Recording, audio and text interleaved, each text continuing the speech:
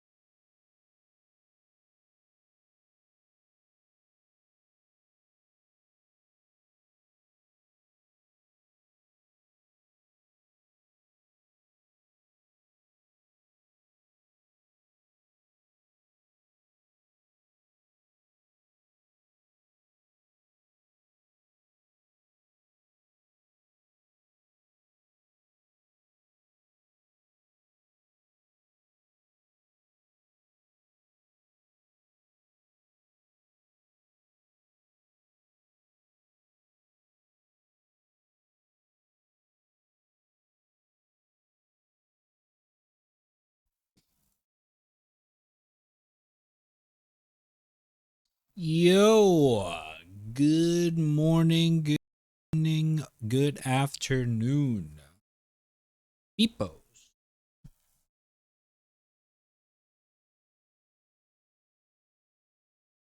How's it going, chat?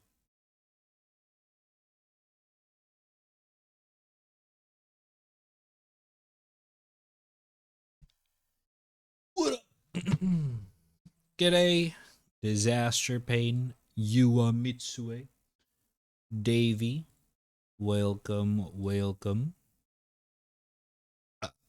Sorry. G'day, mate.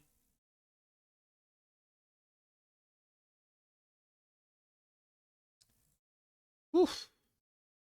I'm full, bruh.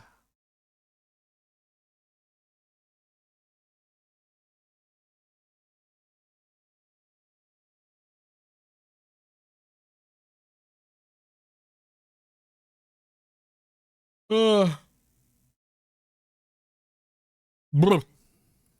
My God.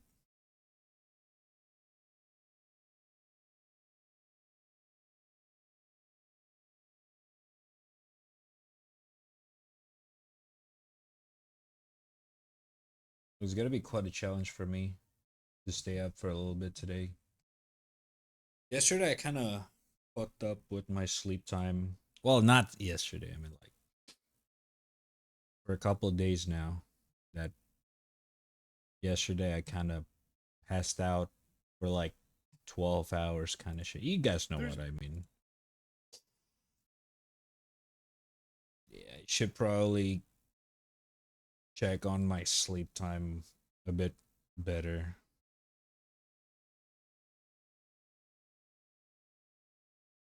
Mm-mm.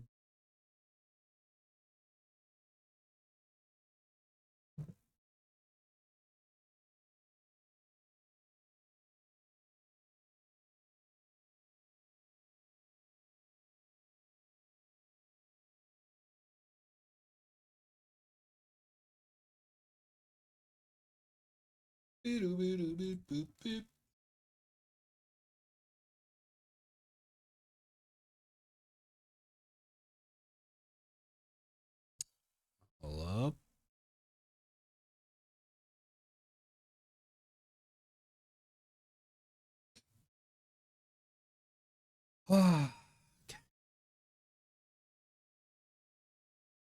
Kind of full as well. Pardon if I burp a lot in the stream. Probably gonna burp a lot actually. Burp. Oof. Ooh.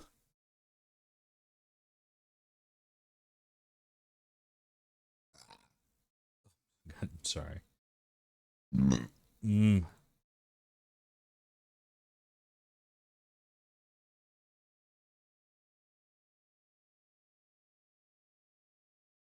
That's why you don't drink coffee at this hour, chat.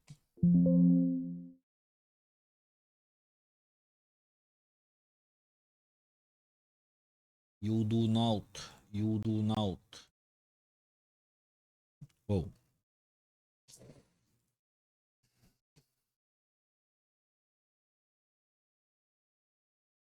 Mm.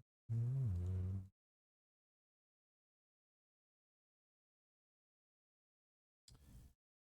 Okay. Bada bing, bada boom.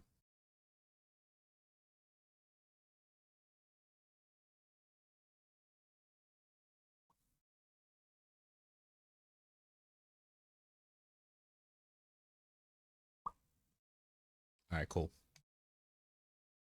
Oh, wait. There we go. All right.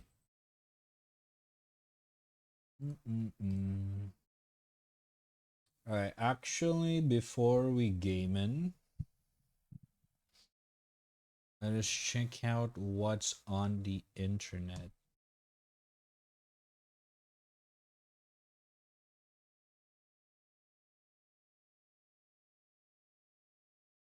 Before we game in.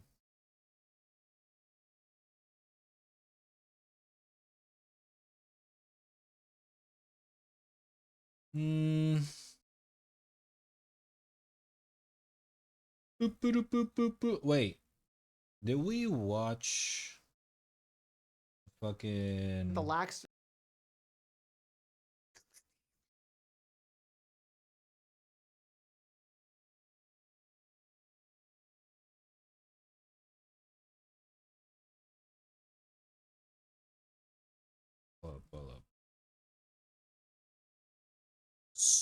skill up. I swear to God we watched him, right?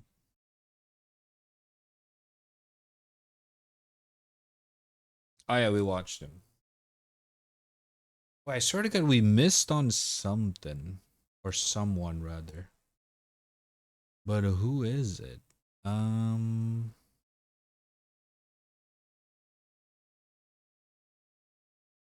feel like we've watched everyone.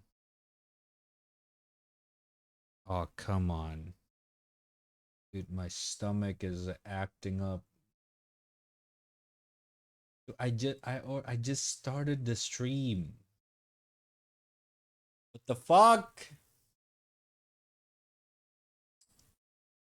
Uh dang.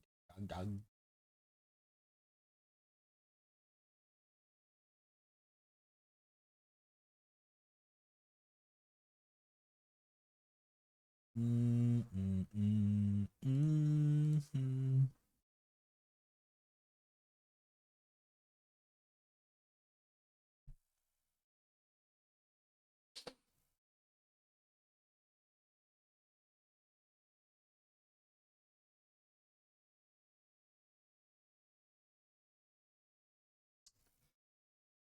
Oh, right.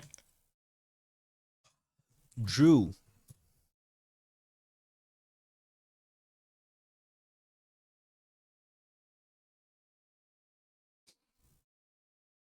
All right.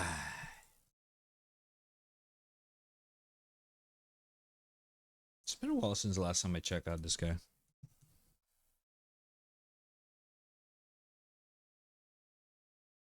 Let's check out. Cars are getting dumber.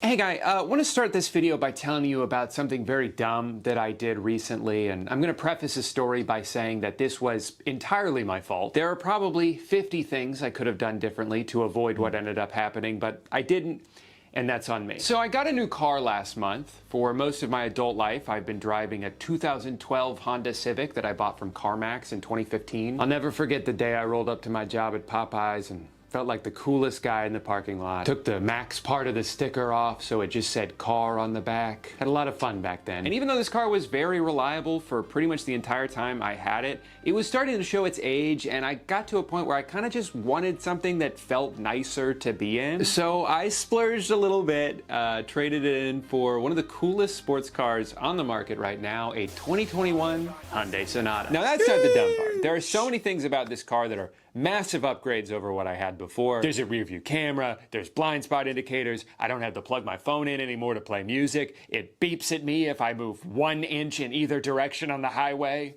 It's a great car. But there are also things about cars made in the past decade that aren't necessarily better, they're just different. For one, why as a society did we get rid of the Prindle? I have spent the past 15 years of my life building the muscle memory of yanking around my car. The what? Prindle? The fuck did he just say? Prindle. Hey guy, I want to start this video days after I bought this car. I was leaving away. It's just highway. It's a great car. But there are also things about cars made in the past decade that aren't necessarily better, they're just different. For one, why as a society did we get rid of the Prindle? I have spent the past 15 years of my life building the muscle memory. It just depends on the car.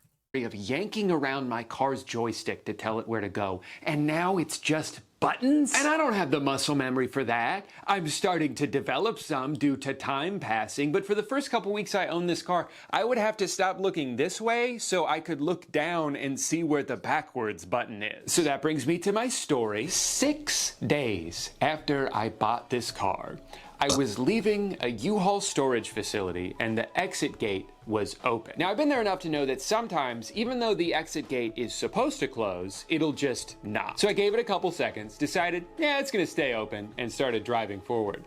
And you will never guess what happened the exact moment I made that decision. Yeah, gate started closing. So naturally I'm like, uh-oh, this gate is going to hit my new used car. I should move out of the way. So I hit the reverse button, start accelerating, and my car moves forward. Now, if you've ever been operating a motor vehicle that starts moving in the opposite direction that you intended it to, you probably know about the panic that sets in. And I was running out of time. I could feel the gate inching nearer and nearer. So in the heat of the moment, I very wisely decided to do the exact same thing that didn't work the first time. I hit the reverse button, hit the gas pedal, and once again, my car moves forward. At this point, the only thing I've managed to do is get more in the path of the gate. And before I could try my foolproof strategy a third time, it crashed into the side of my car, and the alarm went off, and it made a big old scratch that'll probably cost a couple $100 to get buffed out and repainted. I don't know the exact amount yet because I'm too embarrassed to tell anyone what happened. Anyway, I've had about a month now to process this, and I'm of two minds. On one hand, it is kind of hilarious that I waited 9 years to buy a new car and I couldn't even get through one full week without fucking it up. I would love to see the security footage of me stopping in front of a closing gate, quickly accelerating, stopping, accelerating again, stopping again, before getting out and yelling, "God damn it!" It probably looked really funny. But then, on the other hand, I am kind of like, well, what the fuck happened? Because, like, I know that I hit the reverse button 2 separate times, and both times my car just decided not to do it. I tried recreating this exact scenario in a parking lot to pinpoint exactly where I went wrong, and my best guess is just that I hit the accelerator and the reverse button at the same time, which triggered the car's computer to be like, hey, you can't do that. You're gonna hurt the transmission. Let's hurt the side of the car instead. And like, it's a good thing that there's a mechanism in place to prevent the car from changing gears when you're moving too quickly. If I hit the reverse button while driving 70 miles per hour down the highway, I actually would want my car to ignore that. I'm pretty sure there was a similar mechanism in my old car. The difference is, though, that if this exact scenario happened while I was driving that one, there would have been physical feedback to tell me it was still in drive, and maybe I would have been less likely to floor it twice. In order to get the same confirmation from a button, you have to press it, look down at the dashboard, find the part that indicates what gear the car is in, process that information, and then react accordingly. And even if you can do all that very quickly, it still takes longer to send that information to your brain than if you can just feel where your hand is. And again, I'm the dumbass here. There are so many things I could have done differently. If I had just immediately accelerated as soon as I got to the gate, I would have made it through with time to spare. I also could have taken 3 extra seconds to just type my code in. I even could have stayed in bed all day and never gone anywhere near this gate, and that would have been a better decision too. But unfortunately, I didn't do any of those things. I did this, and I'm gonna have to live with that for the rest of my life. But my funny little mishap got me thinking about all these things I've seen over the past couple of years of people getting screwed over by like modern features in their cars. And it made me want to do some research about it. And my takeaway is that while it would be untrue to say that cars have gotten worse, I do think they've gotten dumber. I looked up why cars made the shift from the Prindle stick to just buttons or a touchscreen on the ceiling or a No way.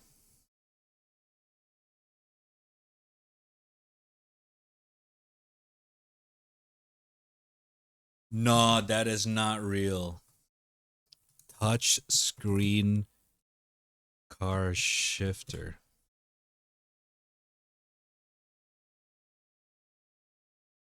Tesla. No way. That's fake, dude. No, it's not. That is fake.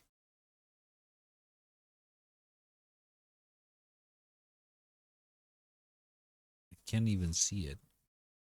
Where's the image of the touchscreen shifter?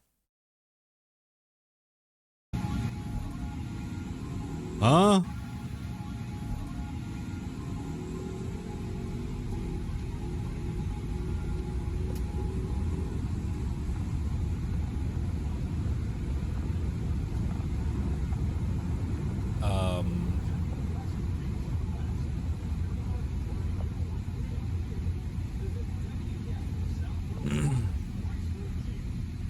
I'll be honest, bringing a Tesla into a drag race competition is one of the most cringiest shit ever to show off. You got some fucking money to spend on an electric car that can accelerate faster than some muscle cars. I mean, hey, you do you with your money, but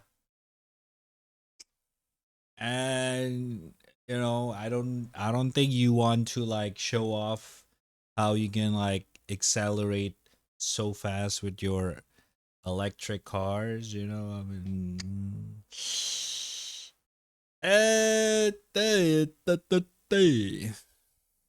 buddy. Okay, this is what car is this though? I cannot find it. No, like touchscreen ERP, huh? What? No, like here's the thing. I get it. We want to touchscreen everything. Now we want to digitize everything. I get it. Less button, you know, less moving object and shit like that. But I don't think you want to get rid of a, you know, feedback like a physical feedback on a shifter. I feel like that is like one of the most important thing to exist in a car shifter.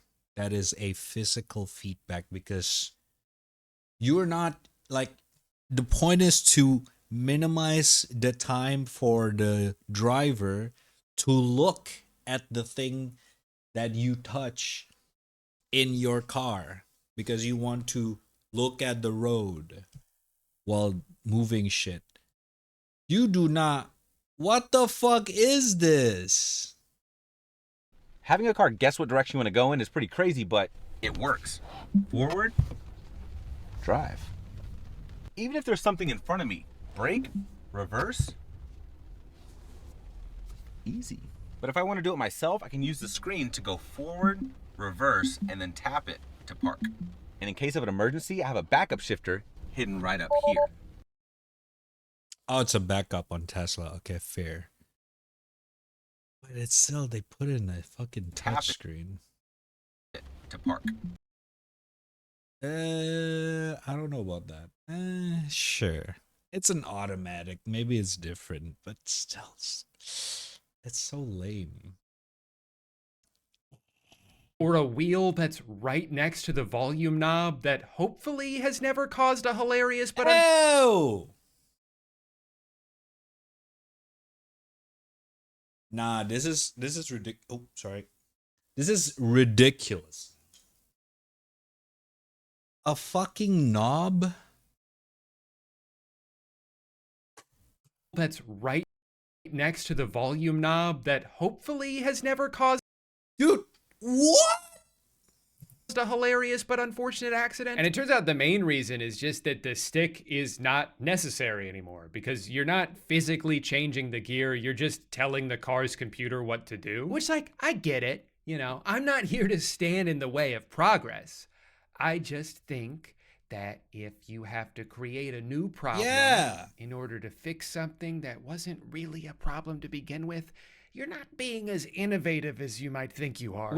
Without a doubt, my biggest personal gripe with how cars are made now is touchscreen dashboards. Almost 80% of new cars in 2022 had some kind of touchscreen display built into it. It's just the norm now. And on the surface, it seems like an improvement. I mean, obviously, this is more advanced technology than this. Gross. I bet this one doesn't even have 12 different menus I can flip through to try to figure out how to get my turn signals on. It just doesn't make much sense to me when there's already such a massive increase in distracted driving and and accidents and deaths that happen because of it, that they're adding this thing into cars that you literally have to look at to be able to use. There's a Swedish magazine that ran this test a couple years ago where they had people drive 12 different cars down the highway and timed how long it took for them to complete the same series of tasks in each of them. And the winner by far was a 2005 Volvo. Now, this doesn't mean that 2005 Volvo is the best car. It just means that for basic tasks like changing a radio station or turning the AC on, physical buttons that you can memorize the location of are the quickest and safest way to do those things. You don't have consistency and physical feedback. I think there's a better word for that. But like, you like in a car dashboard, you want shit to be permanent, doesn't move around, and you can interact with it while still looking at the road. That is the key. I don't understand this shit. Have to look away from the road to be able to find where the button is. I think ideally modern cars are built with the right combination of actual buttons for basic tasks and the touchscreen for more advanced features, most of which you don't really need to use while driving anyway. And it does seem like some of the companies that maybe over-embraced this technology a few years ago have started to peel back and find a happy medium. But what absolutely drives me crazy is cars that have consolidated the entire dashboard into one giant iPad. Windshield wipers? We put it on the touchscreen. Want to turn the air down a little bit? We put it on the touchscreen. I think the irony of these kinds of interfaces is that they give the illusion of luxury. This certainly seems like the more innovative option until you realize that the main reason they're so prevalent in cars now is because it is the cheapest way to build one. It actually costs a lot of money to engineer all of these buttons and switches and to have the wiring. Doing all of that in software is a lot cheaper. It is more expensive to produce actual knobs and buttons than it is to just throw every function onto one screen, make it compatible with Apple CarPlay, and call it a day. And then when something goes wrong, it's just a software problem. We'll figure it out.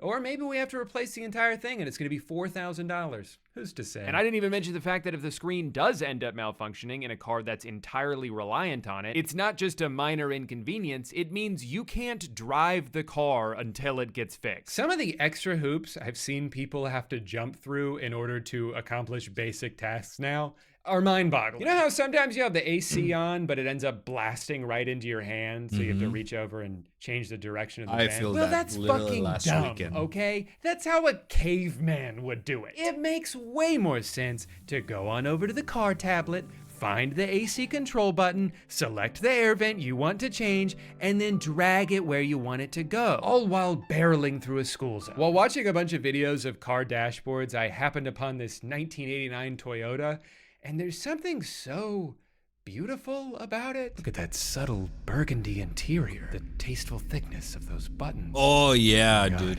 It even has a seatbelt. But I'm aware that I'm over-romanticizing the past a little bit, because if I truly wanted a car that looked like this, I could have just bought one. Like, I do want modern features. I do want a car that's able to do the things that my phone can do. But if these things are implemented in a way that forces you to look away from the road in order to be able to use them, I think we should reconsider how we got here. At this rate, it's only a matter of time until cars start shoving ads in our faces. This car ride is brought to you by Opera, the smarter way to browse the web. Oh, I was being kind of facetious about that. I've never been more organized online since I started using Opera. The fact that it'll automatically sort God my damn, different that's a rabbit smooth holes into their transition own to an ad. islands, so I'm not constantly overwhelmed by the uninhibited whims of my own brain has legitimately changed my life. Wait, can I really not skip this? Not only does Opera have a free ad blocker built directly into the browser, but they also have a free VPN included with no additional fees or extensions you need to download. When I told my grandpa, he couldn't believe it. You know, back in my day, you had to pay good money for a VPN. Now they're just giving them away for free. I'm just trying to use the GPS, man. And on top of being more functional and more secure, I think Opera just looks better. I love that you can have an animated wallpaper as the background of your homepage. I love that you can pin the sidebar if you want to keep an Instagram or TikTok page open, or have it close automatically if you're trying to get work done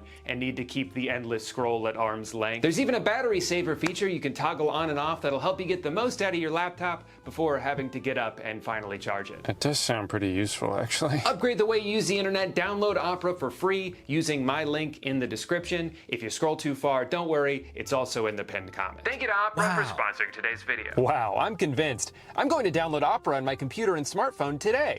Now, where am I? Oh, great. Hi, honey. Yep, I drove into the ocean again. Cars have been around for about 100 years now, and it kind of seems like maybe we figured out the best way to make them and ran out of ways to meaningfully innovate. But that doesn't really work when you're trying to get people to buy a new one every single year, so you have to find something you can add to make it seem like there's been a big improvement. Things like door handles that retract into the car, which I guess is cool. I don't know if I've ever thought of the handle sticking out 3/4 of an inch as being an issue, but I'll admit it adds some sleekness to the car, and it's not like it's making things worse, right? What's that? If it gets too cold outside, the handles don't work anymore? Yeah, no, I can see how that might not be great. Tesla fixed this problem with a software update last October. You can just press this to pop the door open when the door handles are frozen. Great news, everyone. We've updated the app so you can now get into your car during the winter. So consider that problem solved. But didn't you create the problem in the first place? We're actually not taking any questions at this time. My favorite thing about these door handles is no matter how many times I get an Uber driver that's in a Tesla, I don't know how to get inside. I'm sure it's very simple, but clearly I'm struggling enough as it is. One thing I haven't seen as many people talk about, but has driven me crazy for the past few years is headlights are getting brighter, right? Like, that's not just me. I cannot tell you how many times I've been driving down a 2-lane road at night and a car passes me with headlights so unbelievably bright. It's the white light. It's the problem. It's white light instead of a yellow light.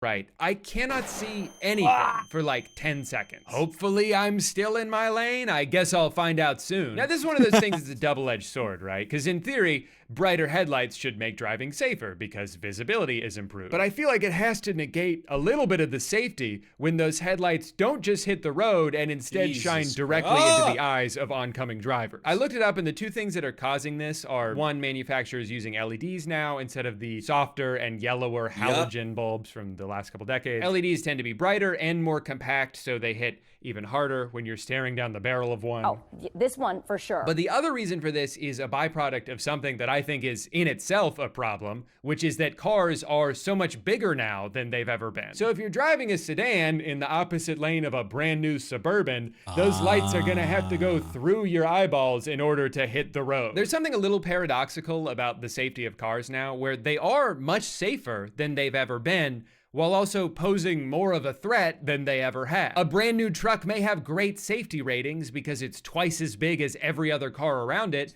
but now every other car around it has to worry about getting demolished by a truck that's twice as big as them. Pedestrian deaths in America have skyrocketed over the past decade, and I don't think it's a coincidence that that's happening while cars continue to get taller and heavier for mostly no reason other than because they can, because there's no regulations stopping them from doing it. And if a truck being way bigger than it needs to be is what convinces someone to sign up for a $1,200 a month car payment, why would those car companies have any incentive to stop? It's created this cycle where I think a lot of people feel like the only way forward is to fight fire with fire. Everyone else has a giant car? Well, I guess I need to get one for myself. I remember seeing this post a few months ago where this guy talked about how lucky he was to have been driving in such a gargantuan SUV when he got in an accident because he and his family were able to walk away unharmed. And obviously, that's great that they're okay. This could have ended very tragically, and I'm happy that it didn't. But for someone to see this and their takeaway to be, see, this is why everyone should buy the biggest SUV they can because it's the only way to keep your family safe. You're not taking into account the fact that in a lot of cases, these giant trucks and SUVs are the danger. Since the introduction of SUVs, there has been a massive increase in what are called front overs, a person, usually a child, getting run over by an SUV by a driver who can't even see them. Over a 10-year period, over 500 American children were killed by being run over by SUVs. 500.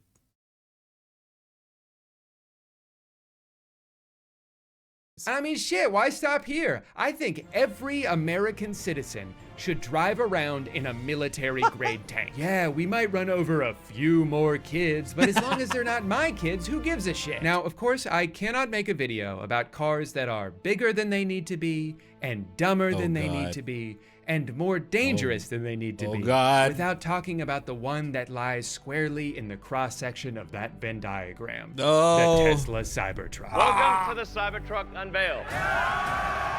It is literally bulletproof. Ultra hard stainless steel. Really hard. Of course, it will come with autopilot standard. Franz, could you try to break this glass, please? Oh my fucking god. So this awesome car, which looks like when you first boot up a video game and not all of the textures have loaded in yet, was announced a couple years ago as starting at $40,000. Fast forward to today. Anyone who is driving one of these right now, the bare minimum that I've seen any of them spend 100 grand. One of the biggest reasons for this absolutely bonkers price jump is this $20,000 foundation fee. That's right, there's an additional fee tacked on that is almost as much as what I spent on my entire car. So you're probably dying to know what that bonus gets you. Well, some people who paid for it don't even seem to know. $20,000 for it being a foundation series. Now, I don't know what that really means or anything, but yeah, I paid it because I wanted the truck. So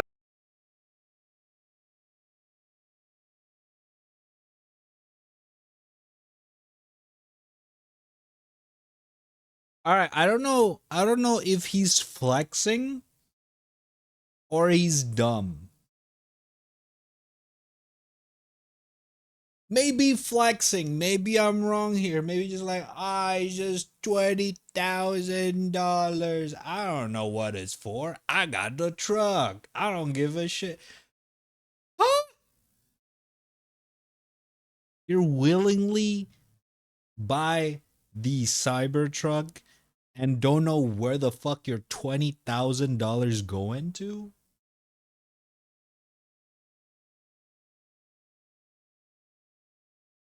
Talking about flexing and being scam at the same time.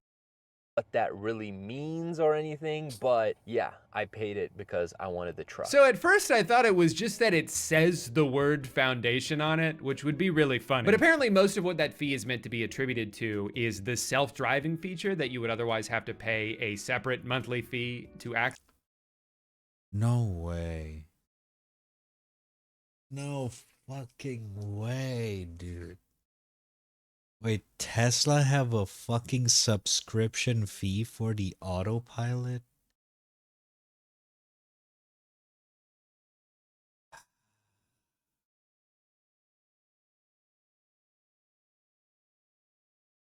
Can we stop with the subscription fee on games and TV shows? Can we not put subscription fee on a fucking car? Are you fucking kidding me? Of course, it will come with autopilot standard. Now, one tiny little thing to note about this feature is that it is not available yet, and no one can even hazard a guess as to when it will be. So as it currently stands, the only thing this $20,000 fee gives you is priority access to a car that's littered with problems. Basically an early access. Oh shit. Oh, we already broke it. All right. So my Cybertruck is completely broken. My foot is on the floor and it's not moving. This gear selector at the top, it just dropped down. Something's going on with the windshield. What? I got all these warnings I never seen before. I'm trying to open up the trunk.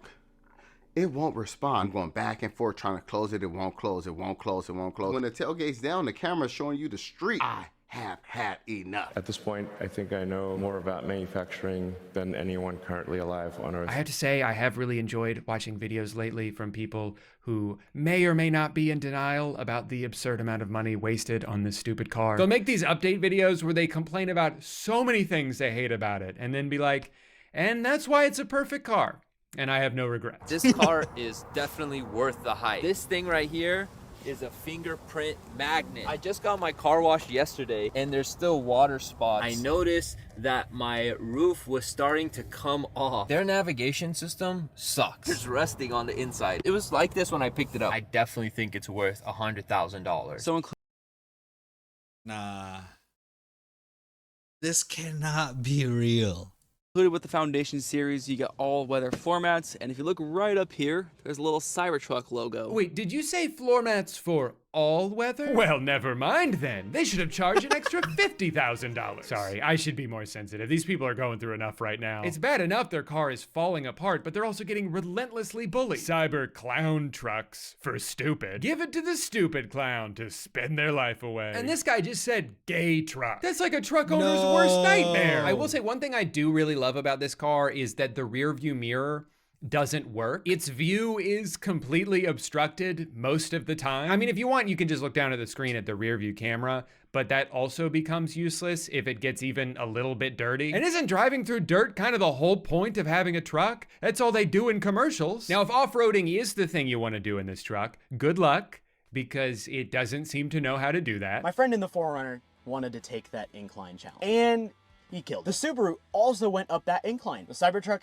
did not make it up that incline. And once we got to about the middle of the incline, it would stop. We tried airing down to 30 PSI, but it still did not make it up the hill. Also, you're not gonna believe this, but part of his car broke while he was doing this. How does this keep happening? To be fair though, look how easily it navigates this puddle of mud. I mean, if I tried to drive through that in my old Civic, I literally would have drowned. But this truck can do things that I've never seen any vehicle do before. Yes, technically, this road is paved, but they're still in the woods. That's gotta count for something. This truly is the all-in-one vehicle. You can drive out in the middle of nowhere and sleep there if you want. It even comes with its own tent that you can attach to the back of the truck for an additional $3,000. Now, considering you can... Dude, you cannot... Man, I get it. You have a lot of money. I get it.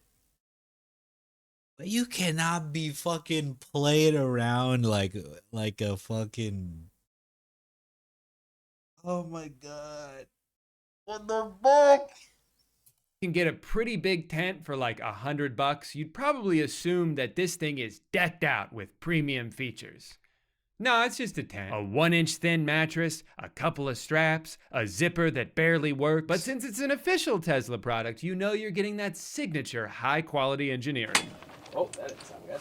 It's broken. It even comes with a bicycle pump, so you can spend 10 minutes manually blowing it up. For $3,000, you should be able to hit a button and watch this thing assemble itself. It is crazy to me how much they're able to overcharge for...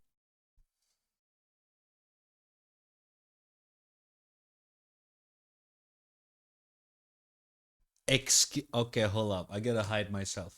Look at it! The left one is the advertisement and the right one is what it looks like.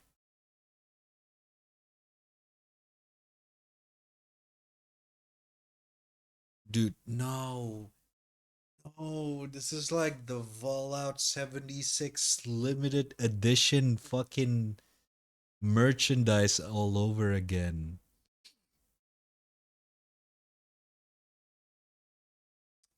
Oh man, no.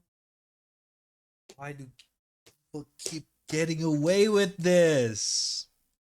For the most basic shit. Cosmetically, this stainless steel, absolutely gorgeous. It does pick up the occasional fingerprint if you touch it at all. But as long as you don't get in the car or anywhere near the car, you've got nothing to worry about. And if it does get a little spotty, not a problem, just take it through a car wash. But if you do that, make sure you put it on car wash mode first, otherwise it'll break the truck and void your warranty. The Cybertruck does not work anymore. Listen to the noise this thing makes. That was a weird popping sound. So what did I do different? Today I went to the beach, took it through the car wash, make sure all the sand's off. Then I pulled it in the garage and nothing. This thing is practically invincible. You can hit it with a hammer. You can hit it with a shopping cart. But if it gets any bugs on it, you need to clean that off immediately or you will ruin it forever. The Cybertruck is also famously bulletproof for some reason, although I'm not really sure why they've made that one of the primary selling points. When you shoot a normal truck, the bullets go in one side, straight through, and out the other side. You cannot hide behind the vehicle to be safe, so it's something to keep in mind. Keep in mind for what?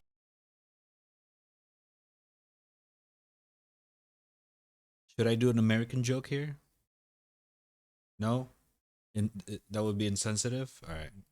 Who are you marketing this car to? John Wick? The things they chose to prioritize while making this truck are baffling to me. Who gives a shit that it's bulletproof if the material they had to use to make it that way makes it so razor sharp you cut your hand every time you open the door? Who cares how strong the interior is if it can't even get wet? They're calling it a car made for any planet. Guys, why don't we start with making it work on this one? As far as safety goes, I've seen conflicting reports about this. There's a crash that happened between a Cybertruck and a Toyota Corolla, and if you look at the photos from the accident, you might think, wow, this truck is invincible. It barely got a scratch on it. Meanwhile, the guy in the Corolla is probably seriously hurt, right? No, he's fine. The problem with this rigid outer body is that cars are designed to crumple in an accident. That's their way of absorbing as much force as possible. If your car doesn't crumple, that force will be passed on to the passengers inside of it. So while the Cybertruck may look like the world's most indestructible car, a lot of people who know more about physics than I do aren't so sure this is a good thing. I think what Tesla has done the most successfully with this truck is make it so their target audience doesn't care about any of these problems. I've seen people online who are actively enduring nightmare situations still go out of their way to defend this company. Cybertruck broke down on my first road trip with my family, lost the back motor and was unable to drive, had to get it towed 2 hours back home. First year problems. Always good to wait a year or two on a brand new model. I know this as an early 3/Y owner, but man, come on. I had to grab the Cybertruck. No, you didn't. And it definitely seems like you shouldn't have. I found this guy on Twitter whose experience perfectly encapsulates the Cybertruck launch. His truck broke pretty much immediately. He got that patented flashing red critical service error, couldn't even drive it, had to pull over. Since then, it's been in the shop for weeks with no word on how long it's gonna take to fix. There's apparently at least 10 different things wrong with it. Wire harness needs replacement, ripple in windshield, driver's seat rubbing on center console, headliner sagging, chip and foundation series dashboard trim, mobile connector provided with Cybertruck not charging the truck past 6 amps, front misalignment, one side is higher, rear side arch misalignment sticking up. It could be another month before this guy gets his $100,000 car back. In the meantime, they're making up for all the trouble they've caused him by letting him borrow a regular Model 3 Tesla, which he himself described as being filthy with a strong, unpleasant odor that has persisted even after he went to the trouble of cleaning it inside and out. And it is fascinating to watch this guy, who has been absolutely fucked by Tesla, continue to go to war on Elon's behalf. People often criticize what they don't fully grasp, but the moment you take the wheel of a Cybertruck, everything changes. You'll quickly discover that all other trucks pale in comparison, becoming obsolete in the Cybertruck's shadow. Hey guys, it's been like 2 weeks since you took my car. Are you almost done fixing it? Or they've got it all twisted. Instead of comparing the Cybertruck to other trucks, they should compare the other EV truck's features and capabilities to those of the Cybertruck. Then it becomes clear just how superior the Cybertruck is and how the other trucks are stuck in the dinosaur era. Hey, my car has been in the shop for its entire life so far. Do you think I'm ever gonna be able to drive it again? While other trucks are busy playing catch up, the Cybertruck is already in the future, being the undisputed champion. Hating on the Cybertruck might get you more engagement and clicks, but I'll never fake it to make it. I love my Cybertruck. Really wish I could get my truck back this weekend. Still no update. Dude, if I was this guy, I would be furious. He has every right to be pissed off here, but he seems to be more mad at the people telling him he's been scammed than at the company that actually scammed him. I've spent so much time this month watching videos of people driving this car and talking about this car and hating on this car. But at the end of the day, it's not fair for me to fully judge something that I've never even seen in person, let alone actually driven. Sure, I can pick and choose clips that fit the argument I'm trying to make, but can I really condemn something I've never even stepped foot inside? No. But then I found out there's an app you can use to rent other people's cars for a day, so I spent $700 to pretend I own a Cybertruck. Love that sound. This is my nightmare. Everything on this screen, nothing's here. I don't like how many buttons I have to press to like turn the AC off. For a truck as big as this is, I don't love how sensitive everything is. The steering wheel, you barely have to turn it. You don't need to brake. I instinctively, when I'm slowing down, I want to take my foot off the accelerator and brake, but it brakes when you let go of the accelerator, so it's like really jerky. I guess I would get used to that if I drove it more often, but so far it's just like, I feel like I'm really drawing a lot of attention to myself. Going to a Costco parking lot, probably a bad idea. Everyone is turning and looking. When I drive, I do not want to be perceived or looked at. That guy right there is stopping to look at us right now. Another Tesla is looking at us. He's like, my big brother. When we got inside Costco, though, something weird happened. People stopped looking at me. I had to get out of there as soon as possible. Oh my God. All these normies. Only I'm in the Cybertruck.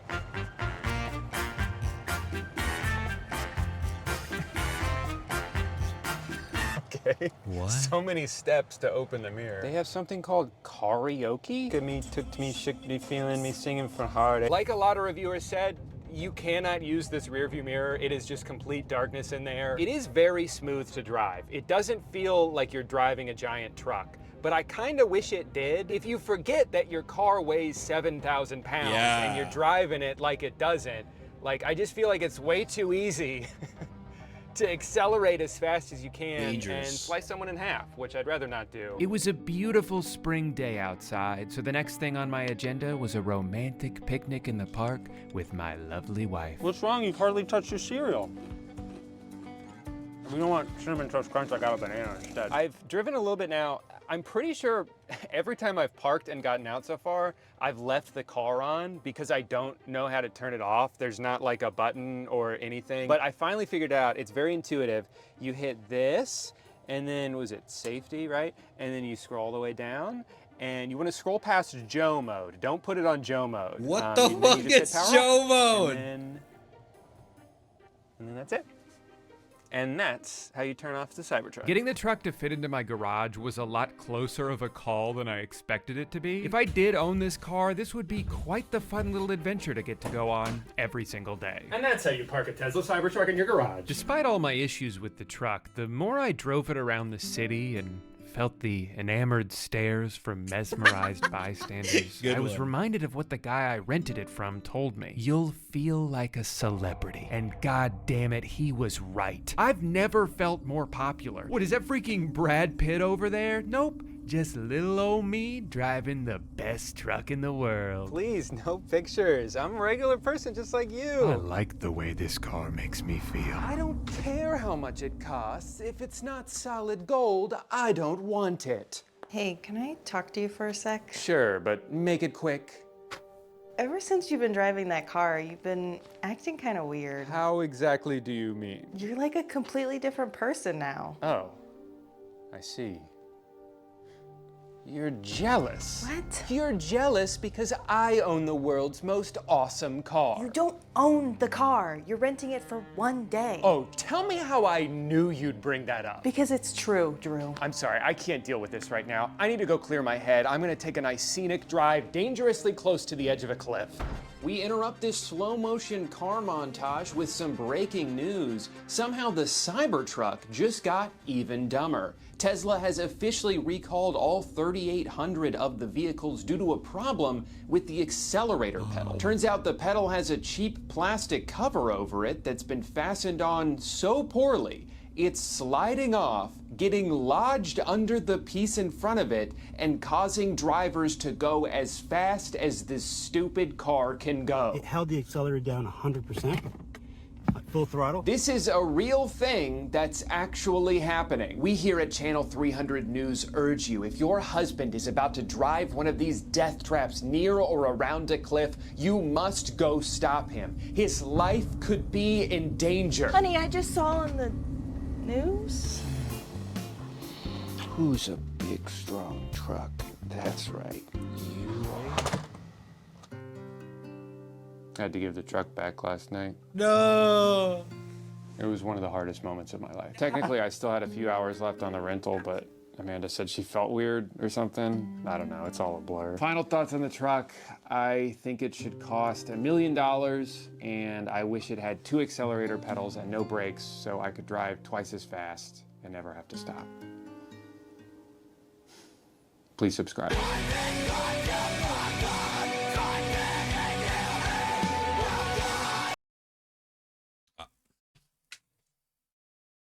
Good video. Actually good. That was actually funny. And entertaining, but also education. Educating? Educational. Alright, next video. We got Actman with a YR AAA games getting worse. Oh, by the way, don't buy the Cybertruck, chat. Listen, I'm all for buying a AAA games. I mean, buying an early access game to support the developers of, like, you know, funding their unfinished game if you believe in it. But I don't think you should do that with cars, because I don't think it's a good idea to help an unfinished car on the road where, you know, if anything goes wrong, there's some other civilian. Just saying. I don't think cars should have an early access. Wow. Anyway. Wow, this new Star Wars Outlaws game looks pretty great. That's pretty good. You know what? Let's check out the official website and see if we can learn more about the... Good Lord, what is happening in there? Pre-order. Get 3 days early access. Pre-order. Wow. You want to pre-order the season's pass and get 3 days early access? Pre-order. That's four pre-orders on one screen.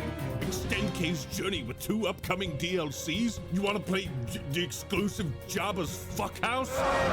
Pre-order. Unlock exclusive cosmetic pre-order. Are you fucking pre-ordering yet? You know what's funny? If you go to the Arrowhead Games website and just look at it.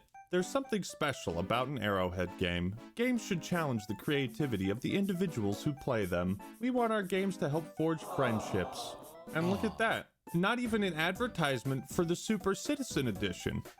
I think this is a great way to illustrate what AAA gaming has become and what indie gaming has evolved into. The difference in priorities is clear, and you might assume, Actman, that's just typical Ubisoft greed and shenanigans. But you're wrong. It's worse than that. What Ubisoft is doing with Star Wars Outlaws is symptomatic of a much greater issue plaguing all of AAA gaming. Recently, Ubisoft dropped a story trailer for Outlaws. I watched it, and I felt apathy. As you know, apathy is death. The gameplay reveal for Outlaws looked solid, but now I'm skeptical. Maybe it was the boring writing, the generic presentation, or the fact that they're directing people towards the $120 version of the game instead of the standard version. Hello, I like money. Still, I don't remember the last time I felt indifferent to a new Star Wars game. On the flip side, one of my buddies sent me a trailer for a game called Kingmakers. I've never heard of this franchise, I'm excited for that studio game. Behind it, but let's check it out. What the fuck is this? Oh my god! There's a fucking Chevy truck in the... Oh, but you with shotguns? How can the engine handle this many guys on screen? This is like Mountain Blade plus Dynasty Warriors with time travel? Oh, grenades? Oh my god, and they have RTS mechanics? No shot. It can't get any crazy. And helicopters too? Here's the question of the day. Why, as a huge Star Wars fan, am I more excited for this and not this? Well, the answer is obvious. It's Ubisoft. But like I said, AAA gaming has been in decline for some time. Meanwhile, indie games have become a spawning pool for creativity and imagination. You may have seen the plethora of AAA gaming is dead videos spring up on YouTube. Well, AAA gaming didn't just die. It was murdered. If you got that reference, welcome back to 2017 YouTube. Clearly, I'm not the only one who has felt disillusioned and apathetic towards recent AAA titles. But a lot of people focus on how AAA games have gotten worse. They highlight the obvious: excessive monetization, unfinished products being released. I can't masturbate to this character. And while these are all issues worth pointing out, we need to understand why these things are happening. The bigger picture. You see, the reality is AAA games have become far too safe, formulaic, predictable, and just unexciting. Perhaps it's because you're an old jaded nerd, Actman. No, that couldn't possibly be it. Am I so out of touch? No, it's the children who are wrong. That's what we're going to explore today. The decline of AAA gaming and the rise of indie. Why has AAA gaming gotten so bad? Now, first off, what the fuck does AAA actually mean? Budget. The Advanced Aardvark Association? Because I'd love to join that club. No, instead you should join my public Discord server, the Act Clan. Links in the pinned comment and in the little card up here. But the acronym originally referred to large budget, high profile games developed by reputable studios released by major publishers. You know, Halo, Call of Duty, Warcraft, The Witcher, 50 Cent Bulletproof, Cory in the House. Games that would shake the very foundation of the world. AAA games typically have large teams, expensive marketing campaigns, and copious amounts of funding. The term was taken from the credit industry and applied to gaming once the severely obese corporate fat cats realized video games weren't a joke of a business and could actually make more money than Hollywood. For business moguls, AAA meant this is the safest investment you can make to get a return. That's not the case anymore. Today, AAA mostly indicates the aspirations and cost of a game, not how safe an investment it is. From the 80s to the 2000s, there weren't many games that were commercial failures. It was mostly like failed consoles. And that's a good video to watch. But since the 2010s, as AAA gaming budgets have grown exponentially, we've seen some big-ass flops. Marvel's Avengers, Suicide Squad, Anthem, Redfall, Aliens Colonial Marines. And in the last 7 or so years, it also seems like many popular franchises have released what fans consider to be the worst entry in said franchise. Fallout 76, Battlefield 2042, Mass Effect Andromeda. Maybe this is all just a coincidence. But as one trained in the Force, you know that true coincidences are rare. So what gives? Why have things changed? Well, one of the driving factors behind the decline of AAA games is they've gotten too big. The pants do not fit anymore. For reference, vanilla World of Warcraft was made by a team of about 40 people. Helldivers 2 was made by a team of 100. Over 9,000 people contributed to Diablo 4. What, 9,000? Starfield, 7 years in development, $200 million budget, 1,700 planets to explore. Todd, you think maybe we could tone that number of planets down to like 30 or maybe 10? 10 really good planets? The gamers desire 1,700 planets. AAA games have exploded in size, scope, and cost to an unprecedented level. On one hand, a larger team has the potential to create something truly incredible, revolutionary, to realize their greatest ambitions. But this relies on having a cohesive vision amongst many people and the budget and resources to make it happen. However, the more ambitious a project, the more money invested into it, the riskier it becomes. Immortals of Avium, a game you probably never heard of, was the debut title for Ascendant Studios. And for some inexplicable reason, the game was given a budget of 125 million smackaroos, making it one of the most expensive video games ever made. What the fuck? Immortals sold poorly, and Ascendant, after releasing their first title, had to lay off almost half of their staff. 6 months later, the remaining employees were furloughed, a fancy word for, maybe you have a job, IDK? And the company's future is uncertain. Sometimes memes can spit truth. I want shorter games with worse graphics made by people who are paid more to work less, and I'm not kidding. Immortals of Avium is a mistake that shouldn't have happened. And it's the exact type of reason why AAA publishers are sticking with familiar IPs and playing it safe. You guys excited for Call of Duty 26 to come out later this year? The bigger they are, the harder they fall. But why was Immortals, this random game, bloated with such a ridiculous budget and high expectations? Well, COVID-19 changed a lot of things. People bought a shitload of video games during that time, and some upper management folk adjusted their business. They saw this as an opportunity to invest. So they expanded operations, hired more employees, but of course, the video game sales caused by the pandemic didn't last. And we're now seeing the fallout of that overexpansion. Fallout New Vegas. Oh my God! 10,000 layoffs in 2023 and 8,000 more on the way. Over 30 studios were shut down, several games canceled. The hubris from corporate overlords has uprooted this industry in such terrible ways. Overloading teams with talented employees and a shit zillion dollars isn't some magical recipe for success. In fact, it puts the studio in a much more dire, stressful position. True. Because if the game doesn't sell well, they're fucked. Blockbuster game development costs are out of control. According to a study by the CMA, a single AAA game could have development costs between $90 to $180 million, plus $50 to $150 million for marketing. That Suicide Squad game that 200 people are playing probably had an inflated budget. This is clearly unsustainable. It's like every major AAA game is some massive live or die gamble. Naturally, companies want to mitigate and avoid all the risk they can. So, again, they rely on established IPs and stick with what's familiar, and most of all, safe. So wait a minute, Ackman. You're telling me AAA games have become a greater risk, but also safer? That's a paradox, John.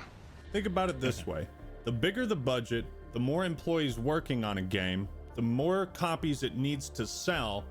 Therefore, it has to appeal to a lower common denominator. They have to simplify and dumb down something. They cannot take risks or experiment. They have to stick with what has proven to work. This is a huge reason why indie games such as Helldivers 2, Hades, Lethal Company are so much better at innovating on a popular formula or giving us something brand new.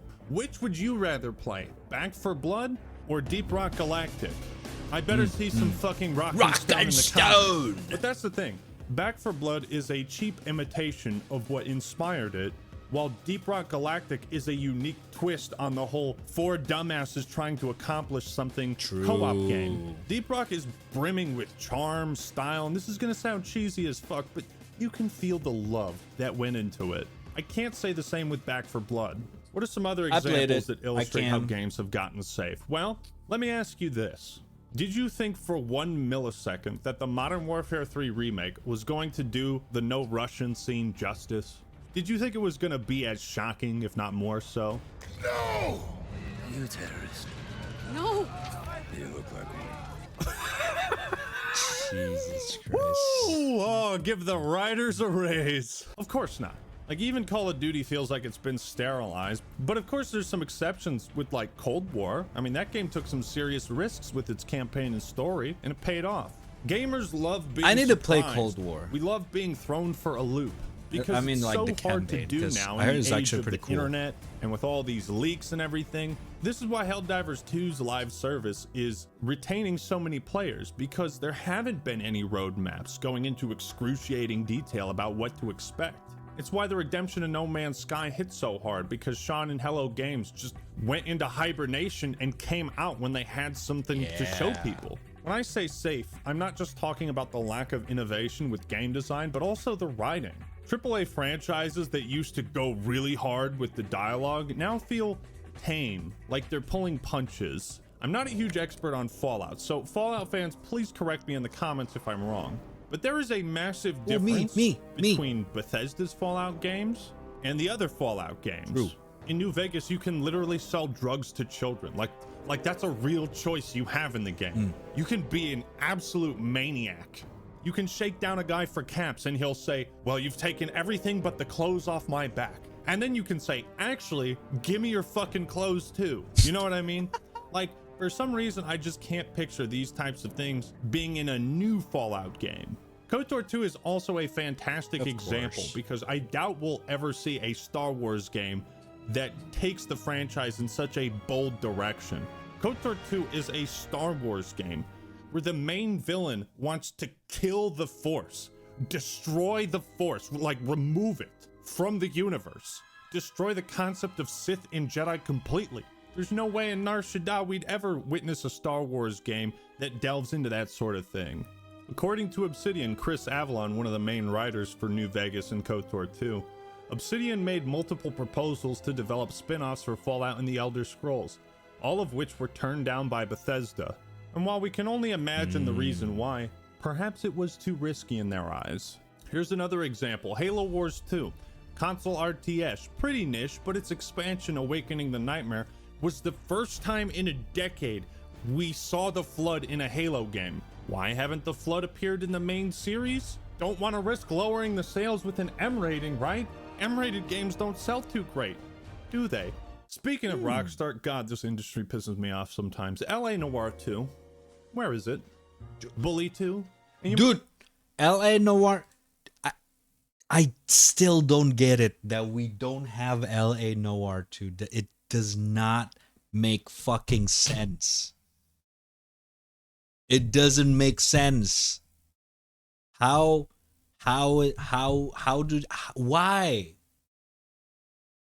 What the fuck, man? That game was so fucking cool when it came out. Just like, whoa, the face.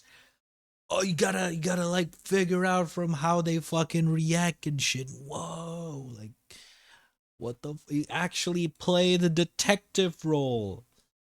What? Like, where is it? What the fuck?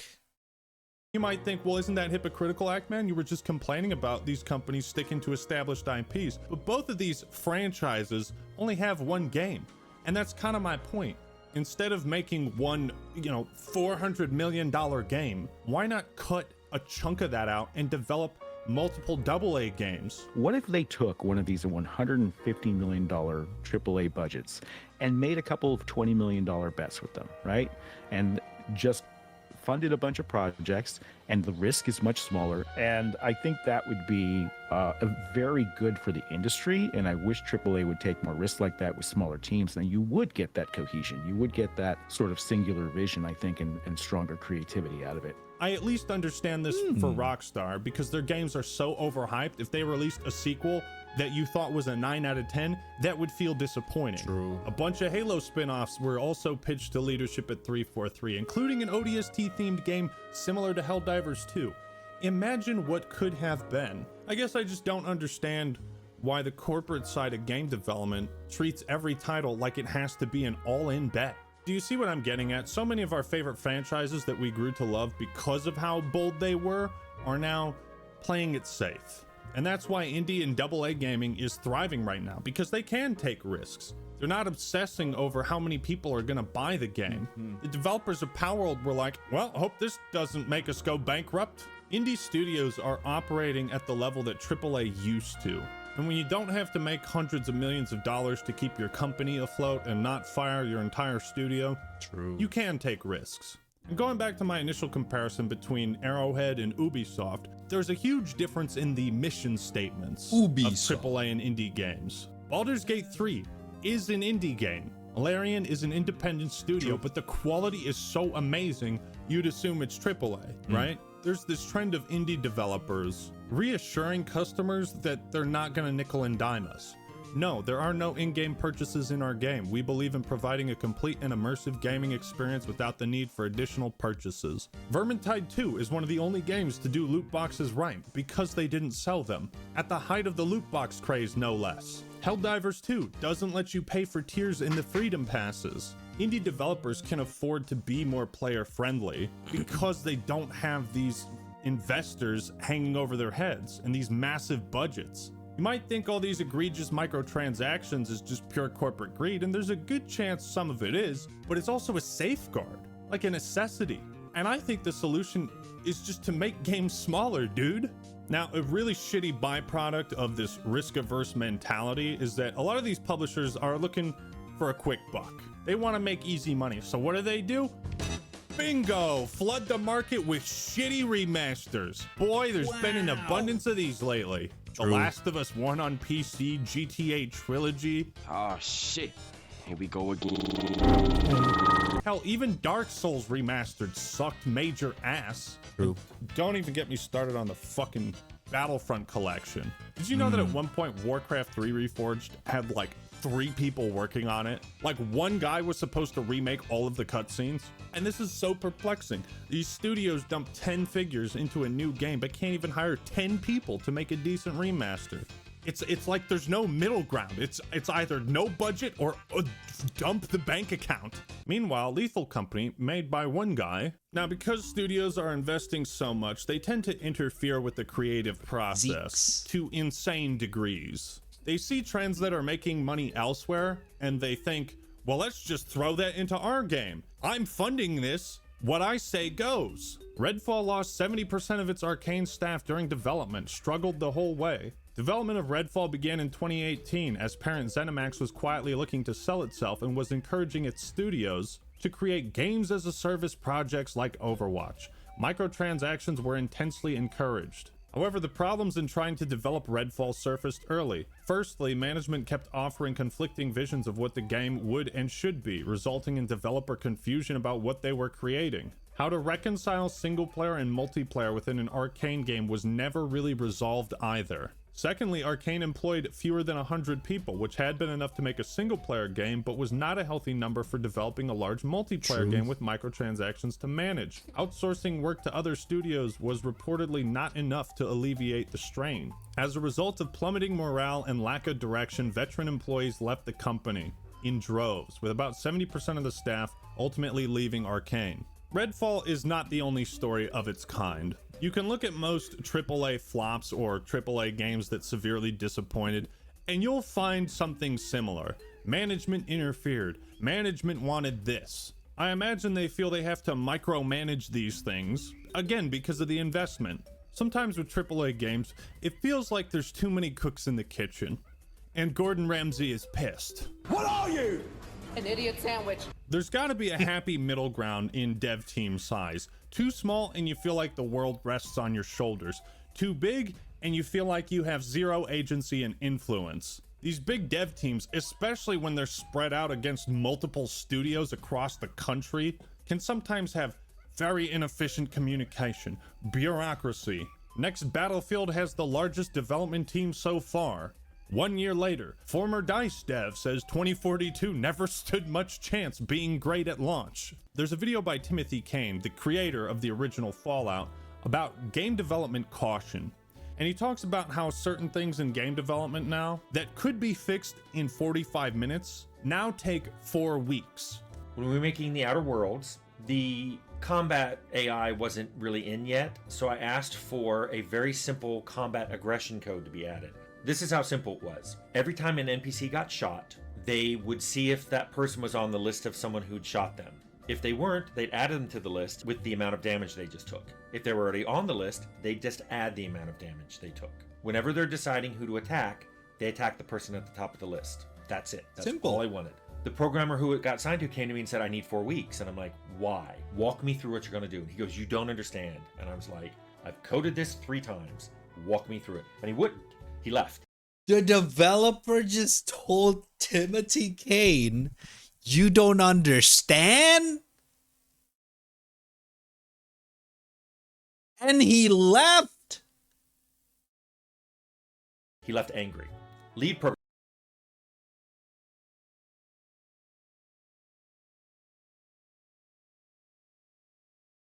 Nah. Dude. Who? I'm in disbelief. Programmer came back, started yelling at me, saying, if he says he needs 4 weeks, he needs 4 weeks. And I'm like, then I will do it. I'll have it done before lunch. And he said, no, because then people will have to support your code. I'm like, I'm going to walk you through what I want. And you tell me why this takes 4 weeks. He looked at what I wrote, which was about 10 lines of pseudocode on a whiteboard. And he goes, I'll come back. He came back about an hour later and said, what about 2 weeks? And I said, do I have any options here? Fine. 2 weeks. You want to fix these?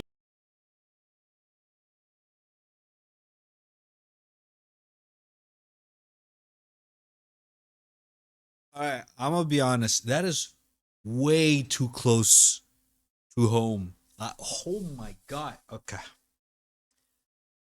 I don't want to rant. This is a very QA developer relationship shit. But that's ridiculous. Like, I understand from a user perspective or a QA perspective, when you as a developer, yo, this need to be fixed today, and a developer said, no, I can only fix this in either 3 days or a week. And naturally, that is a conflicted idea. I would be like, okay, why do you need a week? I think you can fix it in at least tomorrow, right? And then the developer need to explain to you why it needs a week. Maybe they're already assigned to another type of project and a task, like a larger project shit, so there's a lot of tasks in between. They already are assigned to another thing, so they have to get that shit done. You know what I mean? And then they can get that shit done. Understandable. But if you just straight up tell them, no, you would not understand.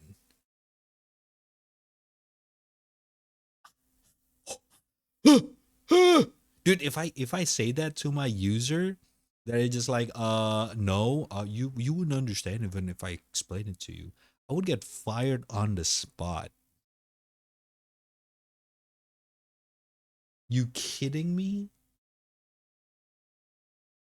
The point of working as a team is to work as a team. You don't. What the fuck? These lines of code, that decision has to go through 10 fucking departments now. It needs to be approved by your manager, by your manager's manager. It has to go through the marketing team, the DEI office. The fucking janitor's cousin has to approve it. Indie developers don't have the same level of bureaucracy.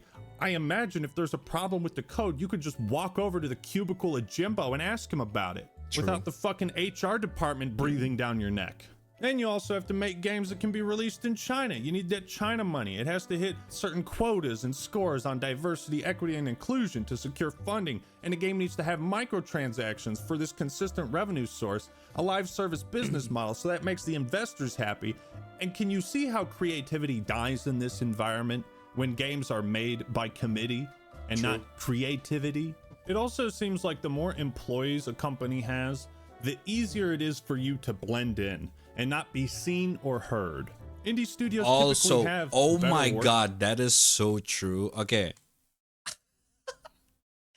You see, working or like when your company focus on something that is more like focus on something like maybe your financial or like your business actually help another business, so it's like very professional industry.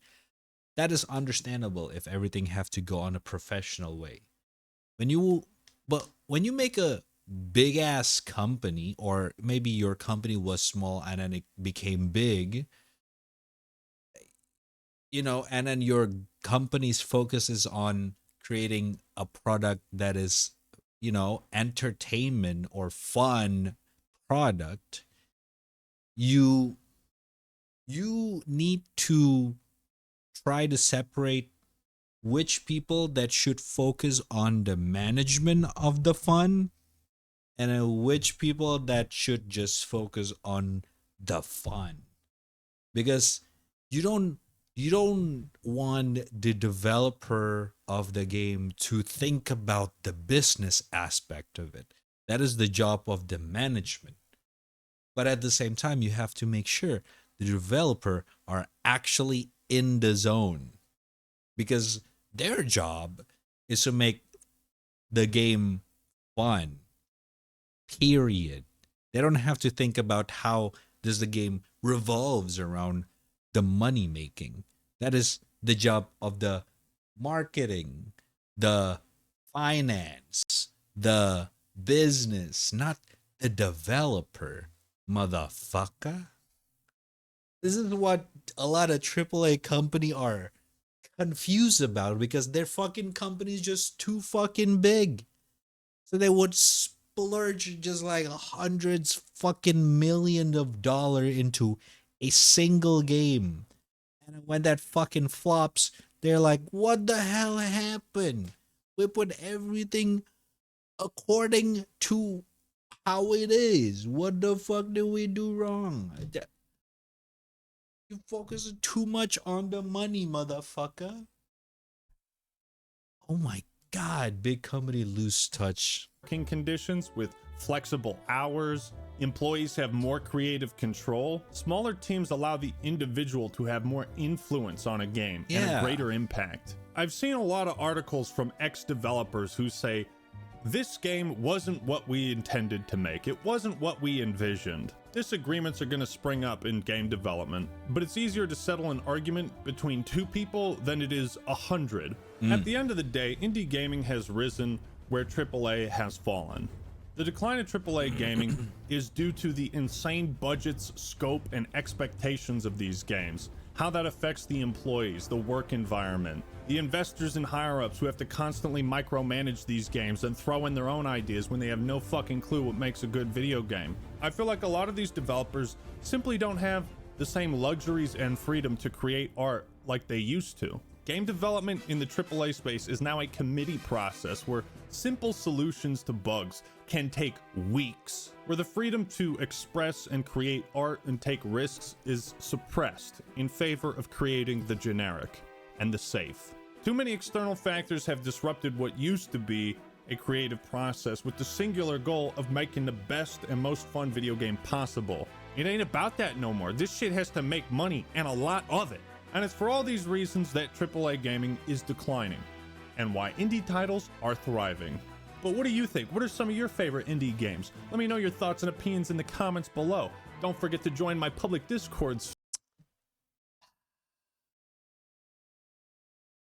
You know, the more of this shit happening, the more I feel like it's a natural selection of game development industry. We've had it good, man. Around a decade ago, we've had it good.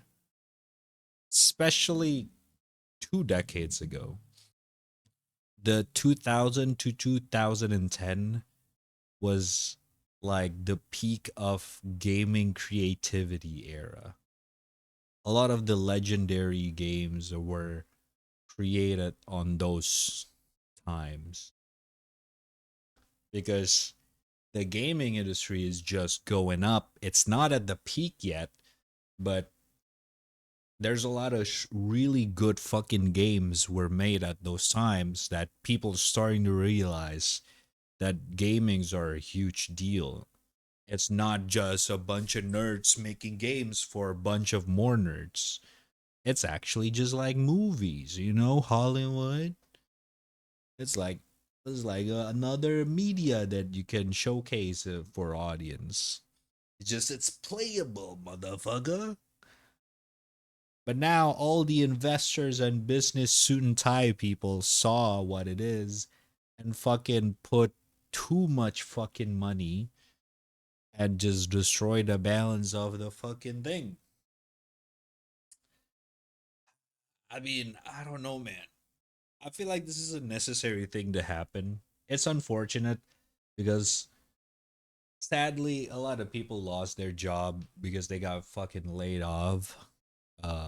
If they work in like this big ass companies, it's bound to happen. A combination of like a falling down industry and the influx currency shit. It sucks, but it feels I like it, you know, there's a feeling of like it has to happen to refresh this whole industry again, which sucks.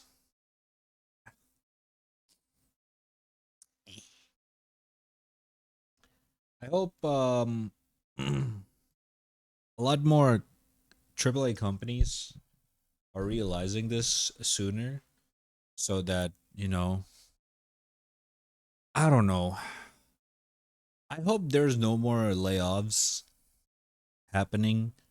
It sucks. There's probably gonna be a little bit more, but I hope it stops soon and they just gonna make things work with the existing team and not do any more layoffs. But just like maybe hold on a little bit with the fucking hirings and more investment, because honestly, man, yeah, you gotta balances it out. I don't know. I don't know. I don't think I'm good enough to talk about this, you know, in more detail. But it kind of obvious, isn't it, that the fact that some indie developers are going ham and some AAA companies are fucking dying. You know, we should fucking figured it out at this point. thing. I don't know. Right, guys, right? Everyone figured it out, right?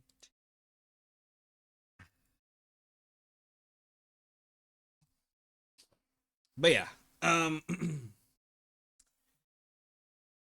ah, the fucking internet, man.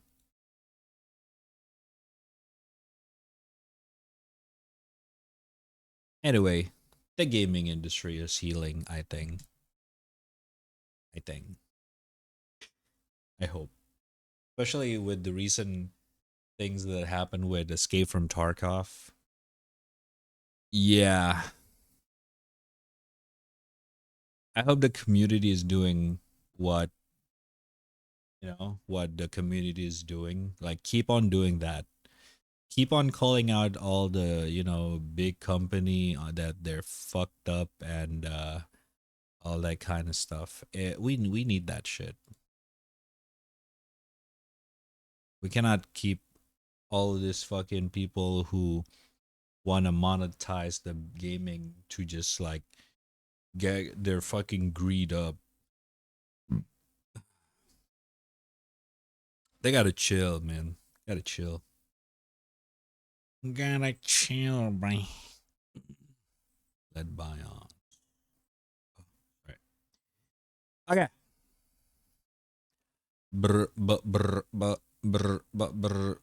What the hell is this? Front Mission 2.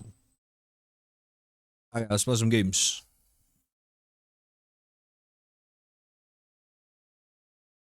And regal.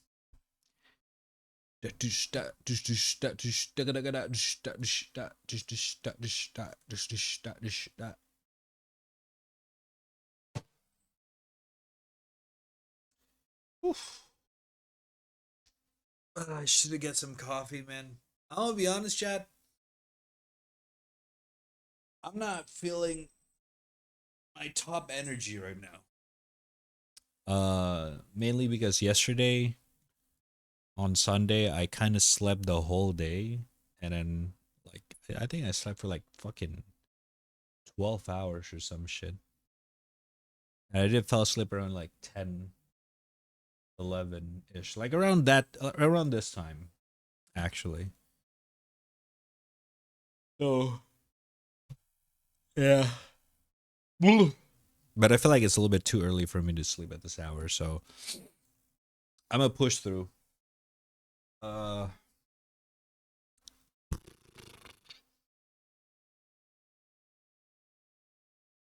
at the same time,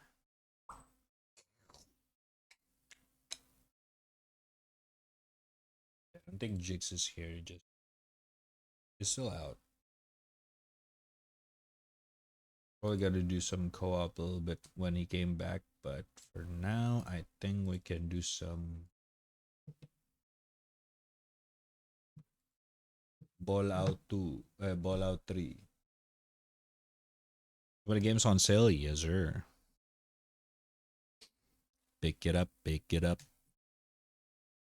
Mainly because it's the Activision thingy thing. Hold up. These cats are keep on fucking... Hey!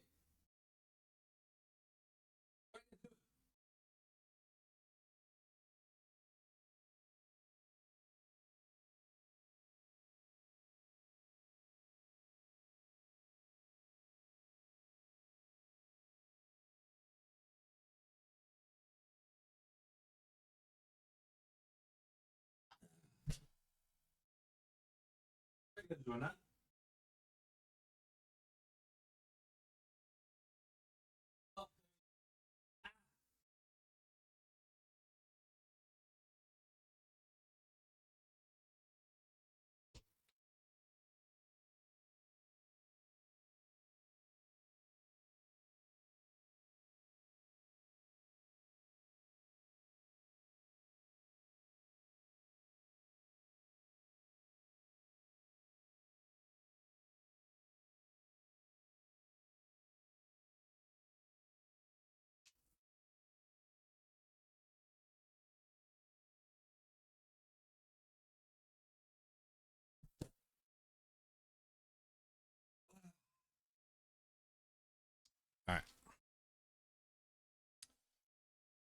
Hum. I'm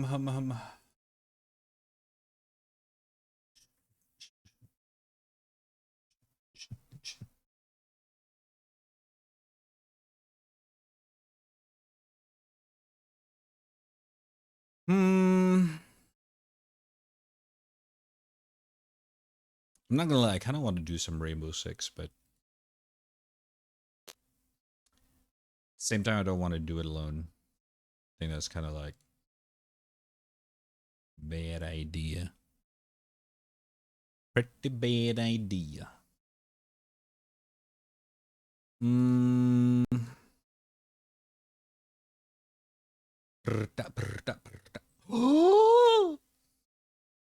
Look who's joining the hype of the downfall of Tarkov. This is so cool. Gray Zone Warfare is one of my most anticipated games of all time. The level designers on this game they need an award. This jungle looks incredible. In March, something of his is what they said about. I had to say tactical, immersive, technologically ahead, and brave. Just look at the village, man. Just look at how detailed it is. Their environment design is some of the best in the business. I can't get over how good these weapon models look, man. So nice. Bleed. If you lose 50% of your blood, you go into a coma from which you can die or be resuscitated. That was some of the most fun I have ever had with a game like this. It looks really good with the foliage. Oh, shots coming through the wall? I just saw a bullet come through the wall, dude. That was cool. Look at my clothes. Red, I see him. He's dead. Go away. Too dope. Seen. Oh shit. Go on. That's one of us. Drop the other. Tomo got it? Was Aculite got it? Got one down. I come to lose this. In front of the supermarket. Oh, you got one in front of the supermarket. Grenade out. I'm hurting, boys. Yep. 90% of gamers don't. Oh, I just got one tapped, bro. I'm dead. You're dead? Oh, I got him. Yeah, I'm not gonna lie. You're gonna enjoy this game. It's stressful. I need to move a bit tactically here. Keep my six safe. Shit, that's fuck.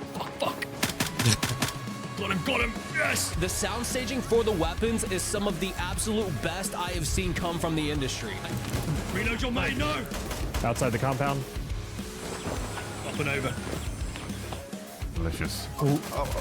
Got him. He's down. Nice shot. Nice. How far this grass is rendering is insane. It's really crazy, dude. Oh, nope, still. How'd that's optimized though? Down. And I'm coughing. Let me just do a serve here. So good. Where's the lyric? If you're wondering, Oh, Aculite. This game is starting off on the right foot. I'm dead. This is still probably my #1 candidate for shooter of the year if the game comes out this year. Does it comes out this year?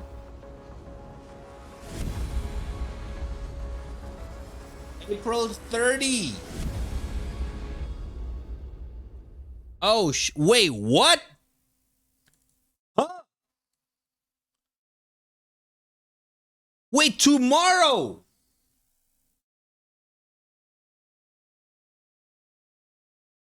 Ah, fuck me. You kidding me?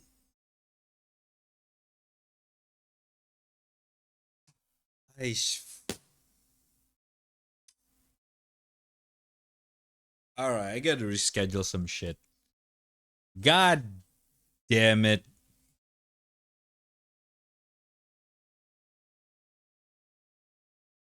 "9 a.m. Eastern Time."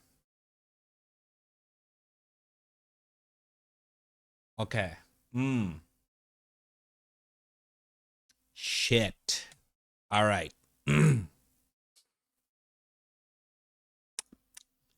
I did not expect it to be actually tomorrow. Well, shit.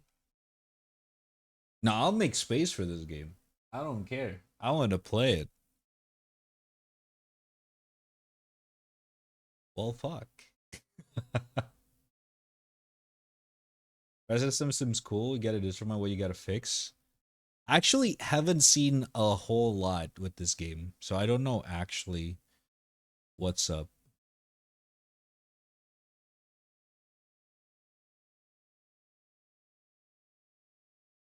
Oh yeah, this is the pricing. So it starts at 35 bucks. So it's kind of like doing what Tarkov is doing, right? We got like standard tactical elite supporter, you know, type of shit, like EODs being supporter. I hope they don't really fuck around with that, like what Nikita did. Obviously, just like Tarkov, I'm gonna buy the standard edition first. If you know, I'm gonna check performance is good, no fucking game breaking bug, at least for the first week or two. I'm not gonna judge the game from one day as an early access. I will, you know, I'll fuck around and find out myself with that $35.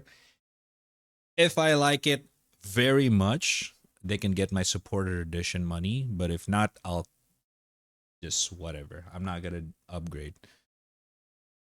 So I guess we'll see tomorrow. Yeah. Now the question is, can you upgrade? Edition are designed to be upgradable. Okay, of course.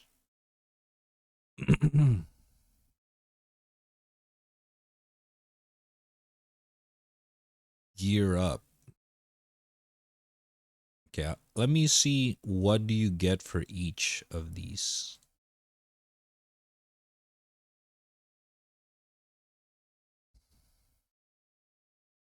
Okay, they don't really show you for the standard.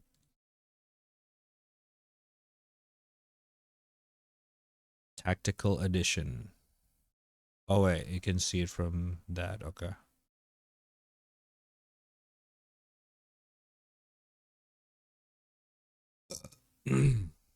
Hmm.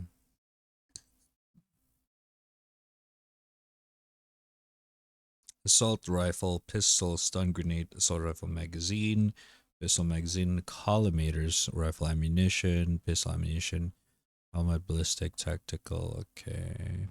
Very basic. Every reset specific type of equipment may change in the future. Additional upgradable. Letting user upgrade by playing only the difference.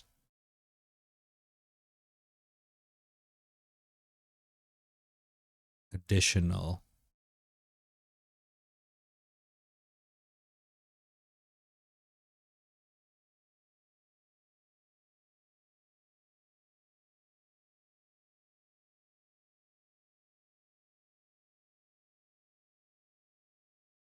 Okay. Do they say how big is the game gonna be?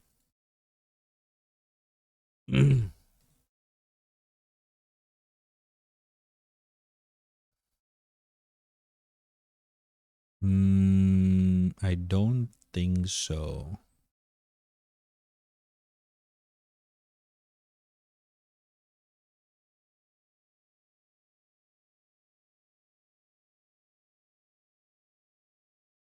Damn. All right. Fuck.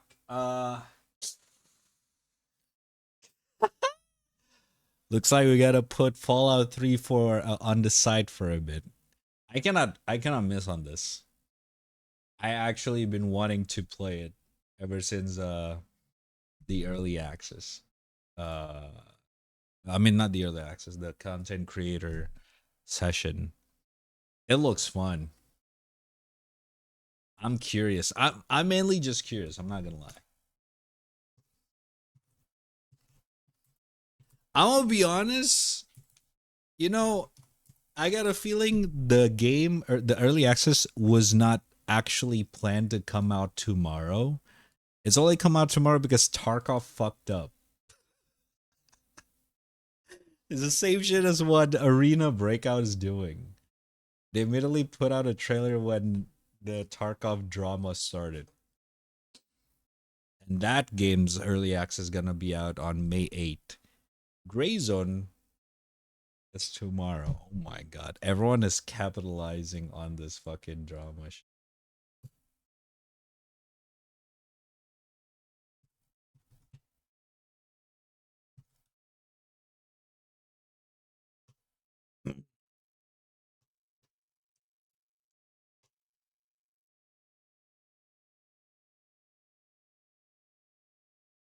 Well, shit. Yeah. Sorry, man. We gotta do it. We gotta do it.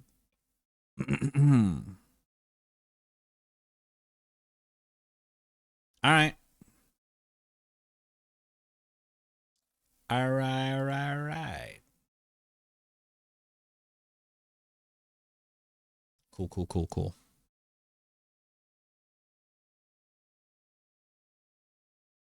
I hope they have the regional pricing going on because $35, if they can make it actually like a 300,000 rupiah or less, that would be fucking amazing. If they actually have a regional pricing unlike Tarkov, that would be fucking amazing. Like I don't actually have to pay like fucking 500,000 or some shit like that. All right.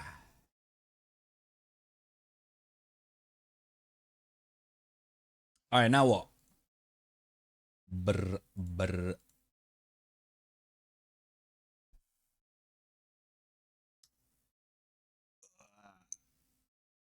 Ugh.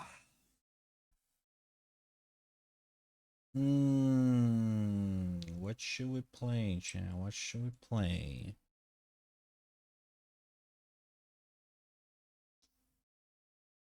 Toxic Lobby Solo. Maybe that is not a good idea. True. Damn, I shouldn't uninstall Metro Exodus. I kind of want to play some of that shooter stuff. Shooter good stuff.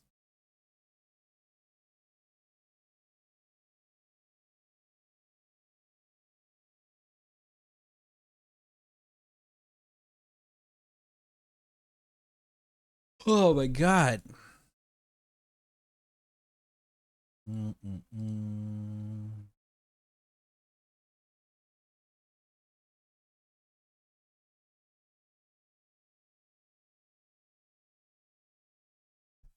Hmm.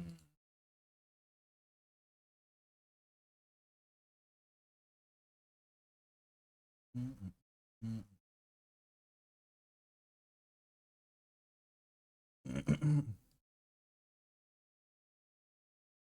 Eh.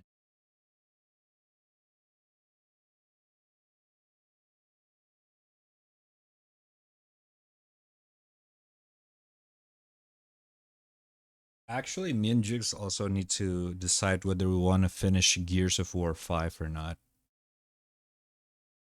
Because we still have that fucking 100 gigabytes of game installed. And we haven't really continued on that game at all. It's been a bit now. It has been quite a bit now.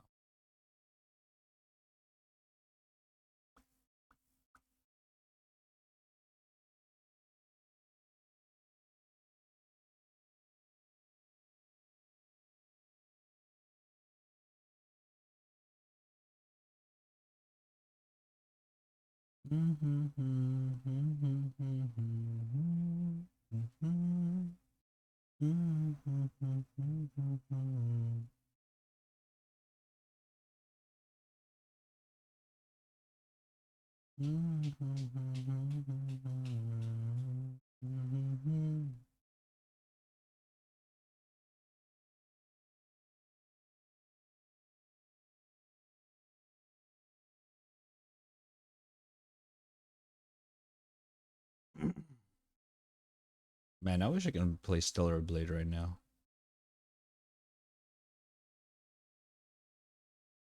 I wonder how long will it take until that game actually comes out on PC.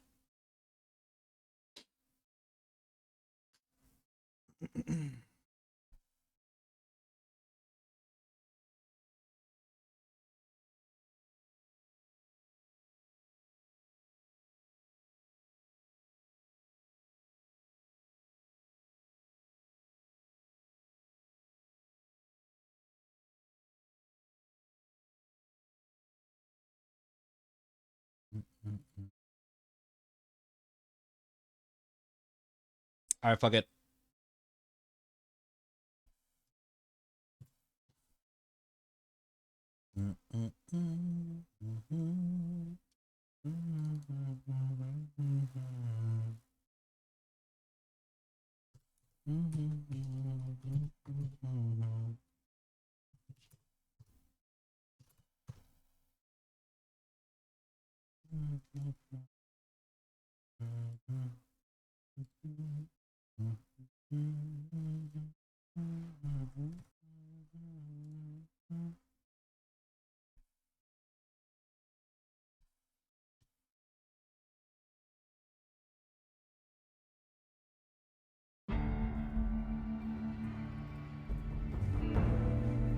Oh my god, I forgot to charge my phone.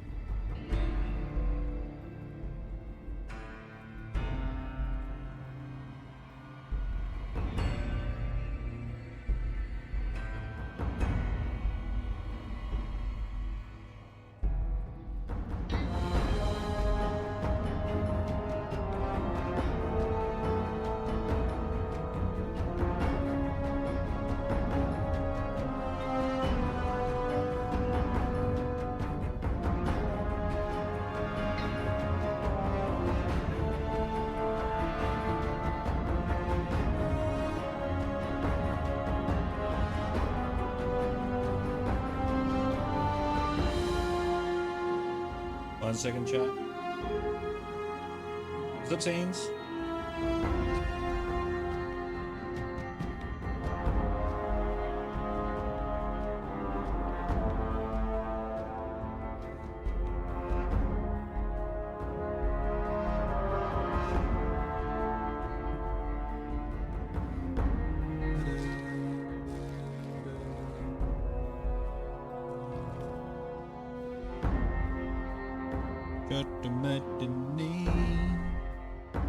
How's it going, man?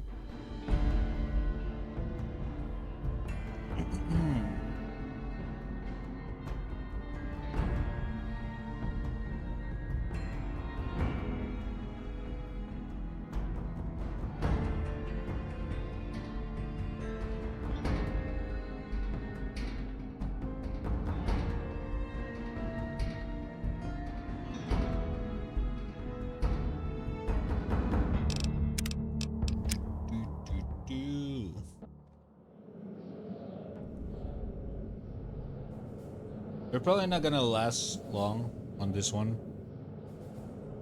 Probably gonna change game once Jigs came around. We'll see. We'll see how it goes. Oh, also chat, on Wednesday, this is actually such a good timing. It's a national holiday here.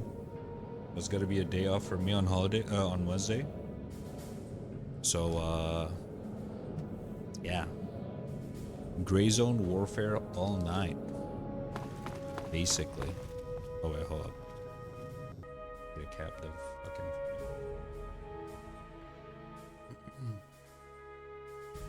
I'm hype.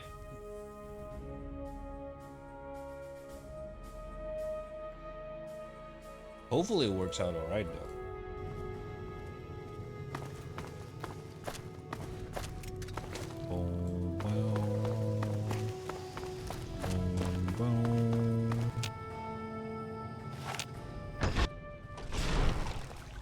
Sorry.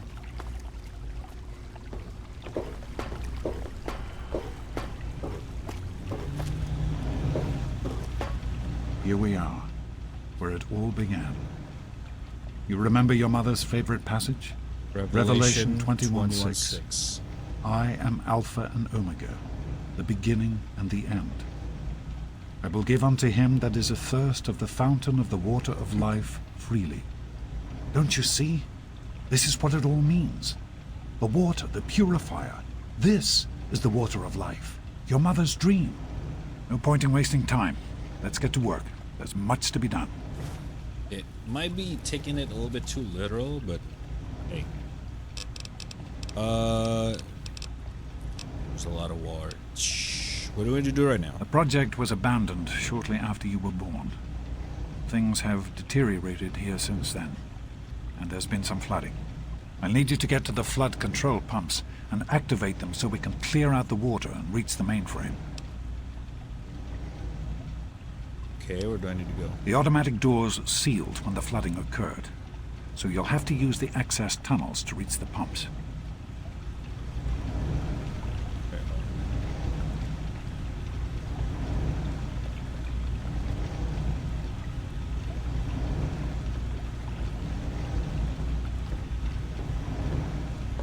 Did you need something?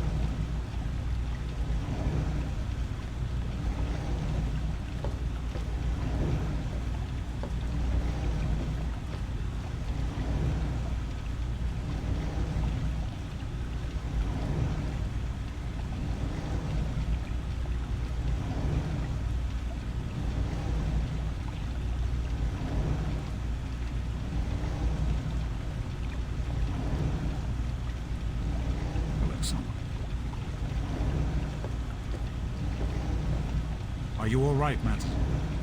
I'm concerned that we're overlooking something, James. I don't want us to be too hasty. We haven't forgotten anything. We're on top of the situation. Come on now, we're professionals. I suppose you're right. Being back here after all this time, I can't help but be a little concerned.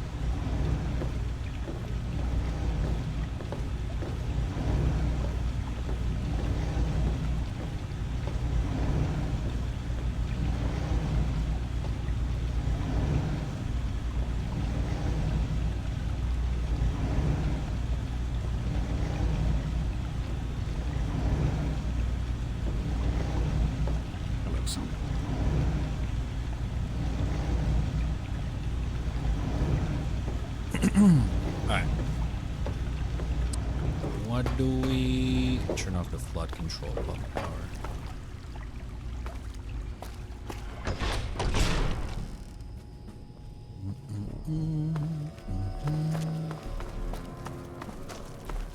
Okay, why does it have to be so far?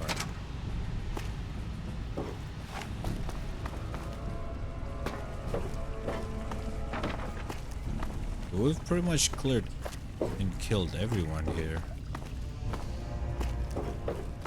It'd be good.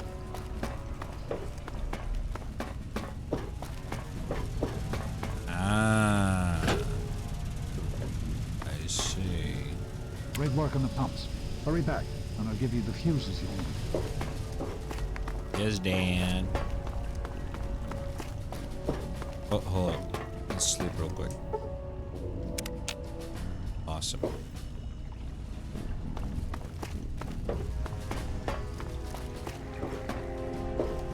Yeah, we're good.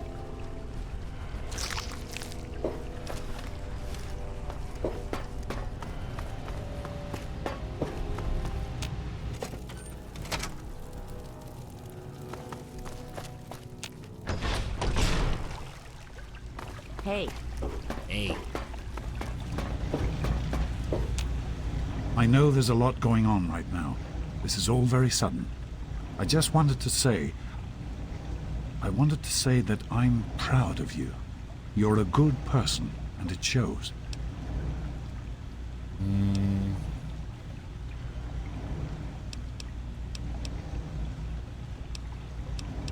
Hey, what the fuck?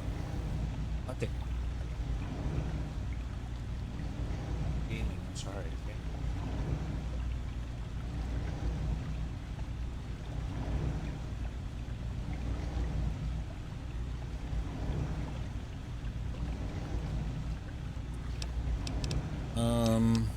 Is that? I didn't want you to think I hadn't noticed. You've had to deal with so much. We all have.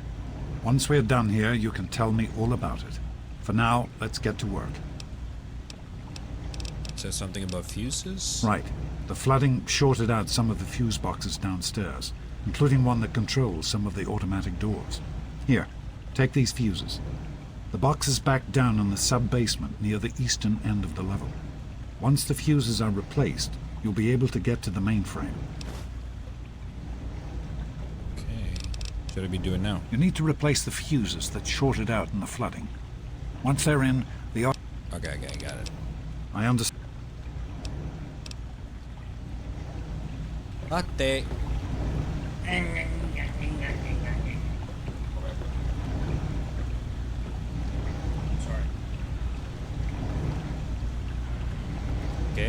Cannot be on the table when I'm gaming, man. Did you need something? How's the sniper faring with you? It's actually pretty good because it does a shit ton of damage. No. No, no, no, no, no, no. No, no, no. No, no, no. Listen, I love you, but I'm gaming. No. Get chill there. Not on the table when I'm gaming, right? You know what? I should like train them to not get on the table at all in the first place.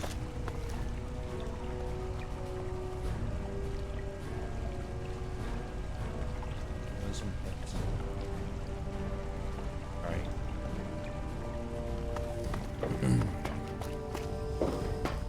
Not on the table.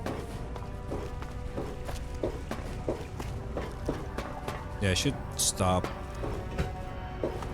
them to get on the table all the time. If the fuse is in place, you should be able to access the mainframe. No need to come back to the control room. Just head straight there. The mainframe.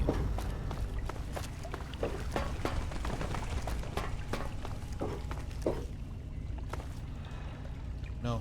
No, no, no, no, no. No, no, no, no, no.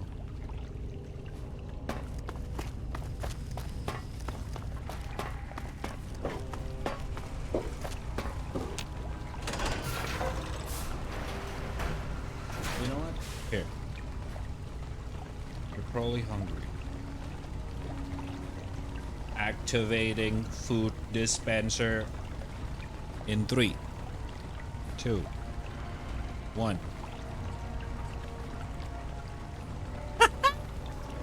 Both ran to it.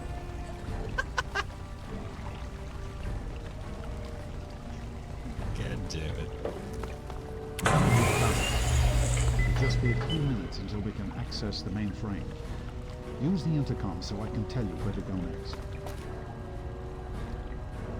There are a few minor repairs still to be made up here in the control room. Why don't you come back here and give me a hand? Actually, wait. There's one other thing I need you to do. Janice says there's a blockage in one of the intake pipes. It's on your way back. Head back up to the museum level and give me a call on the intercom when you get there. Where do I go from here? Head up to the museum. Where am I now? You're in the security level. It's full of... Alright.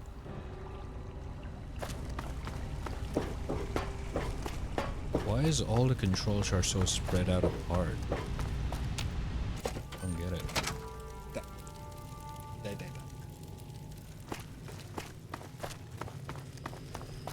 Good to see you.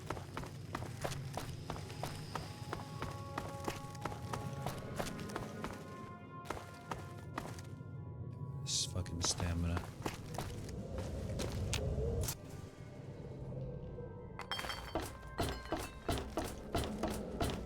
Oh, we can finally use this pathway.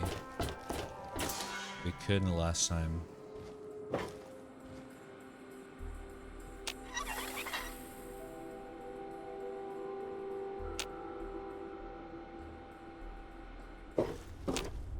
All right, everyone. You should be able to hear me now. We've restored power to the mainframe, which is coming online now. There's a lot of deterioration in the pipes and some damage to the substructure. What? But it's nothing we can't fix. Once the mainframe is online, we'll be able to access the database and hopefully learn where we can find a gap. I'd like to thank you all for returning to this project after so many years. I know some of you thought, like me, that this day would never come. We have a singular opportunity here. A chance to make the wasteland a better place for them. Everyone, listen. Please, remain in your assigned areas while we get this sorted. Wait.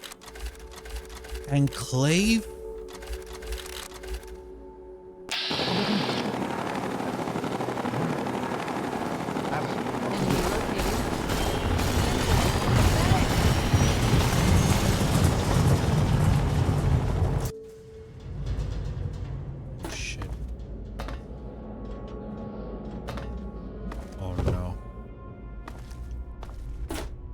Wait. They still exist?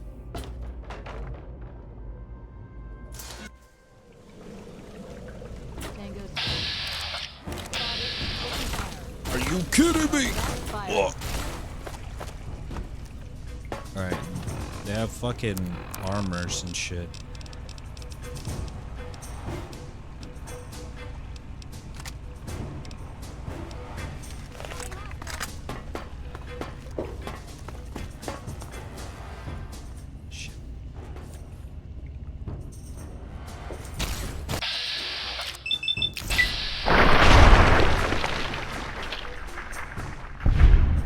Bitch.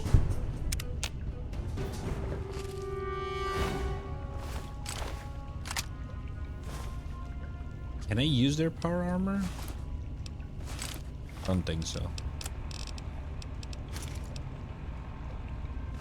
Yeah. Fuck, man.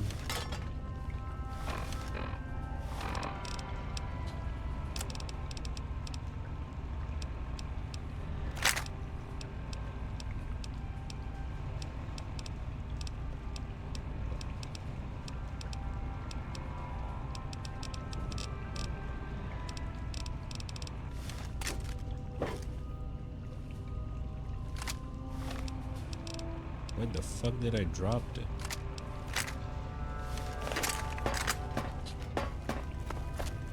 Alright, time to fuck them up.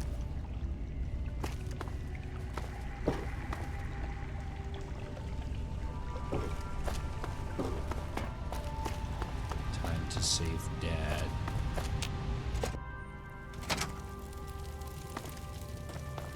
I have positive ID on target. Target locked. Attack.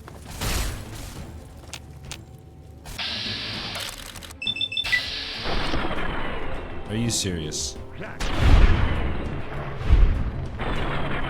I'm done with this fucking shit.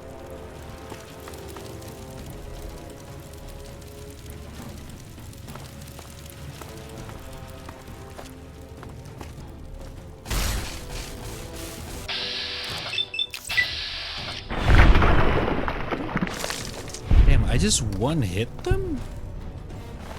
It feels so wrong right now, I'm not gonna lie. But hey, not gonna complain.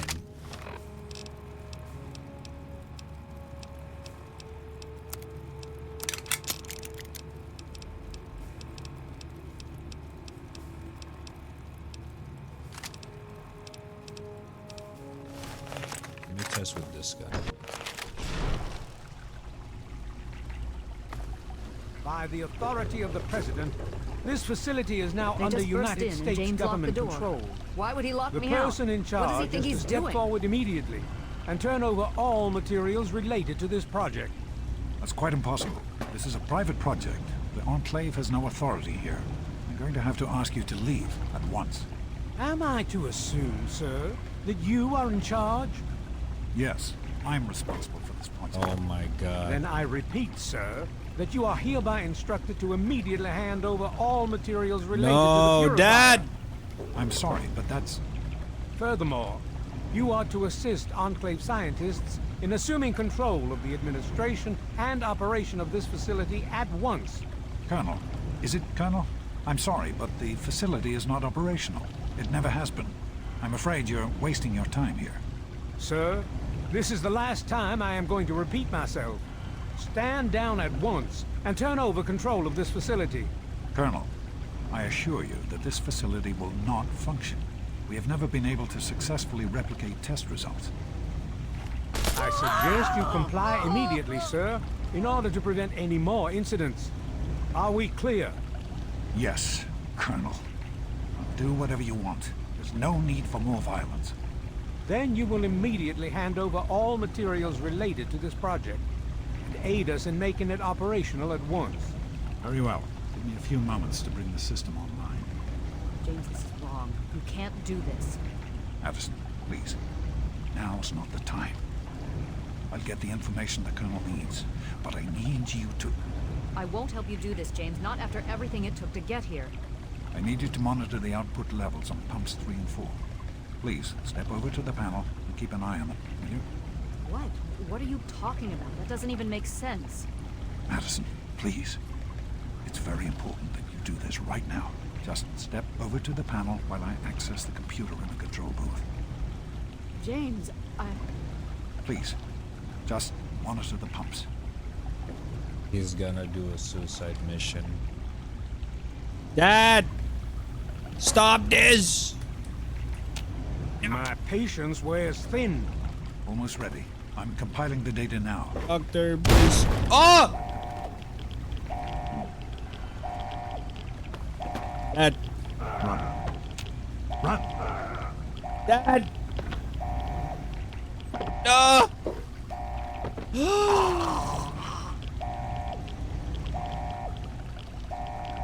what is he doing in there?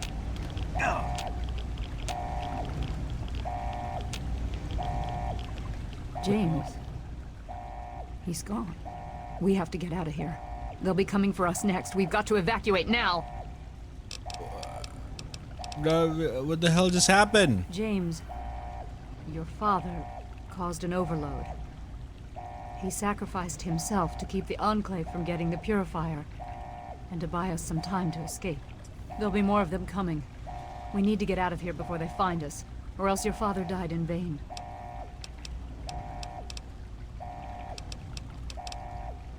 There's nothing anyone can do for him now. We used an old abandoned tunnel as an escape route once before, many years ago. We need to get Alright, go, go, go. Fuck me, man.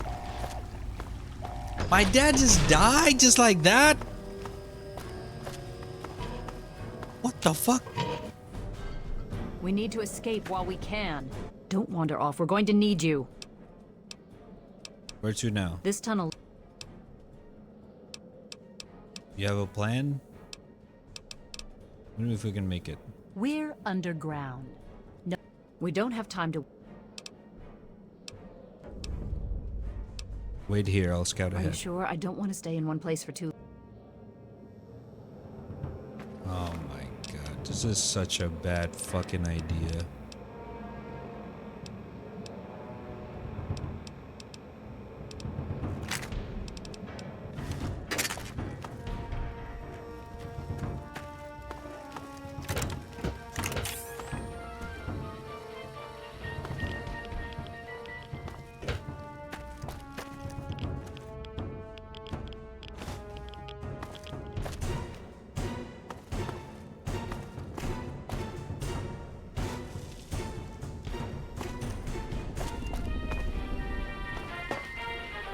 Okay, I think we're good. Alright, go, go, go, go, everyone.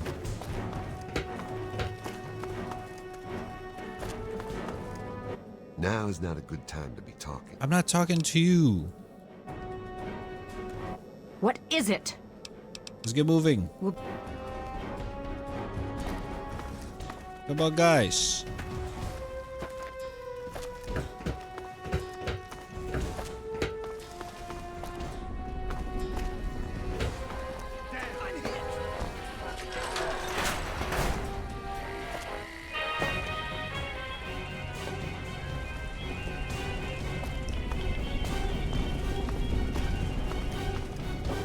I hear fucking once earlier. There's a locked door up ahead. I can open it, but it'll take some time.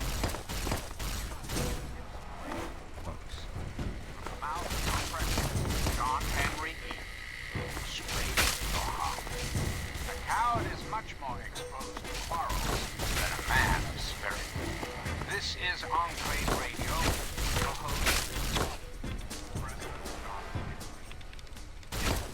Hello, can you do it faster, ma'am? You're kind of stuck up there like a dumbass. But do it faster.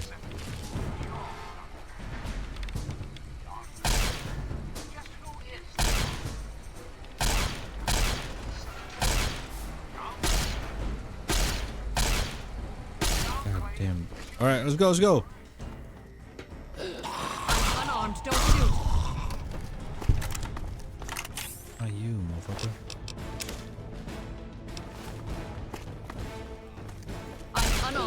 shoot. Shit.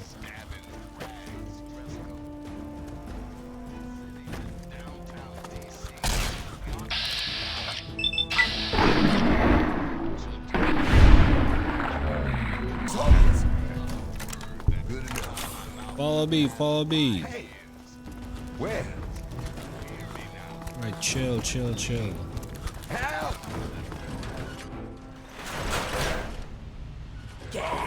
I'm unarmed. Don't shoot. We can't go any further. We need to stop. Where should we stop now? Garza has a heart condition. He needs medicine or he may not make it. I'm not moving. Oh my god. I don't have sufficient medical supplies with me or... I don't have any mess on me, but maybe we should just leave him behind. Buff out? Normally, if you think this is the best course of action... Jesus Christ. Alright, we're good, we're good.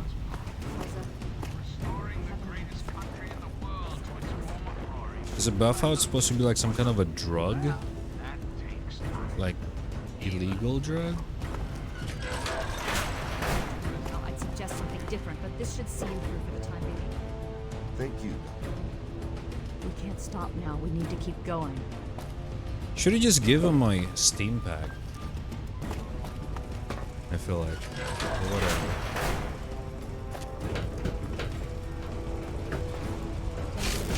I'm unarmed. Don't shoot.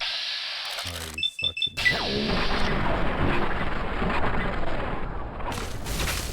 I'm gonna die, man.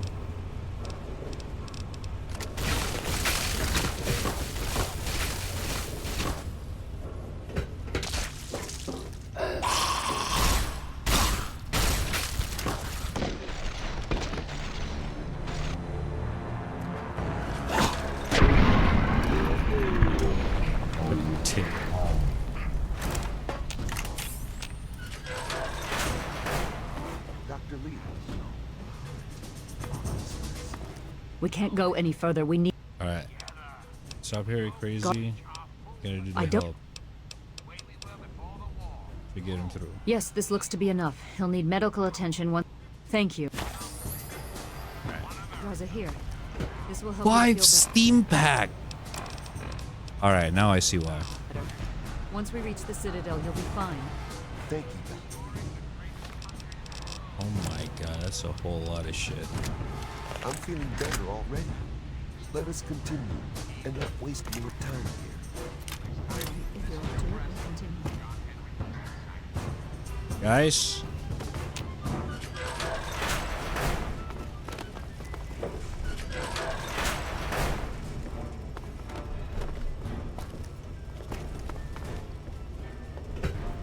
I'm unarmed. Don't shoot.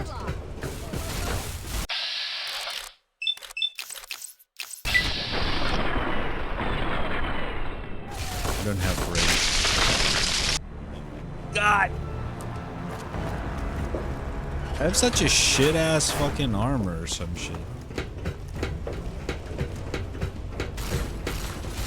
I'm unarmed. I really need the... Don't shoot.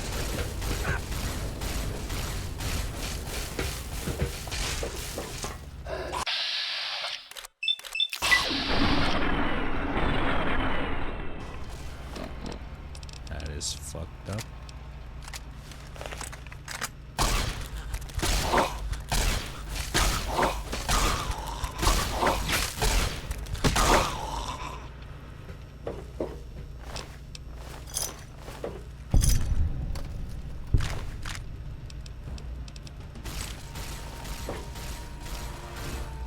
Guys, come on, guys.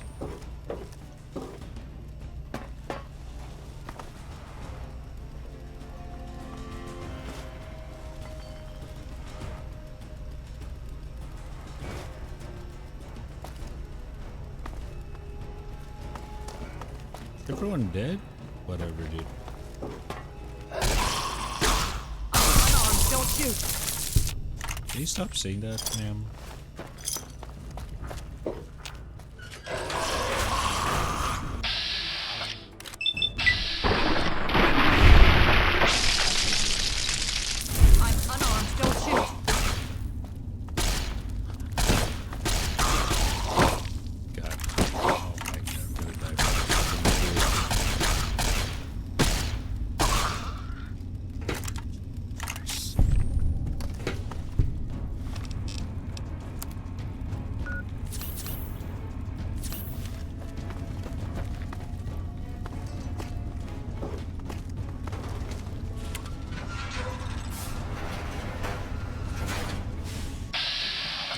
Brotherhood of Steel. Alright, we're good, we're good.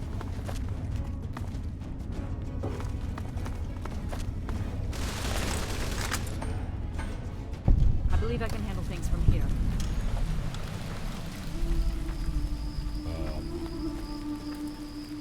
The Citadel. What is this? What is it? What the fuck? Are you sure?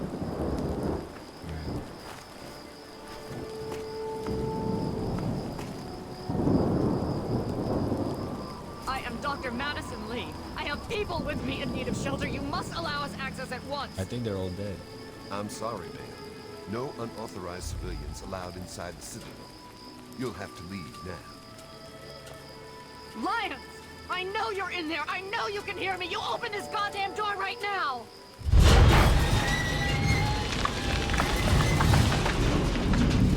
Oh shit.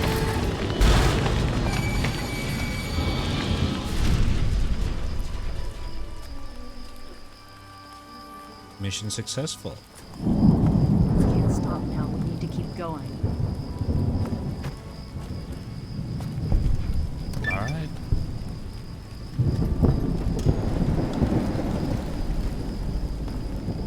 This is so dark, by the way. Madison, I'm surprised to see you here. What can I do for you? Don't talk down to me, Lions. I had nowhere else to turn. You must help us. Project Purity has been overrun. Yes, I'd heard reports of an incident there. What details can you give us? The Enclave. They've attacked Project Purity. James is dead. There may be more. I don't know. You have to do something.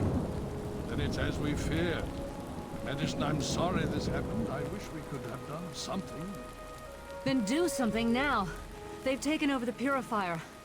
Lions, they cannot be permitted to have control over it. It's not right. No. Calm down. You know as well as I do that the Purifier doesn't work. It's useless to them. Perhaps it's time to walk away. That's not true. James, he found what's been missing. We know how to get it running.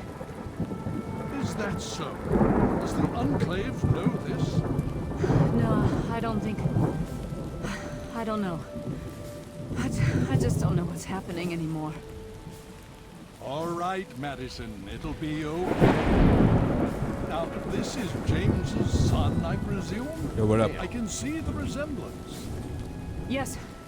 He knows what we need. Vault-Tec computer, something to locate equipment. Please help him. Very well, we'll sort this all out. I need to rest, lie down or something. This is just too much. Rothschild should help you, but don't forget that he's Brotherhood. I've never trusted them. Be careful what you tell them.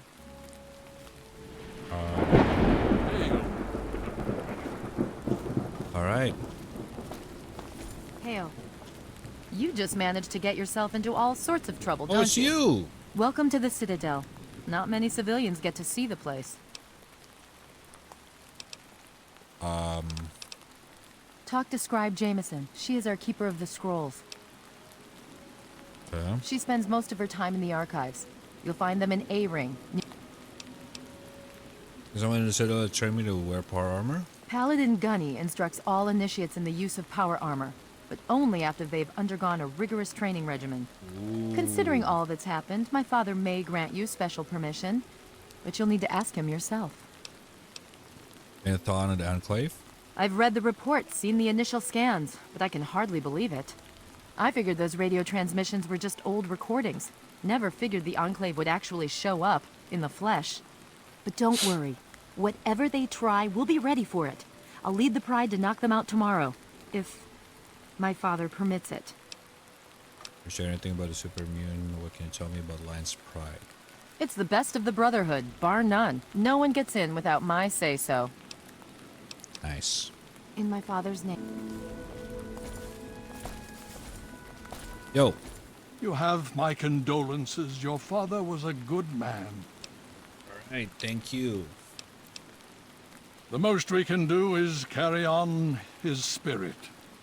Live as he would have. Make our world a better place. I'd like to know anything you can do with your grand... Okay. The Brotherhood is an old organization going back to the Why years is it so just dark? after the war. Faints, are you still but a there? part of it. What would you like to know? How do I make this fucking brighter? Just part of the Brotherhood, where's the rest of it? The Brotherhood began on the West Coast. It exists there still. We were dispatched to this location many years ago. In truth, the Brotherhood of Steel has been struggling for years, both here and back home. Honor, truth, courage. These virtues seem to have little meaning in these troubled times, I'm afraid. I see. Were you here in the capital wasteland? Ah, no. That's the real question, isn't it? Our orders were, and are, to acquire any and all advanced technology. And we have, to the best of our abilities. But when I realized the extent of the super mutant threat, I felt it was my responsibility to aid the people in their struggle against them. Unfortunately, my superiors back west disagree with my assessment of the situation. They feel I've grown too attached to the local populace. And they're right. In any event, the Enclave's arrival changes everything. Oh, wait, so that is why, even though they're all the Brotherhood of Steel in this part of town is actually different from the other one. I see. That is interesting. There's a flashlight in this game? How long have you been here? It's been over 20 years since we arrived, and we've been struggling to contain and eradicate the super mutants for nearly as long. With the arrival of the Enclave, I have a terrible feeling the super mutants are the least of our worries. Okay.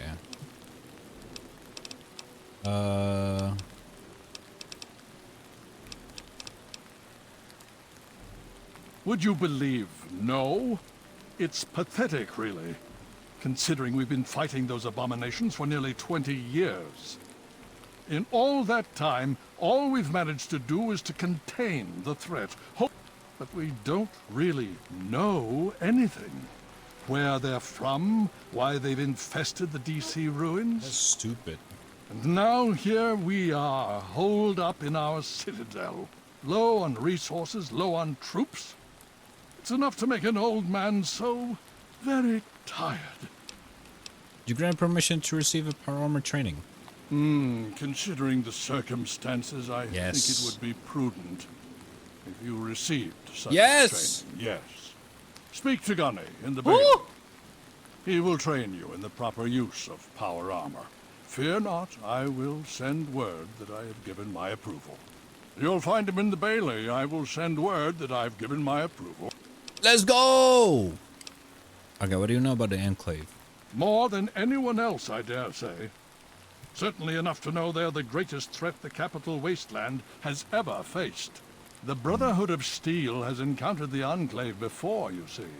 Over 30 years ago, back in California. Then they were led by a President Richardson.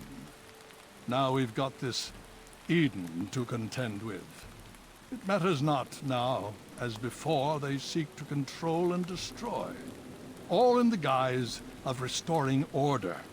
Your father, I fear, was just the beginning. I see. Okay. God damn it. Hail. I need to speak with you, Father. Oh my god. Yes, my daughter. What is it?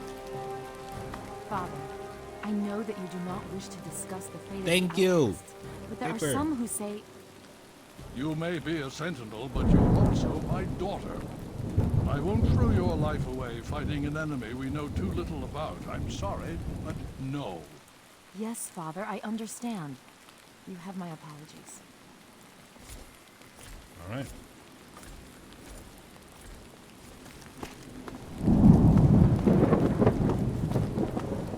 All right.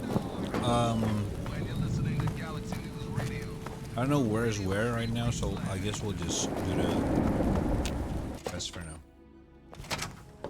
Hey, what's up, Liam? I'm good. How you doing? Just doing up some Fallout.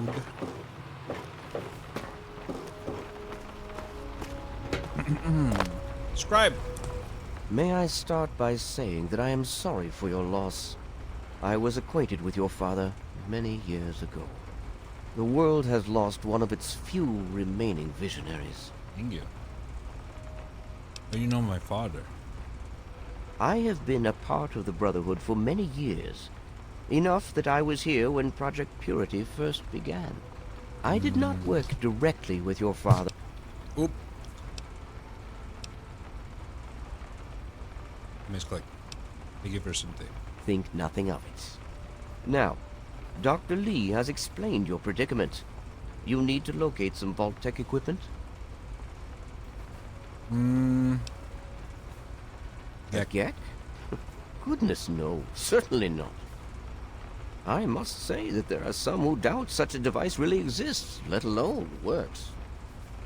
If, however, you share your father's determination, I may be able to assist you in locating one.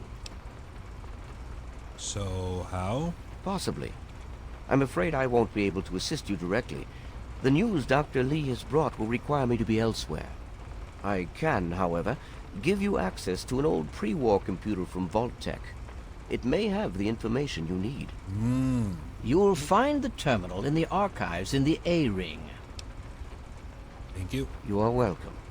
If you require further assistance, I may be able to help. The what ring? Okay. Before that, let's find... Need something, friend? What's your name again? The fucking guy? Gambio? Right, hold up.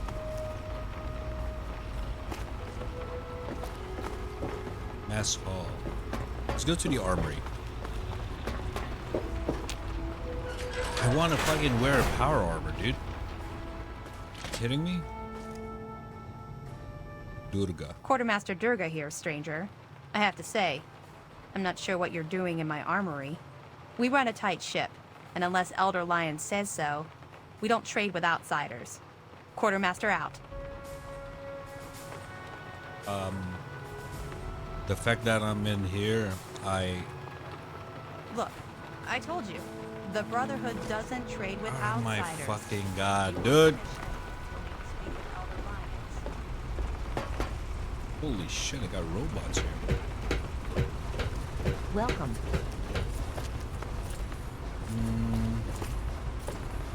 Hail to you. By the traction of hospitality and on the word of Elder Lions, I welcome you to the Citadel. Thank you. I am Star Paladin Cross, Keeper of the Arm, and Seneschal to Elder Lions. And I am honored to say I was acquainted with your father. Now what may I do to help you? You know my father? I did, and you as well. Long ago, I helped guard the water purifier against the super mutant horde. When your father left, I escorted the two of you to Megaton. He was a noble man. I was saddened to hear of his passing. But from what I've heard, he died with honor. He died for you. I only pray that my own death has such meaning. Jesus, chill.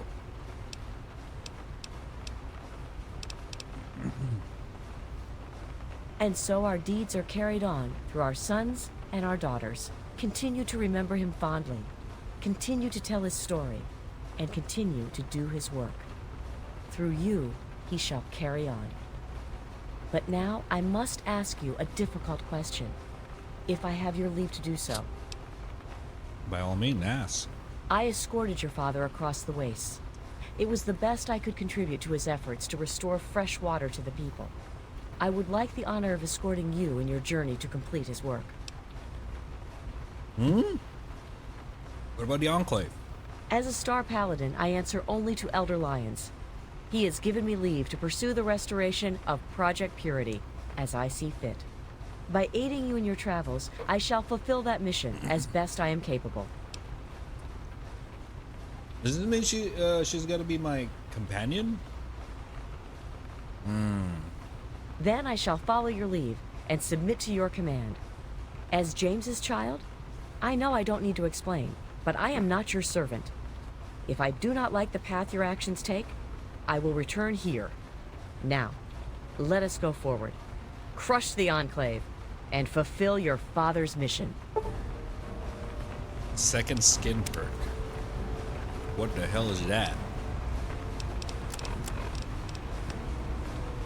Star Paladin is a seasoned veteran power armor used and can show how to deal with its idiosyncrasies. Party have +1 agility and 30+ carry weight when you're wearing power armor. Damn! Alright. Well, so is Cross basically my companion now? I actually kind of want to save my companion for dog meat. But, okay.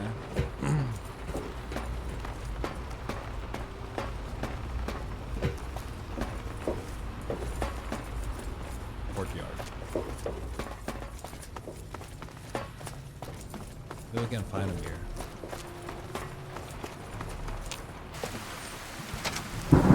Never mind.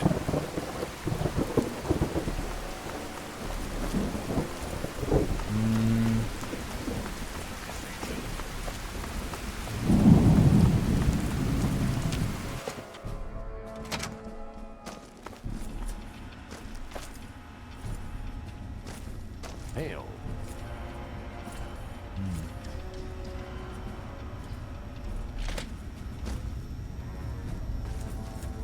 Gallows. Yes? Oh. You don't say much, do you? Say nothing. Continue to say nothing. Continue to say nothing. I'm glad that we understand one another. Hell yeah, brother. Alright. I'm gonna leave him be. Hell. Is he the one? What aid can I offer you, outsider? Can someone train that? Paladin Gunny can train you, but you'll need permission from Elder Lion. Alright, I already have a permission. I'll go to the lab. Thank you very much. Gunny Lab. Trap, does Steam have these buy one get one free deals where you pick 2 games and the cheaper one is free? Depends on the game. Depends on the, like, if they, like, it's literally depends on the publisher of the game. They can do it or not. Like, it's not really like a systemized like that Steam does. It just whatever the developer and I mean the publisher want to do with the game. So depends on the game. It's really whatever, you know, the publisher says. You honor us with your presence here. Where the fuck is Gunny?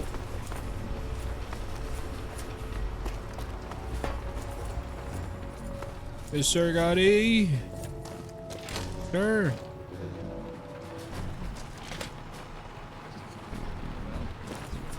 Which one is he? I'm a fucking wake him up, eh? Okay, looks like he's not here. That's common because I saved it the second time on Xbox. What do you mean? Welcome.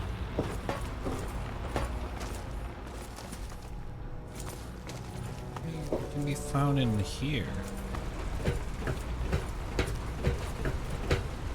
The fudge.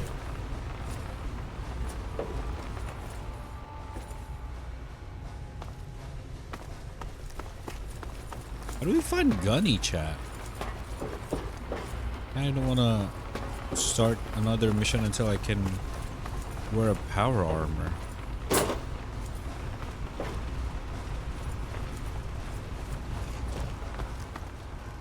You're in there?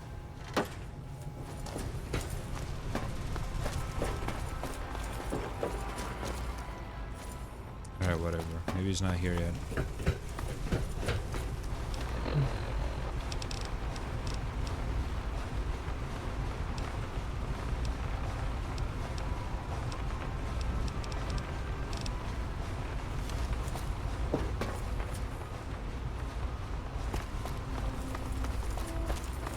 A ring?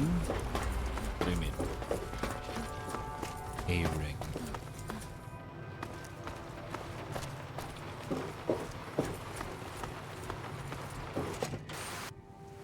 A ring. What does that mean?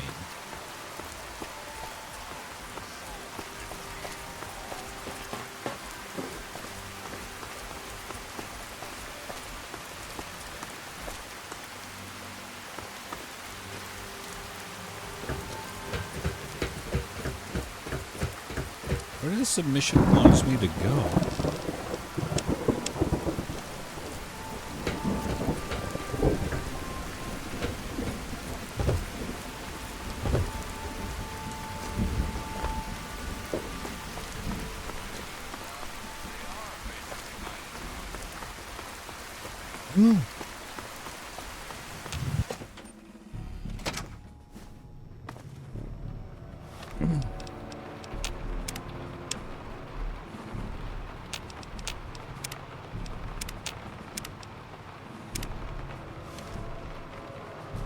Oh, there you go. Fucked up the pinpoint. Came up the building, I think. Ah. Oh.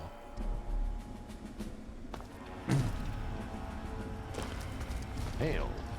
Grid Hall Lab. Courtyard. Well, this guy Vargas said that you can find him in the lab. I went to the lab, he's not there. Maybe he's chilling around somewhere.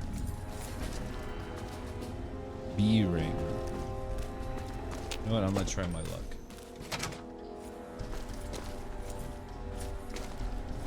Colvin. What aid can I offer you, outsider? Do you know? I'm sure Gunny could train you, but he won't. Not without permission from Elder Lyons. Near the lab. See?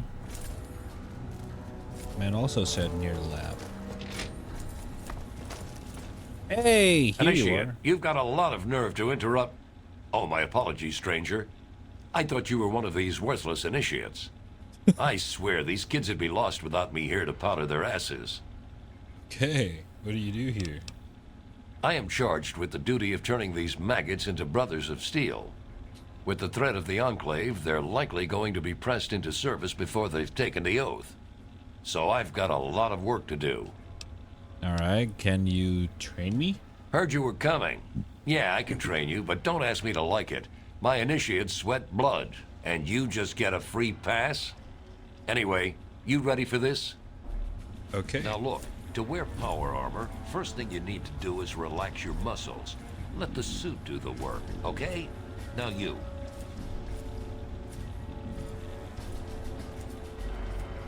What, that's it? Huh? Okay, you got all that? I think you know enough now to at least move around in power armor without killing yourself. That's something, right? God help us all. What? I thought I would be able to, I would need to do some shit. Okay, whatever, man. Alright, what are you thought in Enclave? Killing unarmed civilians makes me sick. Come over here. Try fighting someone who shoots back. Fucking cowards. Damn. Okay. What about super mutants? Why do you think I ride these initiates so hard? I make training hell so fighting those uglies won't be. Alright, fair. If you'll excuse me, I need to go show these fish how to shoot straight. Alright, sir. Initiate. What? Alright. Now we are a real Brotherhood of Steel. Vault listing, personnel assignment, order requisition forms. Vault 76. Project goals. Access restricted.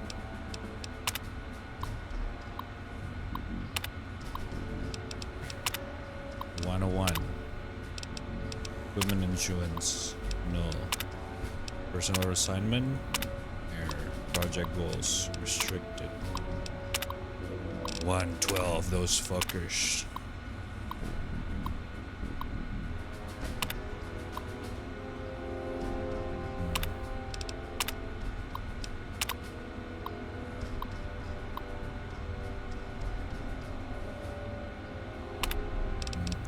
Project goals. Okay. Assignment. Corrupted. Order precision form. Please reinstall.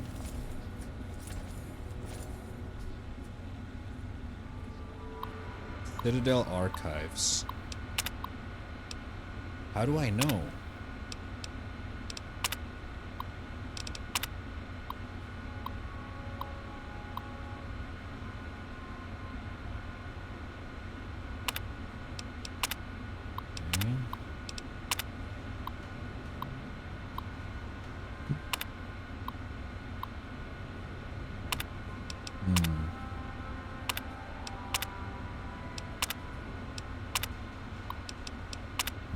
Okay.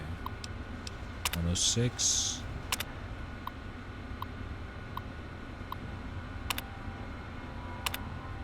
Okay.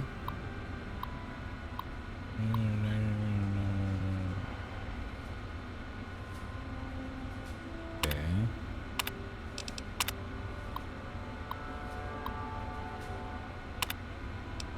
Now it kind of makes me curious about 106.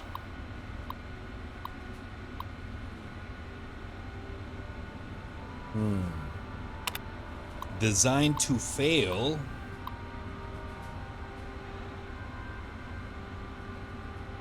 Interesting.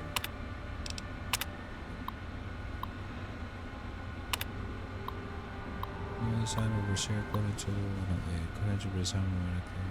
Cancel. For the muzzle project deception, these two events should combine the logo break. Damn, that's fucking dark. 108? What's 108? Wait, what am I supposed to do? Am I missing anything? Oh. 87.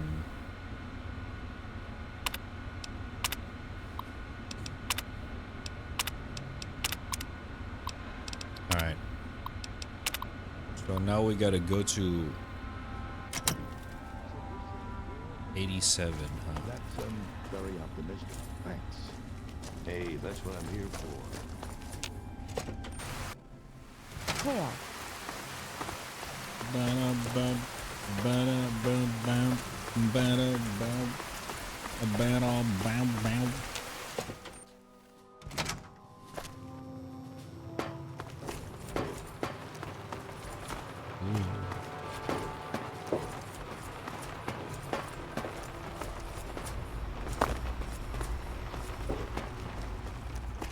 Sir, wake up, sir! Hey! Did you have any success with that old terminal? Well, it's the 87 has a GAC, but I don't know where it is. Ah, well, that much I believe I can help with. Step over here for a moment. I'll show you where it is. Okay.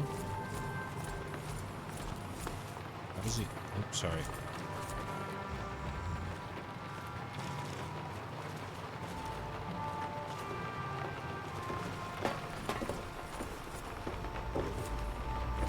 This map shows the locations of all known vaults in the local area. Vault 87 has been highlighted for you. Entrance to Vault 87 will be particularly difficult for you, I'm afraid. What's difficult about it? The area is highly irradiated. Lethal levels are all around the entrance. Gaining direct access will be quite impossible. How do I get through? There's gotta be another way. Quite simply, you don't. To attack, there's gotta be another way. You share your father's determination, it seems. And in this case, you are correct. Vault 87 is located very close to the site of Lamplight Caverns. It is entirely probable that the vault may be entered from within the caves. Don't you know? No, I'm afraid not. After initial attempts to cross the radiation failed, it was decided to focus our efforts elsewhere. You, however, are free to do as you choose. More exploration may be useful, and I'll certainly be interested in anything you might find. Alright, thanks for the help. I wish we could do more, but the Brotherhood potentially faces a very pressing, very real threat in the Enclave. All of my efforts must now be devoted to assessing the threat. Alright, I get it. Okay, oh, we can go to all those 4. 87, 106, 108, and 92. Interesting. 101. 87, 106, 108. Canterbury Criminals. On Riverboat Landing. So many places. Alright, heart safe. With those vertibirds, they're able to transport personnel at a remarkable rate. Very well. You honor us with your presence here. Okay, how do we exactly grab some armor here? Since I don't really have an armor. I thought that would give you a fucking armor after you teach me. Come on, man.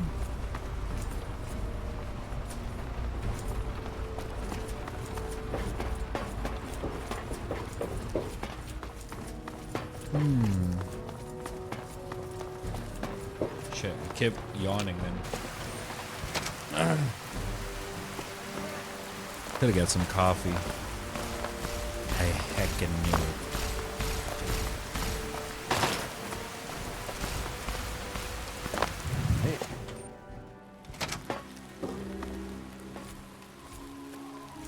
Yo, come on.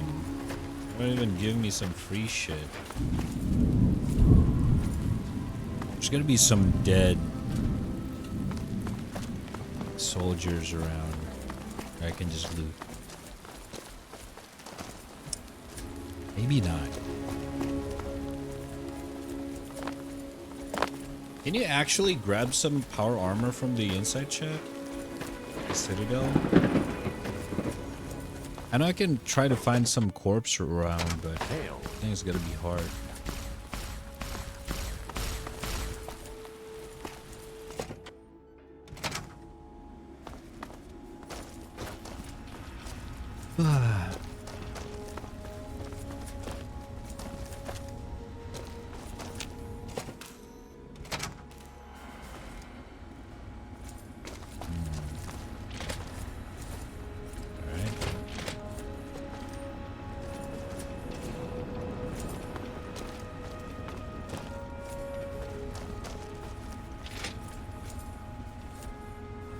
Squire Maxon. Hail to you, stranger. I am Squire Maxon, loyal servant of steel. Name. It is an honor to make your acquaintance. Maxon. Relax, Squire, don't bite. I plead for your pardon if my behavior offends you, sir. We don't get many visitors in the Citadel. The Brothers and Elder Lions are excellent teachers, but I get nervous about the protocols. The Codex says that outsiders are not to be trusted. Shield yourself from those not bound to you by steel, for they are the blind. Aid them when you can, but lose not sight of yourself, it says. Amen, brother. Understandable, I'm a lot of dangerous people myself. It's not simply the outsiders that we are wary of. Anybody who has not taken the oath of fraternity is suspicious to us. The Codex says, fear those who do not pledge to the Brotherhood, for though their eyes may be open through service, they are now blind. But it also tells us, give way your suspicions to the wisdom of thine elder. Where he shows trust, so shall you. Elder Lions trust you, so you are free to stay here. Are you a little young for all this? Oh, well, you see, I am descended from the great Roger Maxon, founder of our order. I am the last of his line. They say my soul was forged from eternal steel, but I don't believe that. I'm really just a normal boy. I was sent to the Citadel many years ago to be fostered by Elder Lions. But that was before the Western Elders lost faith in the Elder. I really don't know if I'll ever get home, but, well, I kind of like it here. Sentinel Lions has been very kind to me. She's taught me so much. What do you make of the Enclave, Squire? You're asking me what I think about the Enclave? Well, the Brotherhood of Steel has actually faced the Enclave before. Back west. More than 30 years ago, according to our chronicles. Judging from those records, I'd say their soldiers are outfitted in advanced power armor Mark II. It's pretty strong. Better than our power armor. And some of their technology is amazing. Vertibirds, plasma weapons that can turn a man to goo. Does that help? Oh, wait, so vertibirds are Enclave shits. So in Fallout TV show, I saw, you know, if you watch the show, the Brotherhood have the vertibird. But that's also because that game takes place after Fallout 4 event. Which is like fucking years after this game. Which makes sense. So like, you know, they take over the technology and they have their own vertibirds, yada yada. Okay, I get it. I don't suppose you know anything about super mutants? Oh yes! I've studied them quite a bit since I've been here. They're not all the same, you know. Besides the regular ones. There are also brutes. And after them, the masters. They're really tough. But the worst of all? The behemoth! He's a giant! I saw one once, outside the Citadel walls. So scary. The super mutants are all over the city ruins. But Elder Lions doesn't actually think they're from there, or we would have found their home by now. It kind of seems like they're looking for something, but we're not really sure what that is. Lore drop. They don't actually make you fight, do they? No. But I could. I know I'm ready. I mean, it would be scary, but it's not fair that I have to sit inside while the knights go on patrol. I did go out one time, you know. Sarah, Sentinel Lions took me out, just to show me. I killed a super mutant too, I swear. I also sort of shot Sarah, but just a little. It was just a flesh wound. This kid is like good. He is raised in a nice, you know, cool. Very well. Despite being very fucking stiff, you know, he actually act pretty fucking nice. Yes? I'd like the permission to trade. This is not normally something that we do. Trade with outsiders has proven to be problematic in the past. However, considering the circumstances... Nice. Alright, let's at least trade, because I know it's gonna be... What the fuck are you doing here? Brothers, as we take our meal this day, let us reflect upon the words of Elder Patroclus of the Montana Bunker. It is in service of steel and guardianship of one's brother. Jesus. I actually forgot where the heck Carino is the trade spot. I think it's down here in the lab. Revelation 21:6. The Brotherhood is at your service. How about that? Yep. I received word from Elder Lions. He says that you have permission to trade with us. Good for you. Damn right. Alright, what you got? Sure. Right, you got everything basically. Jesus Christ. Alright, understandable. What do we really need right now?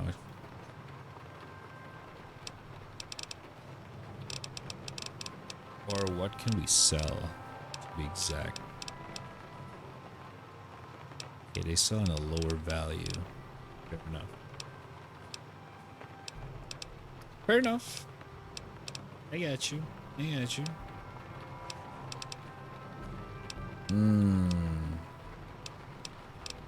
Laser rifle scope.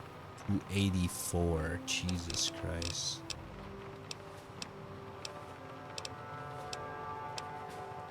Kind of want that actually. Okay, don't really know what to get. I hope.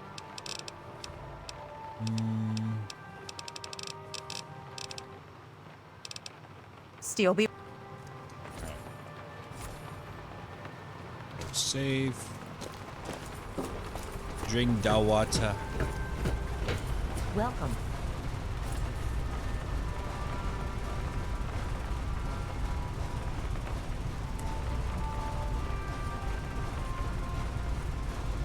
Oh my god. Switches are showing green. Ambulatory systems look good. 11:30. Almost midnight. Yeah, I'm already fucking tired actually. Just pushing a little bit more. I just want to wear an power armor though. Fudge. Hail. Man. I thought that would give you for free, but I guess not. There's gotta be a way though, for sure. There has to be a way. Sorry. Smithy. Courtyard. Armory. Come on.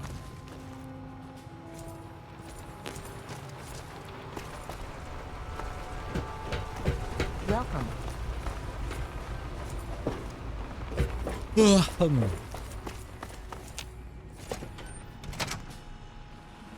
Oh my god. I forgot about cat poop. Chat, give me a sec. 1 second. I gotta scoop the poop for the cats. It's been quite a bit. So, you know. Gotta give me a sec. Right back. Real quick.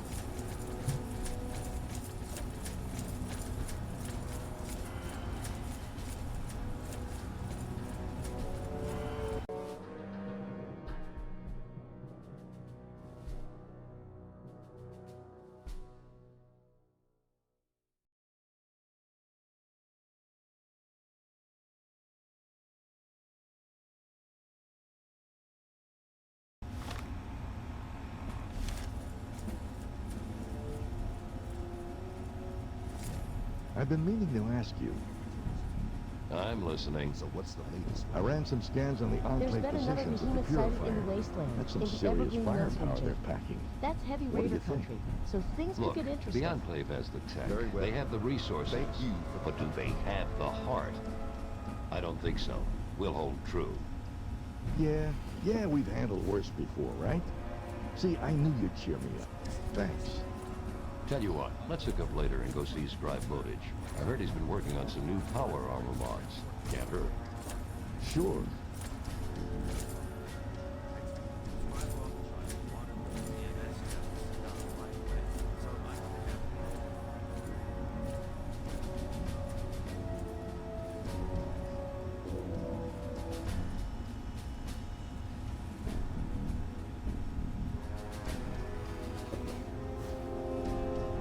So what's the latest report? There's been another behemoth sighted in the wasteland in the Evergreen Mills region. It's heavy raider country. Things could get interesting. Very well, thank you for the update.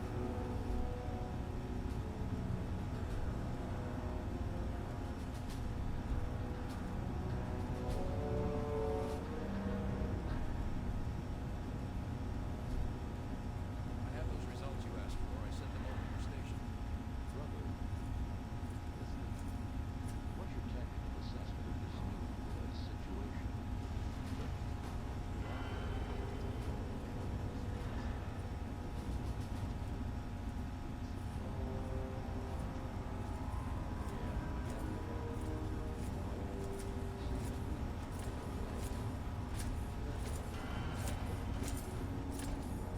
Hail. Enclave troops fortified the purified complex. With those overloads, they're able to So, transport personnel at a Yes? remarkable rate. I ran some scans on the Enclave positions at the Purifier. That's some serious firepower they're packing. What do you think? Scribe Peabody was telling me about those Enclave plasma weapons. You know they can turn a man to goo? How the hell do you defend against that? Guess I need to talk to Scribe Jameson.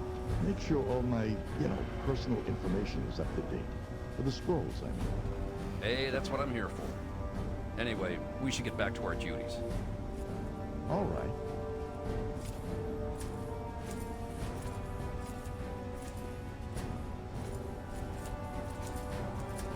Well, what's your tactical appraisal of our situation? Enclave troops have fortified the Purifier complex. With those vertibirds, they're able to transport personnel at a remarkable rate. Very well. Thank you for the update. So what's the latest report? Enclave troops have fortified the Purifier complex. With those vertibirds, they're able to transport So what's the latest personnel report? at a remarkable rate. There's been another behemoth sighted in the wasteland. All right. In Thanks the for the Evergreen Mills information. region. Hail. That's heavy raider country, so things could get interesting. I see. What's the situation? Enclave troops have fortified the Purifier complex. With those vertibirds, they're able to transport personnel at a remarkable rate. All right, thanks for the information.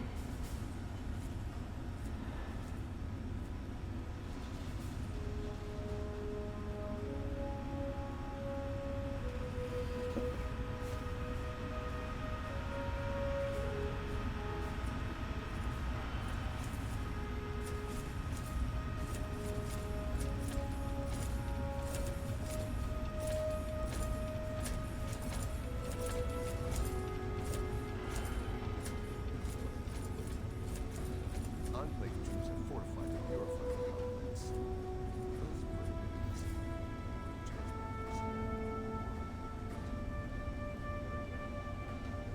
What's the situation? Enclave troops have fortified the Purifier complex. With those vertibirds, they're able to transport personnel at a remarkable rate. I see.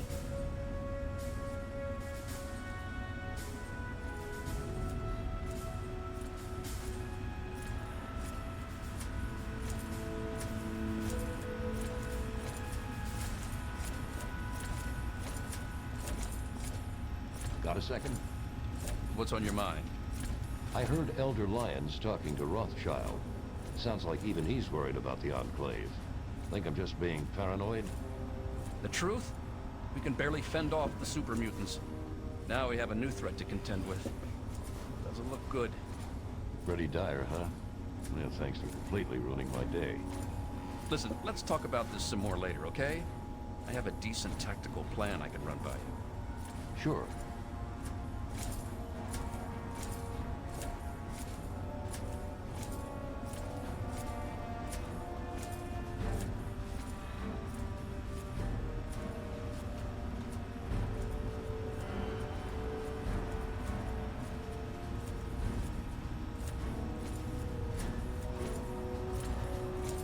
Hail.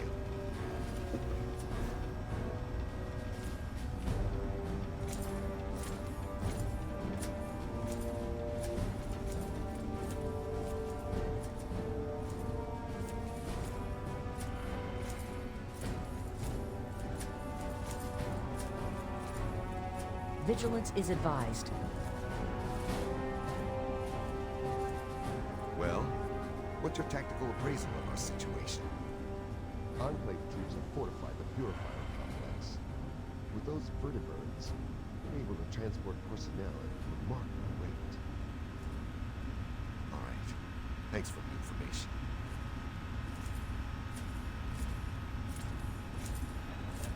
You're on point. I shall back you up. What was the result of the latest scan? There's been another behemoth sighted in the wasteland, in the Evergreen Mills region. That's heavy raider country, so things could get interesting. I thought as much.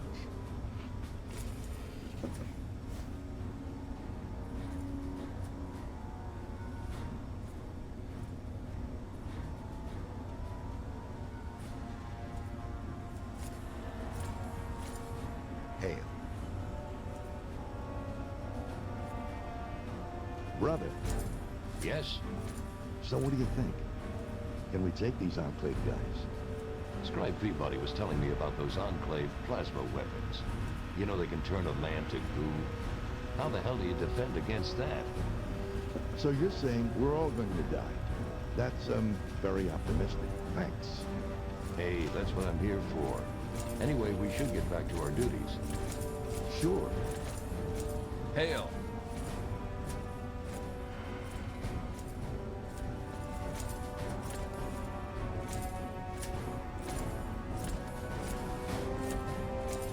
Hey, let me ask you something.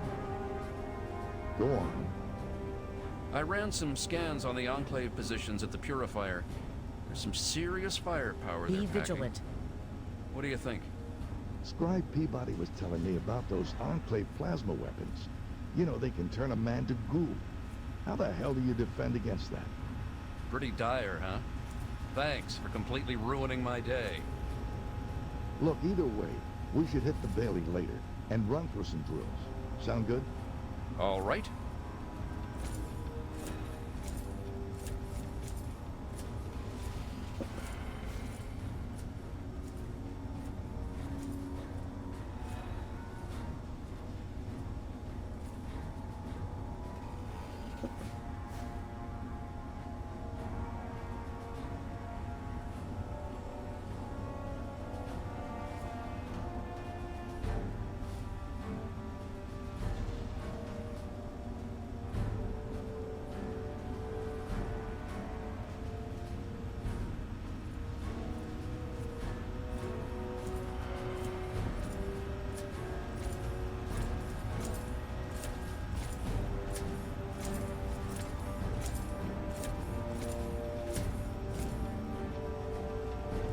Got a second?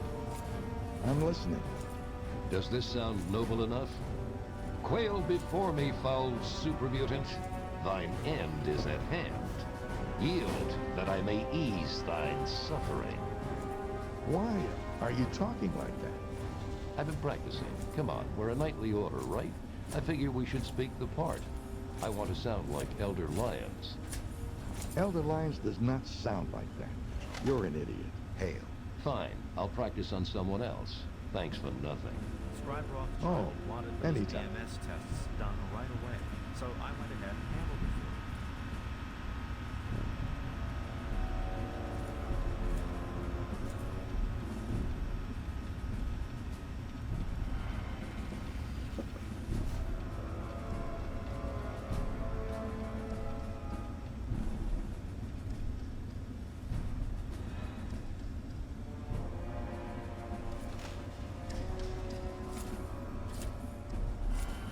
Well, what's your tactical appraisal of our situation?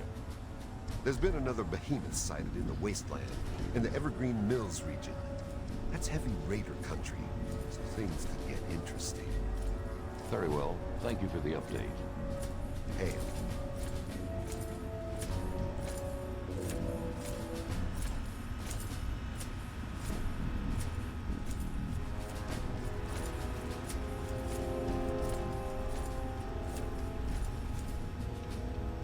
What's the situation? Enclave troops have fortified the Purifier complex. With those vertibirds, they're able to transport personnel at a remarkable rate. All right, thanks for the information.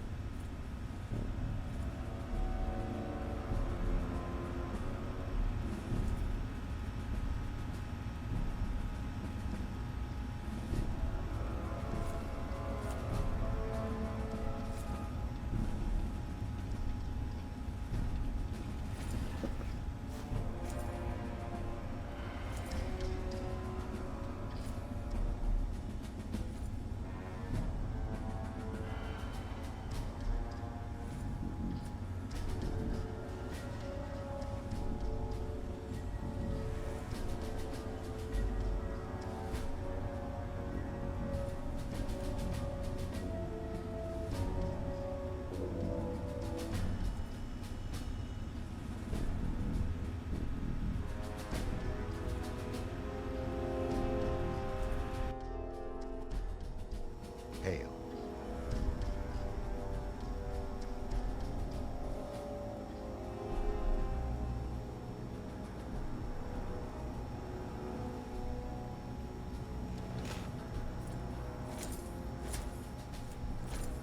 What was the result of the latest scan?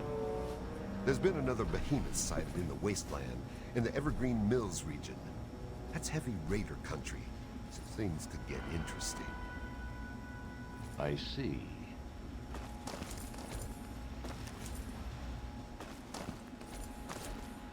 Glad to see you and that egghead Lee made it here in one piece. I heard what happened to that purifier. Yeah.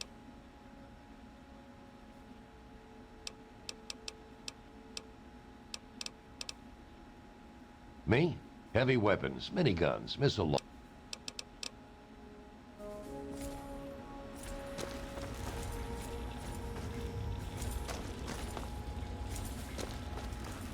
Watch it, will you? Hail. Name's Greg. Greg Bear. Most of the guys just call me Kodiak. Heard about that mess over at the purifier.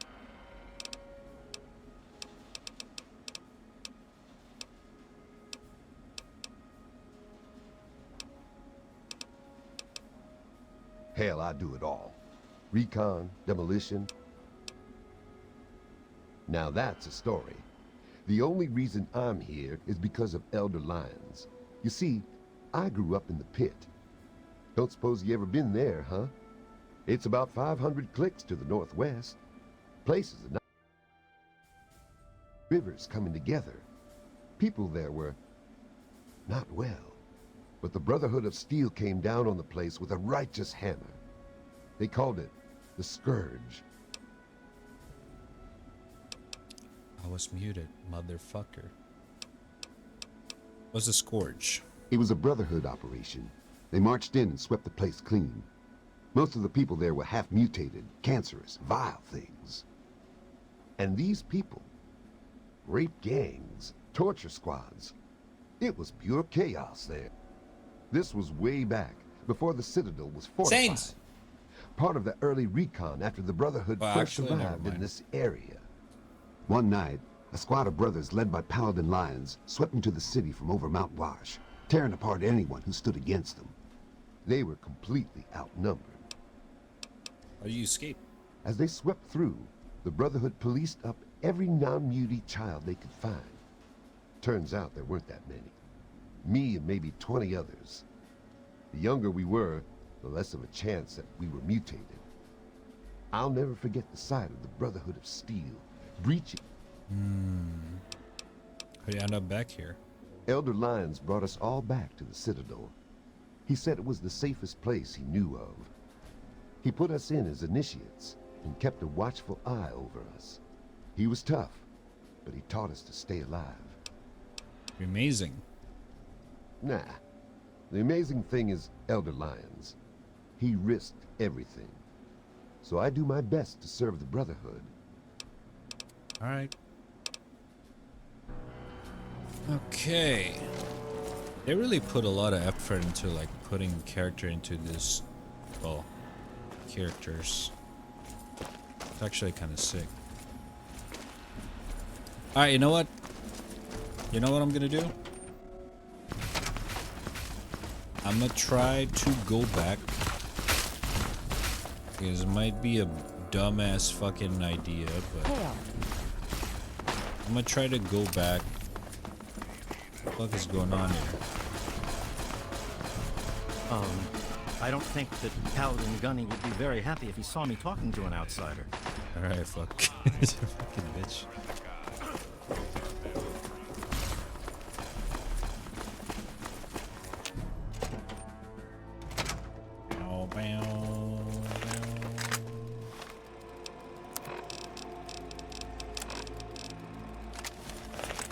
Ah, I forgot to sell the fucking thing, motherfuck. Whatever. Alright, where do we supposed to go here? Fucking shit. Okay, we can at least teleport. Before teleport, let's go to Megaton real quick. Frequency signal found. Whoa, whoa, whoa. is coming with the clouds, and every eye shall be blind with his glory. This had better be good. No offense. Come back. Every ear shall... Yeah, you want some? No offense. You seem okay, kid. Come back when you're alone. Oh, I can only have one human info. To hear the thunder. So, what'll... So we can still pick up dogs. Nice.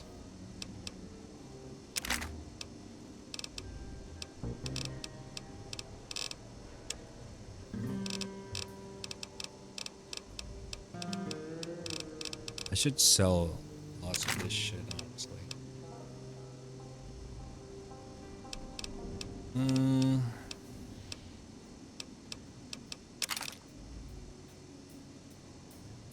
Fucking 9 mil, honestly. Don't need it.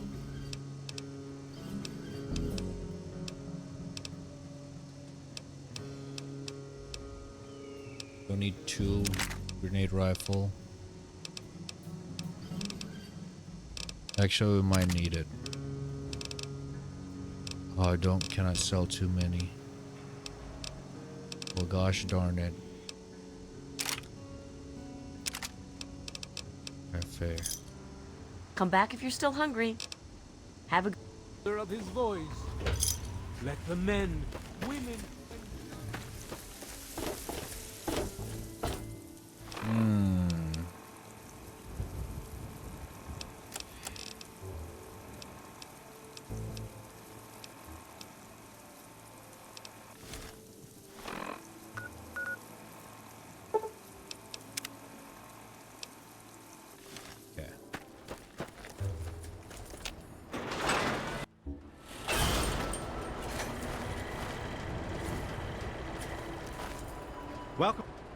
Welcome.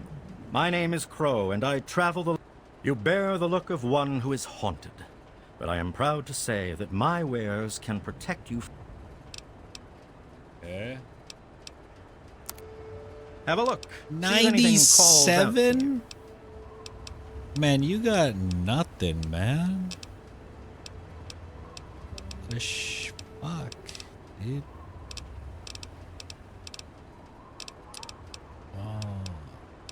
Beggars can be chooser.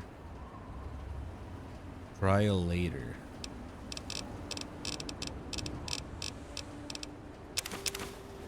You got some Steam pack.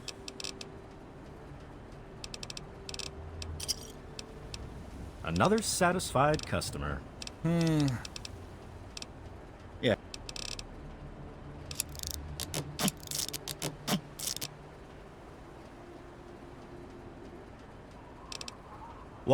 Welcome.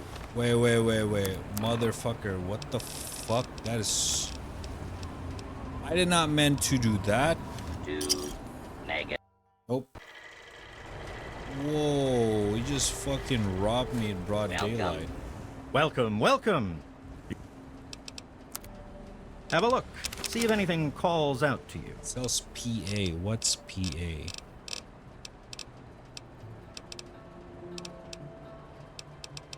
Was a PA.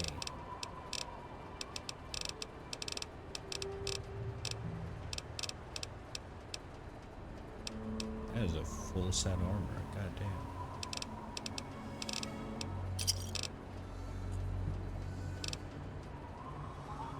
The one Crow sells power armor? Well, not this one. Fortunately. That's okay.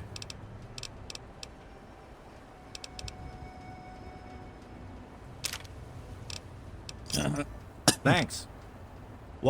2 megaton. Enjoy your stay.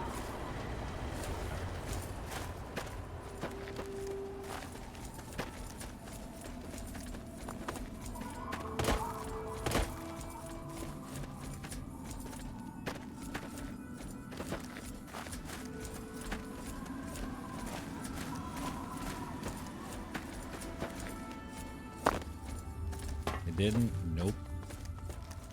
Wait, actually, hold up. Before we do that,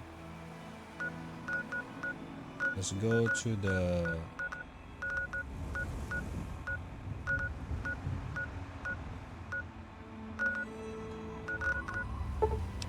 Sorry.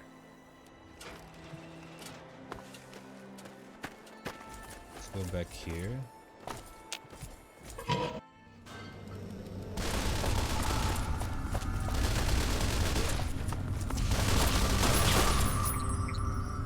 Jesus, man. Wait, I can loot this? Alright. Rat, shitty IGN Xbox show game indie thing like right now? Wait, really? Like right now, man? Hold up. We gotta pause this shit. You know how many shitty games that we can find. Wait, just start? Okay, hold up. Fuck. This is emergency chat. Free content. And it has similar problems. Like, when you would complain about Gray Zone, it's like the same problems as Tarkov. Like, shotguns suck on armor. Wait, no. AI No. But it's less. Hello and welcome. Hello and welcome to the 2024 IGN Xbox Showcase live on IGN. We just kicked things off with a brand new look at not Astral Lyric. Blade of the Monolith. God damn it, Lyric. Just the first of many awesome games we'll be checking out today. We're going to be showing off Okay, wait, it's actually IGN? PC Okay. in the near future. We'll be revealing some never-before-seen games, plus taking closer looks at some of the most anticipated Sorry, upcoming reflex. releases and doing a few live Let's Plays I was so you can see these games in action. I was watching And when is shit all this through happening exactly? Lyric. Well, that's the best part, Damon. It's happening right that was now. pure Here's reflex. 33 Immortals. Not bad. Yo, what's up, Val? How you doing? Welcome. Perfect timing. Welcome. I gotta do special. 33 Immortals is a 33-player co-op action roguelike game, where you pick up your controller and go on epic raids in increasingly difficult regions. Your goal is to fight and survive together with as many players as possible in why each is region. full screen There are keep plenty of lagging ways me? to cooperate. Stick together, heal each other,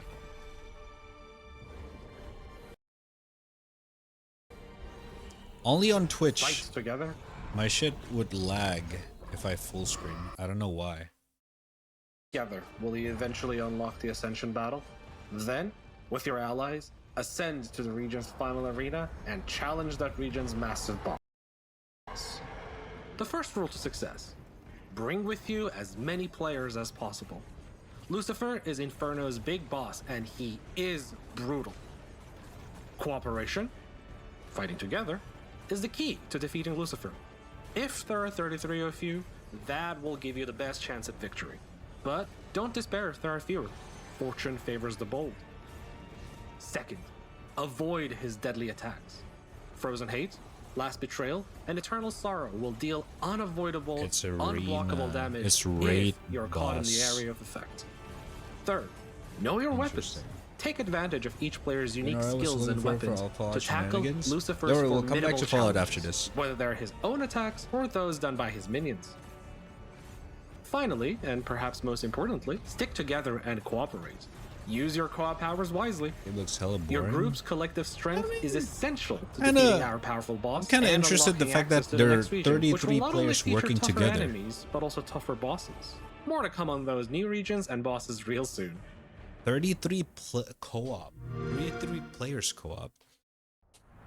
I don't know how That was 33 Immortals, that an action can work, roguelike but that I'm lets you squad up with curious. 32 friends. Finally, a co-op game for popular people like me that have exactly 32 friends. It's weird that you counted, but I'm happy for you, I guess. It sounds like I'm about to have 31 friends, Kim. Hey guys, come on, we're all pals here. And you know where else you'll find some pals? Pal World! Yes! Well, yeah, so much for the surprise. Anyway, here's what's next for Pal World. Power World update. Oh shit. Alright, let's see what they have this time.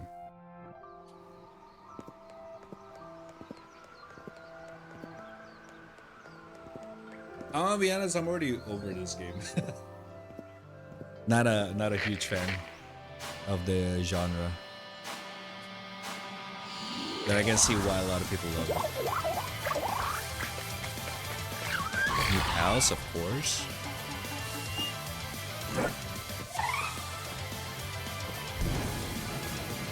Ah, yes. Right. Straight up fucking burning them with a flamethrower.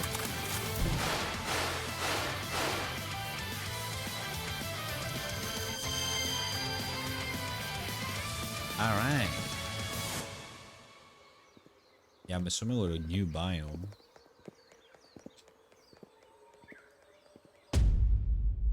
Somewhere. Oh.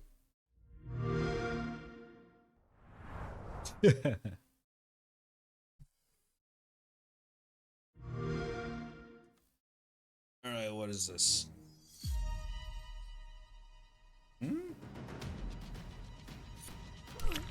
Whoa. This looks turn-based. What the fuck?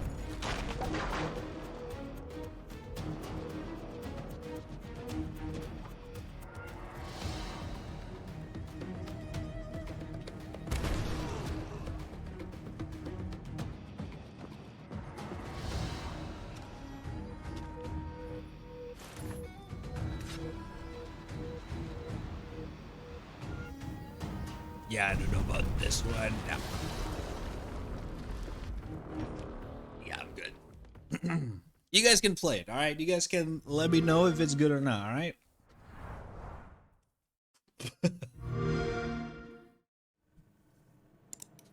Ooh, what's this? I am war. Why is it out of... Oh no. The video zoomed in.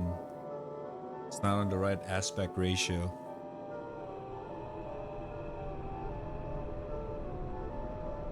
Alright, I'm done. Immediately. Immediately, I'm done. Go ahead and click horror.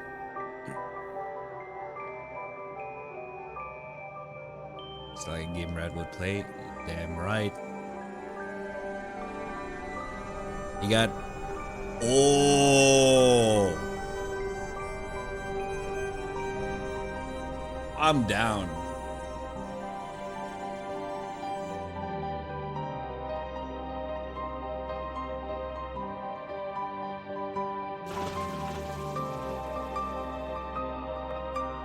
Okay. What the fuck is this?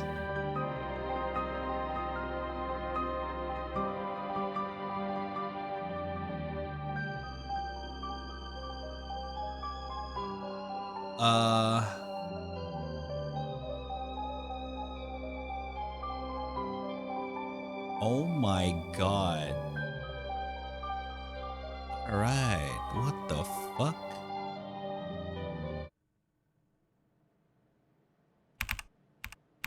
Centum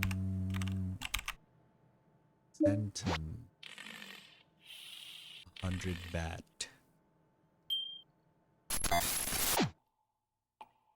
Alright. What the fuck? Yeah, I'm down.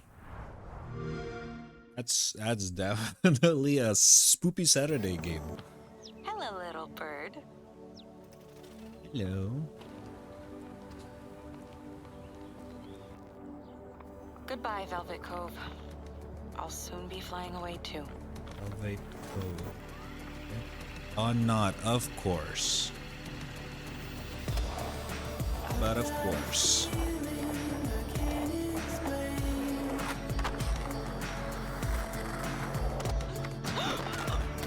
Oh, is this the one that we already saw? We only saw like an announcement for it. Doesn't really have much. It's like 4 teenagers found like some fucking portal or something.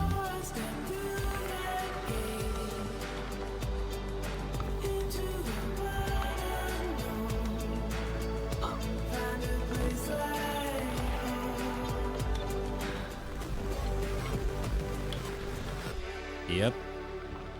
This is Swan Holloway. And if you find this video, it's because I'm already dead. I'm dead. Yep. Alright. Okay. Yeah, we already saw this. Or at least know the announcement. I was expecting more gameplay, but this is just some more clips instead of gameplay. A little bit disappointed, but whatever.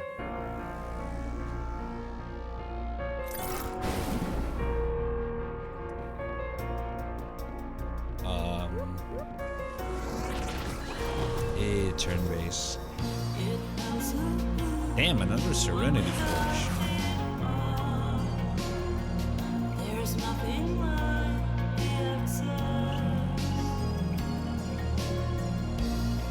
No, you're not.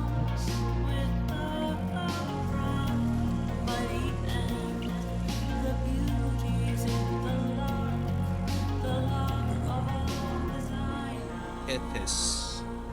Ethos.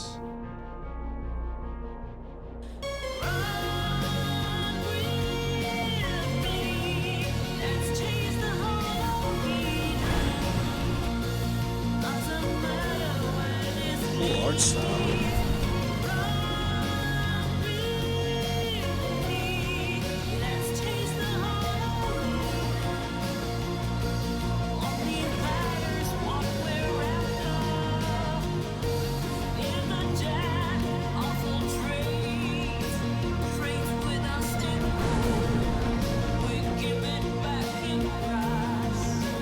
Cyberpunk vibe.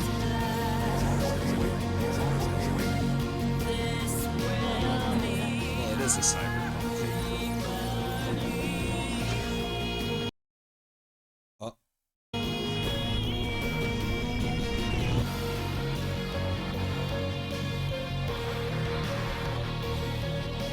Whoa, rhythm.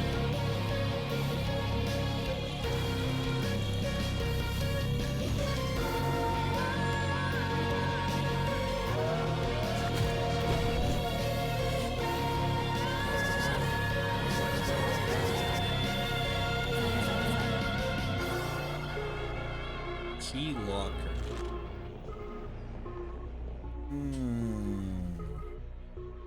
Maybe we'll see if it's gonna be a good game or not first. I'll wait for a review for that. We just got a tease of what's coming to Pal World, and we got brand new looks at Commando's Origins, Centum Lost Record, Bloom and Rage, and Key Locker right here on ID at Xbox, live on IGN. We're only just getting started here, and we have a ton more indie game trailers and gameplay to check out. But be sure to stick around after for a live episode of IGN's weekly Xbox show, Podcast Unlocked. But right now, we need to take a quick break. Stick around. ID at Xbox continues after this. Do they need a break?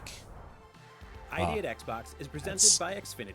Stay ahead of the game with Xfinity's blazing fast speeds and smooth, low-lag connection. The Cinefix Top 100. A list so secretive even we don't know what movies are on it or where they rank. What do you mean you don't know? Each episode will reveal one of the movies. Did I rush it? Felt like I rushed. How long is this? Talk about why it belongs and finally find out where it ranks. Are you not entertained? Are any of the movies we've shown here even on the list? I have no idea. And it drives me crazy. Join us as we find out on the Cinefix Top 100, Mondays starting July 3rd. Why so serious? IGN Playlist is the best way to track your game collection. Now you can even import your entire Steam library to Playlist, making it easier than ever to review games, show off your collection of the world, and finally chip away at that massive backlog you keep meaning to get to. IGN Playlist, check it out.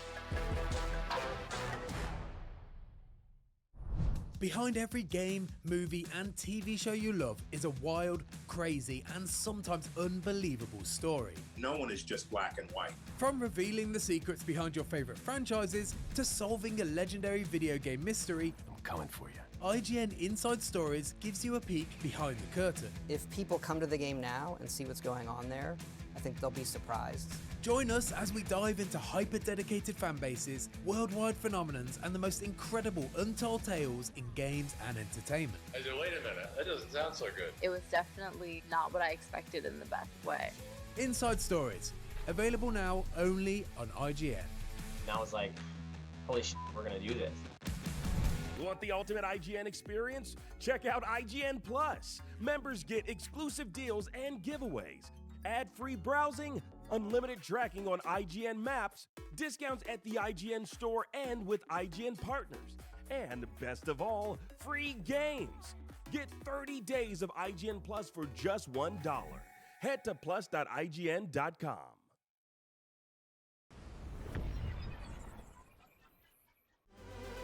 Hey, do you like arcade kart racers but wish there were more karts on the track? Like, I don't know, say 60 of them? Well, coming up, there's a game just for you. Do you like Jackbox party games but wish that they made one that was only for adults and no kids allowed? Well, coming up, there's a game just for you.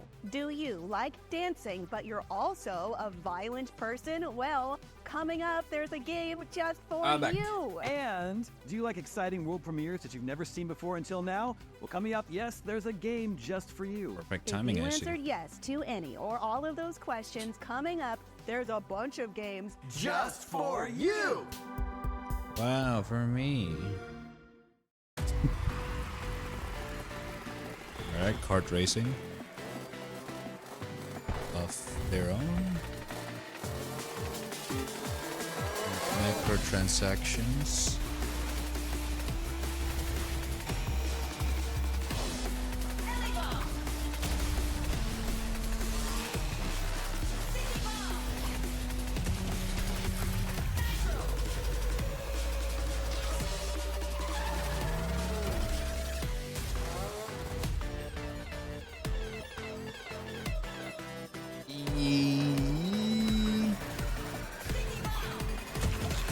I'm gonna be honest, I get it. Oh, this is more like Crash Bandicoot. I mean, Crash style. That's similar to Crash. But I get it though. Art game, like very, you know, unchallenged market still. No one have yet to be able to replace Mario Kart. But I'll be honest, if you really want to compete with Mario Kart, you gotta make a really damn good game. I'm pretty sure there's market for it, but not me. At least make a game just for adults. No? I want a Jackbox game that's going to censor my sensor.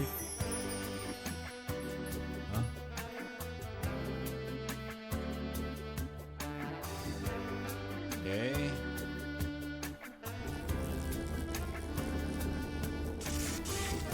Jackbox Naughty Pack. That's a deal. I just realized what's inside that box.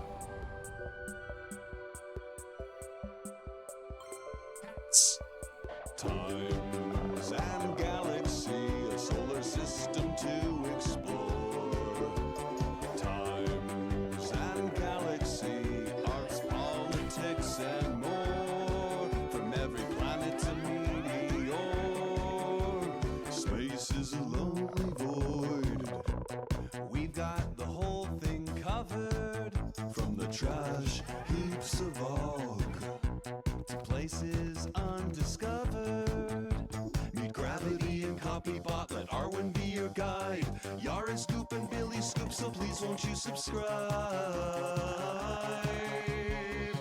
2 times and galaxy, scan your logs for the best quotes.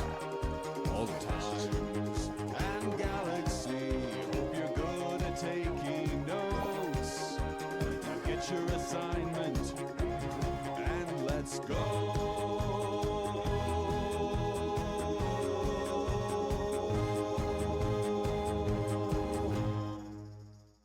Looks like a TV show.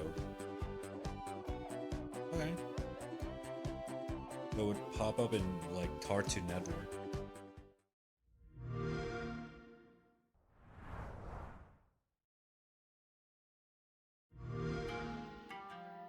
Hey, we played this game! Or at least the demo. It's fun. This game have potential. I hope it's gonna be a good game. actually feels good as well.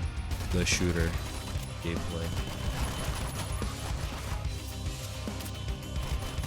There's a shit ton of gun actually. In the demo I can only find one pistol.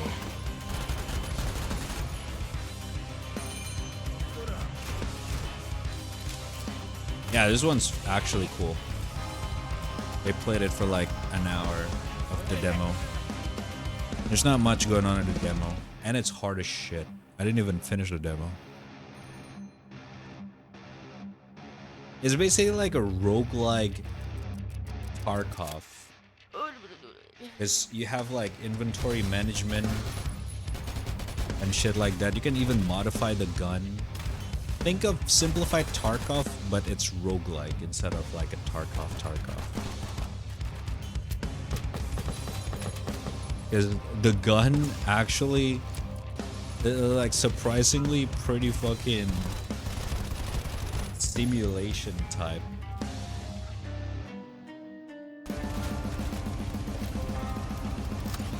They put a lot of effort with the guns and it's good. I respect that.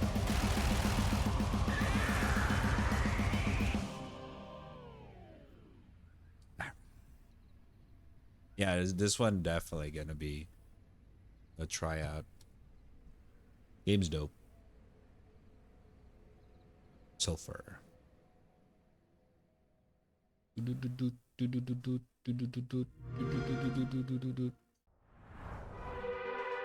You just saw trailers for Stampede, Racing Royale, the Jackbox Naughty Pack, Time and Galaxy, and Sulfur.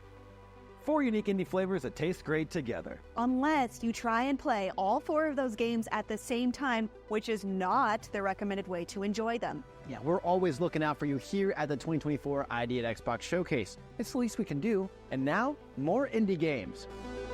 Wow.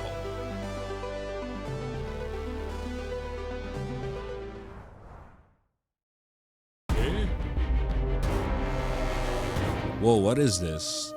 Farah. Hi, this is Peter, the head of production at Massive Damage, and I'm going to show you a little bit of our upcoming game, Farah, The Sundered Tribes. If you haven't seen Farah before, it's a combination of co-op monster hunting, open world survival craft, and a tribal colony sim with a heavy focus on aerial mechanics. This is my village here. This is where I manage my tribe and where they craft all the equipment and potions and weapons. Whoa. And food, all the stuff that we need to survive in Farah. Whoa, wait. We're out of harm's way here. We live on a magical floating island. It's surrounded by friendly sky whales, but when I go to the underland below, that's when things get a little bit more Wait, this game looks cool. The world of Farah is designed to be kind of a jungle gym for our aerial mechanics. You can chain together moves of gliding and tethering to achieve really fast speeds, and it's a lot of fun to see your friends zipping around you, soaring in the air like your fighter jets. But right now, we're on a mission to track down a Groktuck's egg, which we've located here. This is going to involve us fighting a large Groktuck, so you can see a little bit of how combat works. Our combat design also retains that aerial focus, so in addition to physical attacks, our monsters also attack you with elemental bullet hell style barrages, which sort of test your mastery of Farah's aerial mechanics. In addition, you can also cling to the monsters and attack their different body parts, and even saw off craftable trophies mid-combat. But as I mentioned, today I am on a hunt for a Groktuck's egg, so while my friends have him distracted, I'm gonna go find it. When the time is right, I'll be able to hatch the egg, and I'll gain a new addition to my beast menagerie, who I can then bring into the Underland to help me out in all sorts of ways. So that's a little snippet of what makes up our game. If you like what you see and you want to find out more, give us a wish list and follow us at playfarah.com. It's like fun if you get as expected. Okay, animation definitely can be more polished, but other than that, that looks cool actually. That's Farah, right? Not Terra. Pixel junk monsters. No idea what I. 手を上げて目で合図息を合わせて All you need is help All をこいで You need とない今 Co-op puzzle. ついついずっと Whoa. つないだ Help お手伝いよろしくね手を上げて目で合図 Okay, this looks fun. All you need is help. All need to slap. みんなで言う二度も何度もいついついつ Definitely a fucking chaos content. わからないことだらけ手を上げて目で合図息を合わせて All you need is help help help Help. Alright. I'm down. We still have a ton more surprises up ahead right here on ID at Xbox and IGN. Can we tease one of them? Like, make fun of them in rude or mean ways? Like, spread a vicious rumor about them on the playground? I don't know why you'd want to do that to any of the games here today. None of them have done anything to deserve that. After all, isn't teasing just a less mean version of bullying? I mean, tease one of the games we're going to show later, as in the show, reveal a part of a surprise like a clue. You know what? Forget it. It's Vampire Survivors. We're going to show you new stuff coming to the hit game, Vampire Survivors. Does that work for you? Oh yeah, it's way better. I love that game. Well, I'm glad you two worked that out. Anyways, don't forget to stick around after the showcase for a very special ID at Xbox post-show edition of Podcast Unlocked, IGN's weekly Xbox show. God, But first, here's a whole bunch of upcoming indie games coming to Xbox, including one you can play today. Take a look. Hey, they gotta do something about it, right, chat? You're doing a host show thing. Whoa! This game. Wait, that's not the rat? House of Iron. Can you truly? Wait, this is a sequel? Is that 2?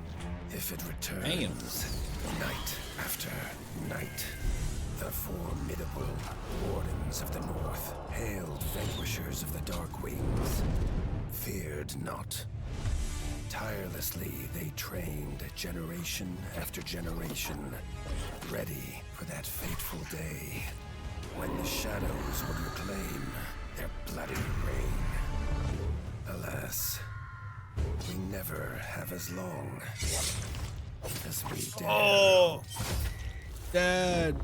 As Arlo, son of Eivor, prepare to embark on an epic quest across the vast realms of the northern wastes to purge Did I your so lands co-op? of the darkness once and for all.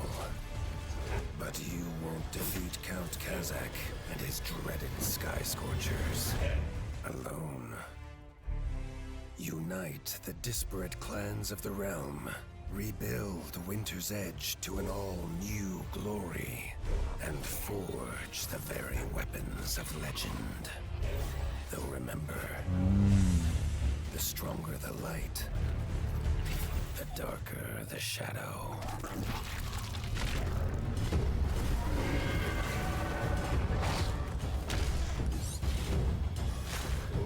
Good. I haven't played the first game still. Tales of Iron 2, Whiskers of Winter. I don't know how hard Wishlist and how good it now. is of a Souls-like. Guess we'll see. Latte, no. So you want to hear about Hangry?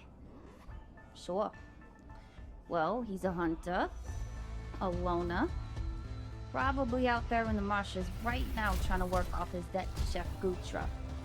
His appetite gets him in places you don't want to be. And those toes might be biting off more than they could chew. Hangry's gotta hunt vicious beasts on dangerous worlds, keep his cravens under control, and get the cargo back here to Gutra's diner. Hey, it's New indie, spot in man. our shiny Zeta City. When you are in here, keep a sharp eye on the goons hanging around. They got ways of dealing with troublemakers. So, watch what you eat, if you know what I mean. Oh, but I want man. You guys shouldn't have left.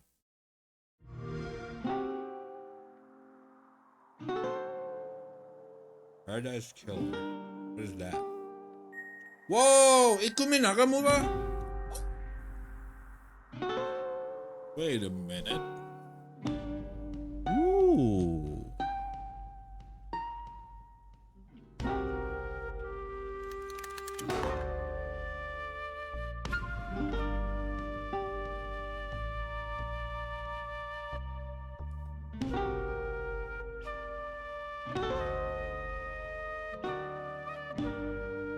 Oh my god.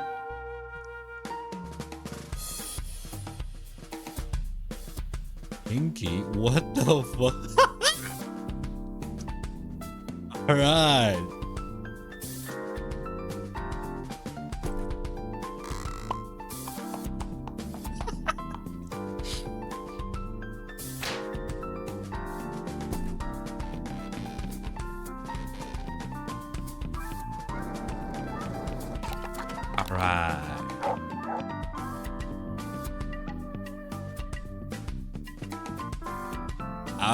Okay, we need to check this one out.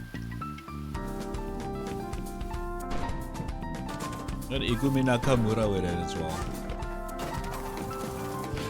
I haven't seen her in a while. She came back with this. Well, goddamn, sign me up.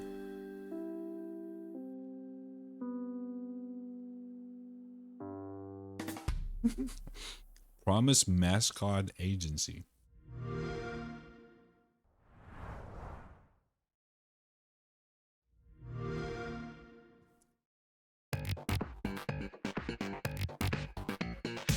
Gamera.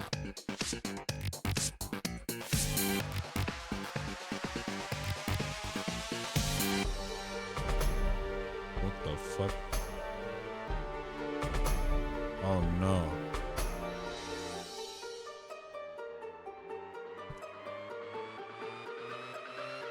Oops, sorry.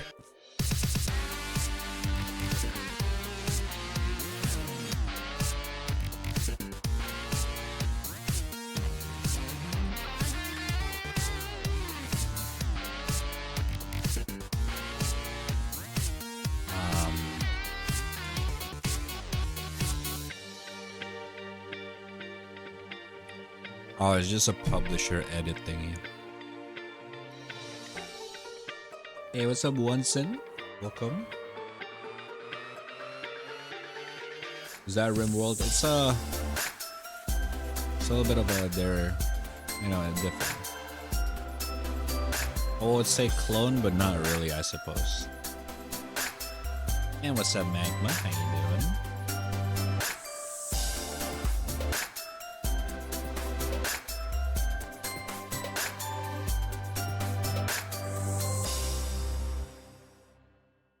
Oh, Game Pass. Ooh. The Rewinder.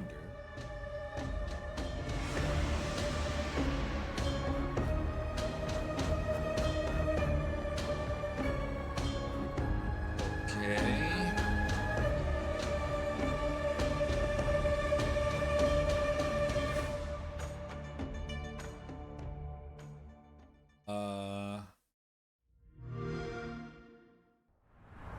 For a game that just released, that was a very short That was trailer. a look at the upcoming indie games Tales of Iron 2, Hangry, Promise Mascot Agency, and a ton of upcoming releases from Gamera Games, which will all be hitting Game Pass day one. The Rewinder is available on Xbox Game Pass as of, well, today, so keep an eye out for it. And coming up, a closer look at something Xbox is partnering with called the Ayayay Initiative.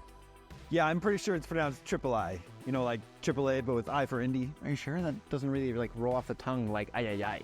Well, here's an informative video to hopefully set the record straight. Ah, they are actually... Okay, they're doing their own shit. Triple I. Alright, let's see what they're talking about here. Oh, never mind. They just re-announcing things they already announced. The Triple I announcement was actually pretty good. I hope they do this annually. The Triple I was actually good.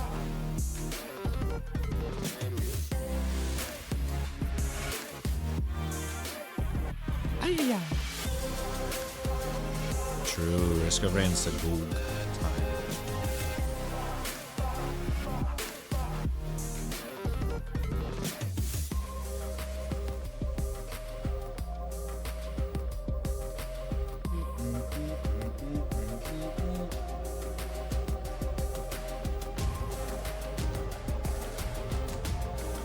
Yeah, we already saw all of this.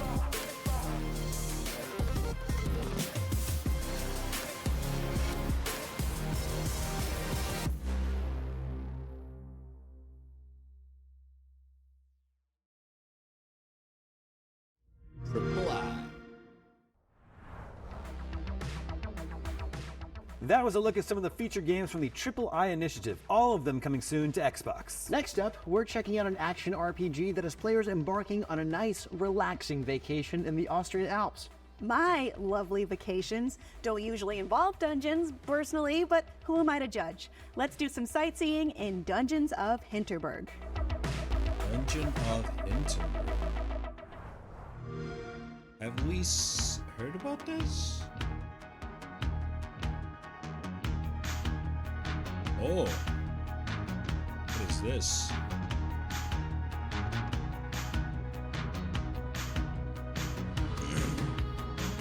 Yes, it is. Oh, some puzzles.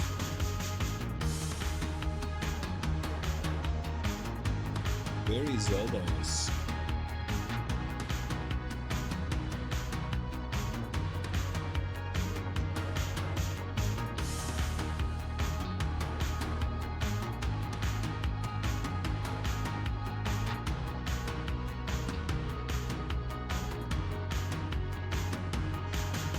It looks a little bit slow though, but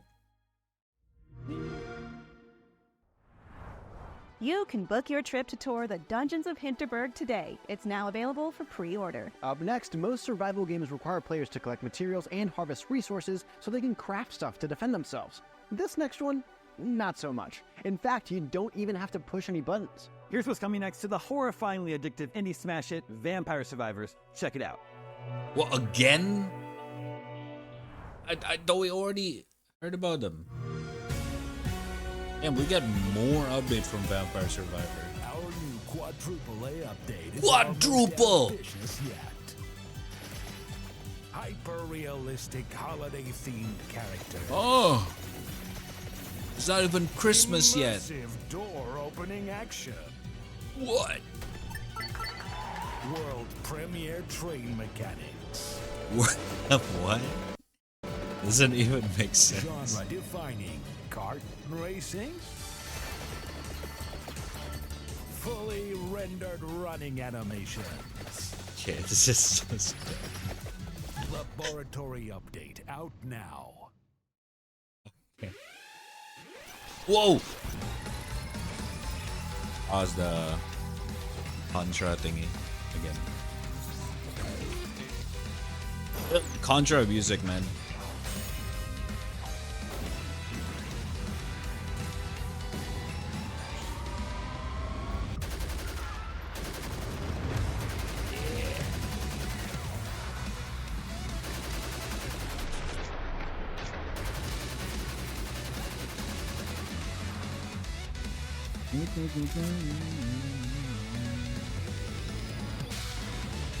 Yeah.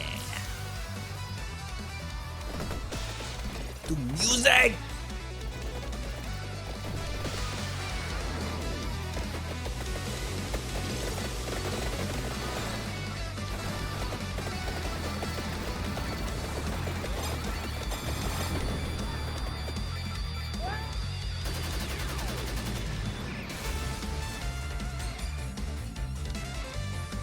Woo!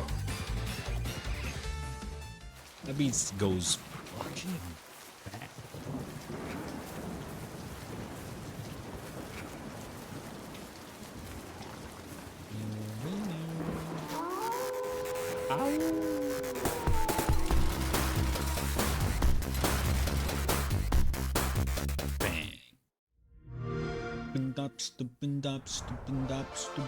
And that's a wrap on this year's ID at Xbox Showcase, but we're not finished just yet. Although the showcase part of the ID at Xbox Showcase is coming to a close, that doesn't mean we don't have more to showcase you. That sounded weird. Either way, we showed you a bunch of awesome games today, but now it's time to actually play them. Up next, we're taking a deeper dive into some of the awesome games for today's ID at Xbox: Aster Blade of the Monolith and Hangry, the ARPG that mixes food and violence. See, trailers are great, but we can't wait to show you how those games actually play. And after those game demos, be sure to stick around for our official Podcast Unlocked post show, breaking down all the biggest announcements, reveals, and trailers we showed you on ID at Xbox today. What the fuck? Farming and if Fest. you want to get your hands on some awesome upcoming games, catch even more trailers, hang out with the IGN crew in person, and check out new reveals from some of the biggest names in games and entertainment, IGN Live is the place to be. IGN Live is Wow. happening this June 7th through 9th at the That was Magic actually Box not in bad. Los Angeles, and we want to see you there. That was Head on down actually to not bad. IGN.com/live Not for the more best, info though, and I to would get say, your but tickets before they're it's gone. not bad either. Thanks for watching this year's ID at I Xbox suppose. Showcase. Now keep watching for more Hangry, After Blade of the Monolith, and of course, our Podcast Unlocked post show. Stick around. Latte. ID at Well, Xbox is my cat presented is- by Xfinity. Stay Give ahead me of a the sec, game Chip. with Xfinity's blazing fast speeds and smooth, low-lag connection. Grand Theft Auto 6. It's been a long and winding road leading to the biggest video game of all time, but it's still so far away. Trust? But don't worry, IGN has just the thing to pass the time until Rockstar turns us loose in Leonida. GTFM, a brand new original show all about Alright, GTA. just one, okay? Tune in for hard-hitting Grand Theft Auto One 6 more. analysis. Who is Jason anyways? The internet's biggest and most out-there fan theories. I would make the argument that based on the universe, it's actually not Lucia. Interviews with the most infamous stars of past 3, Grand 2, Theft 1, Auto games. go. Call me Franklin, all y'all want to say, or Mr. Clinton. And so much more. We are back. For everything GTA, it's GTFM. I love remote control feeding. Have you ever been stuck on the same quest for just way too long? IGN strategy guides and Wow, alright. Alright, that was a...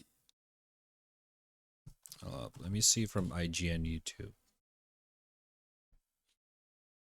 Because I did join kind of halfway there. What did I miss? We missed out on the casting of Frank Stone. Isn't that already a thing? The finals update. Marvel Rivals new map. Alright, that's all we missed. Let's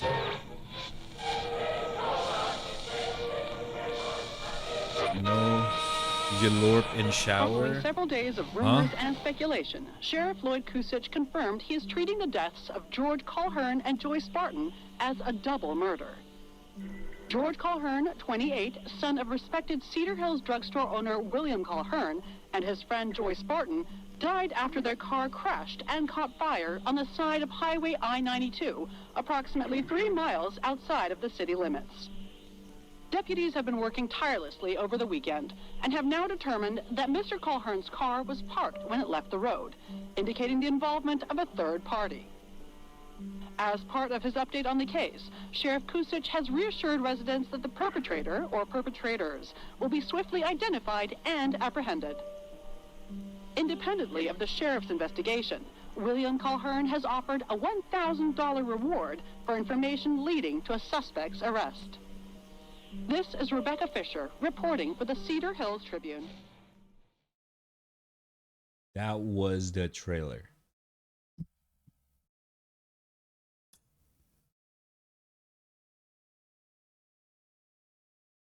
Okay. Next one. The finals official terminal attack game.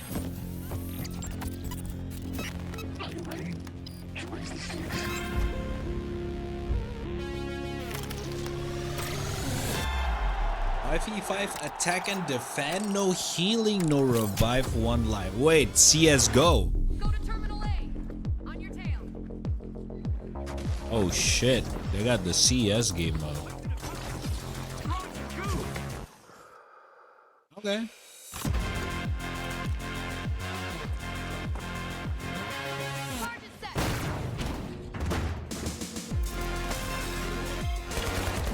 Best of 7 rounds. Alright, now this I can get behind, I think.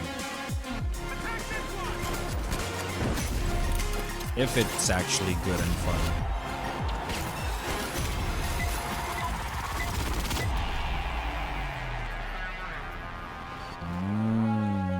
it's already out as well.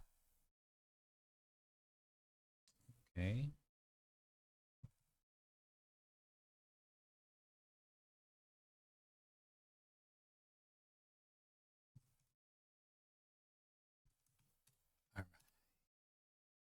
Next.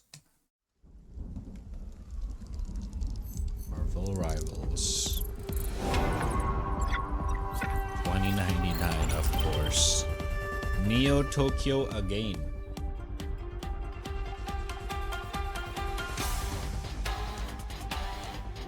Alright, it has to look like Overwatch, of course. God damn, these guys.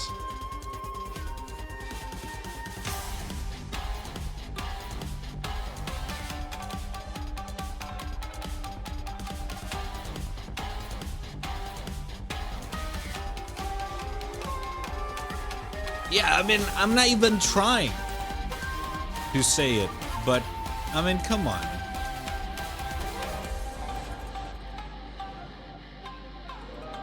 Am I wrong? Whatever.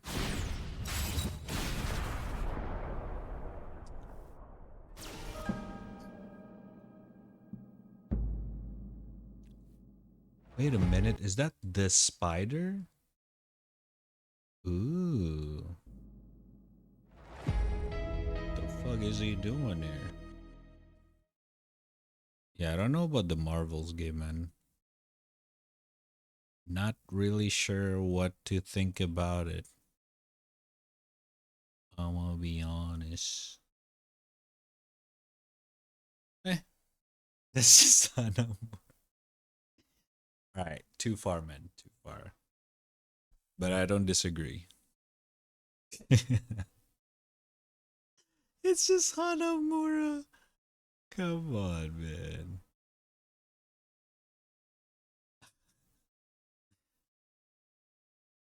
Alright.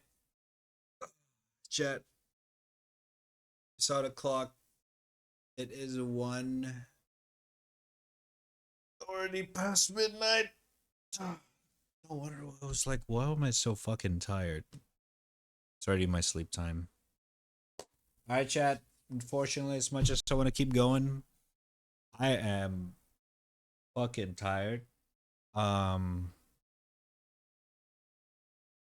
So yeah. I'm a peace out here, chat. But tomorrow we'll be back with some more gaming. Probably gonna do some, well, if we can co-op, we'll co-op. No, actually, just kidding. Tomorrow we're gonna do Gray Zone Warfare. It is going to be out tomorrow, but not like right away. So like I'll start the stream and it's still not gonna be out. So it's gonna be at like an hour or two after that. I'll have to download it first and then we'll play Gray Zone. So we're probably gonna be some co-op or some Fallout 3 at the start of the stream, and then we'll do some Gray Zone. Alright?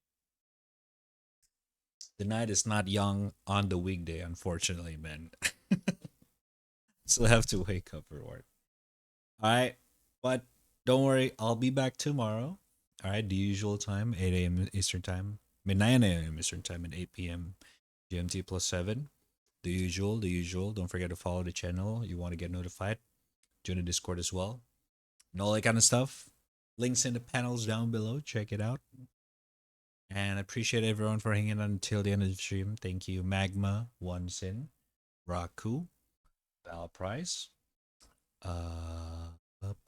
Paper, Saints, Pain, and everyone else that I forgot to mention or lurking with the stream open it to brag on while you're doing your own stuff. Thank you very much. Appreciate it, much love.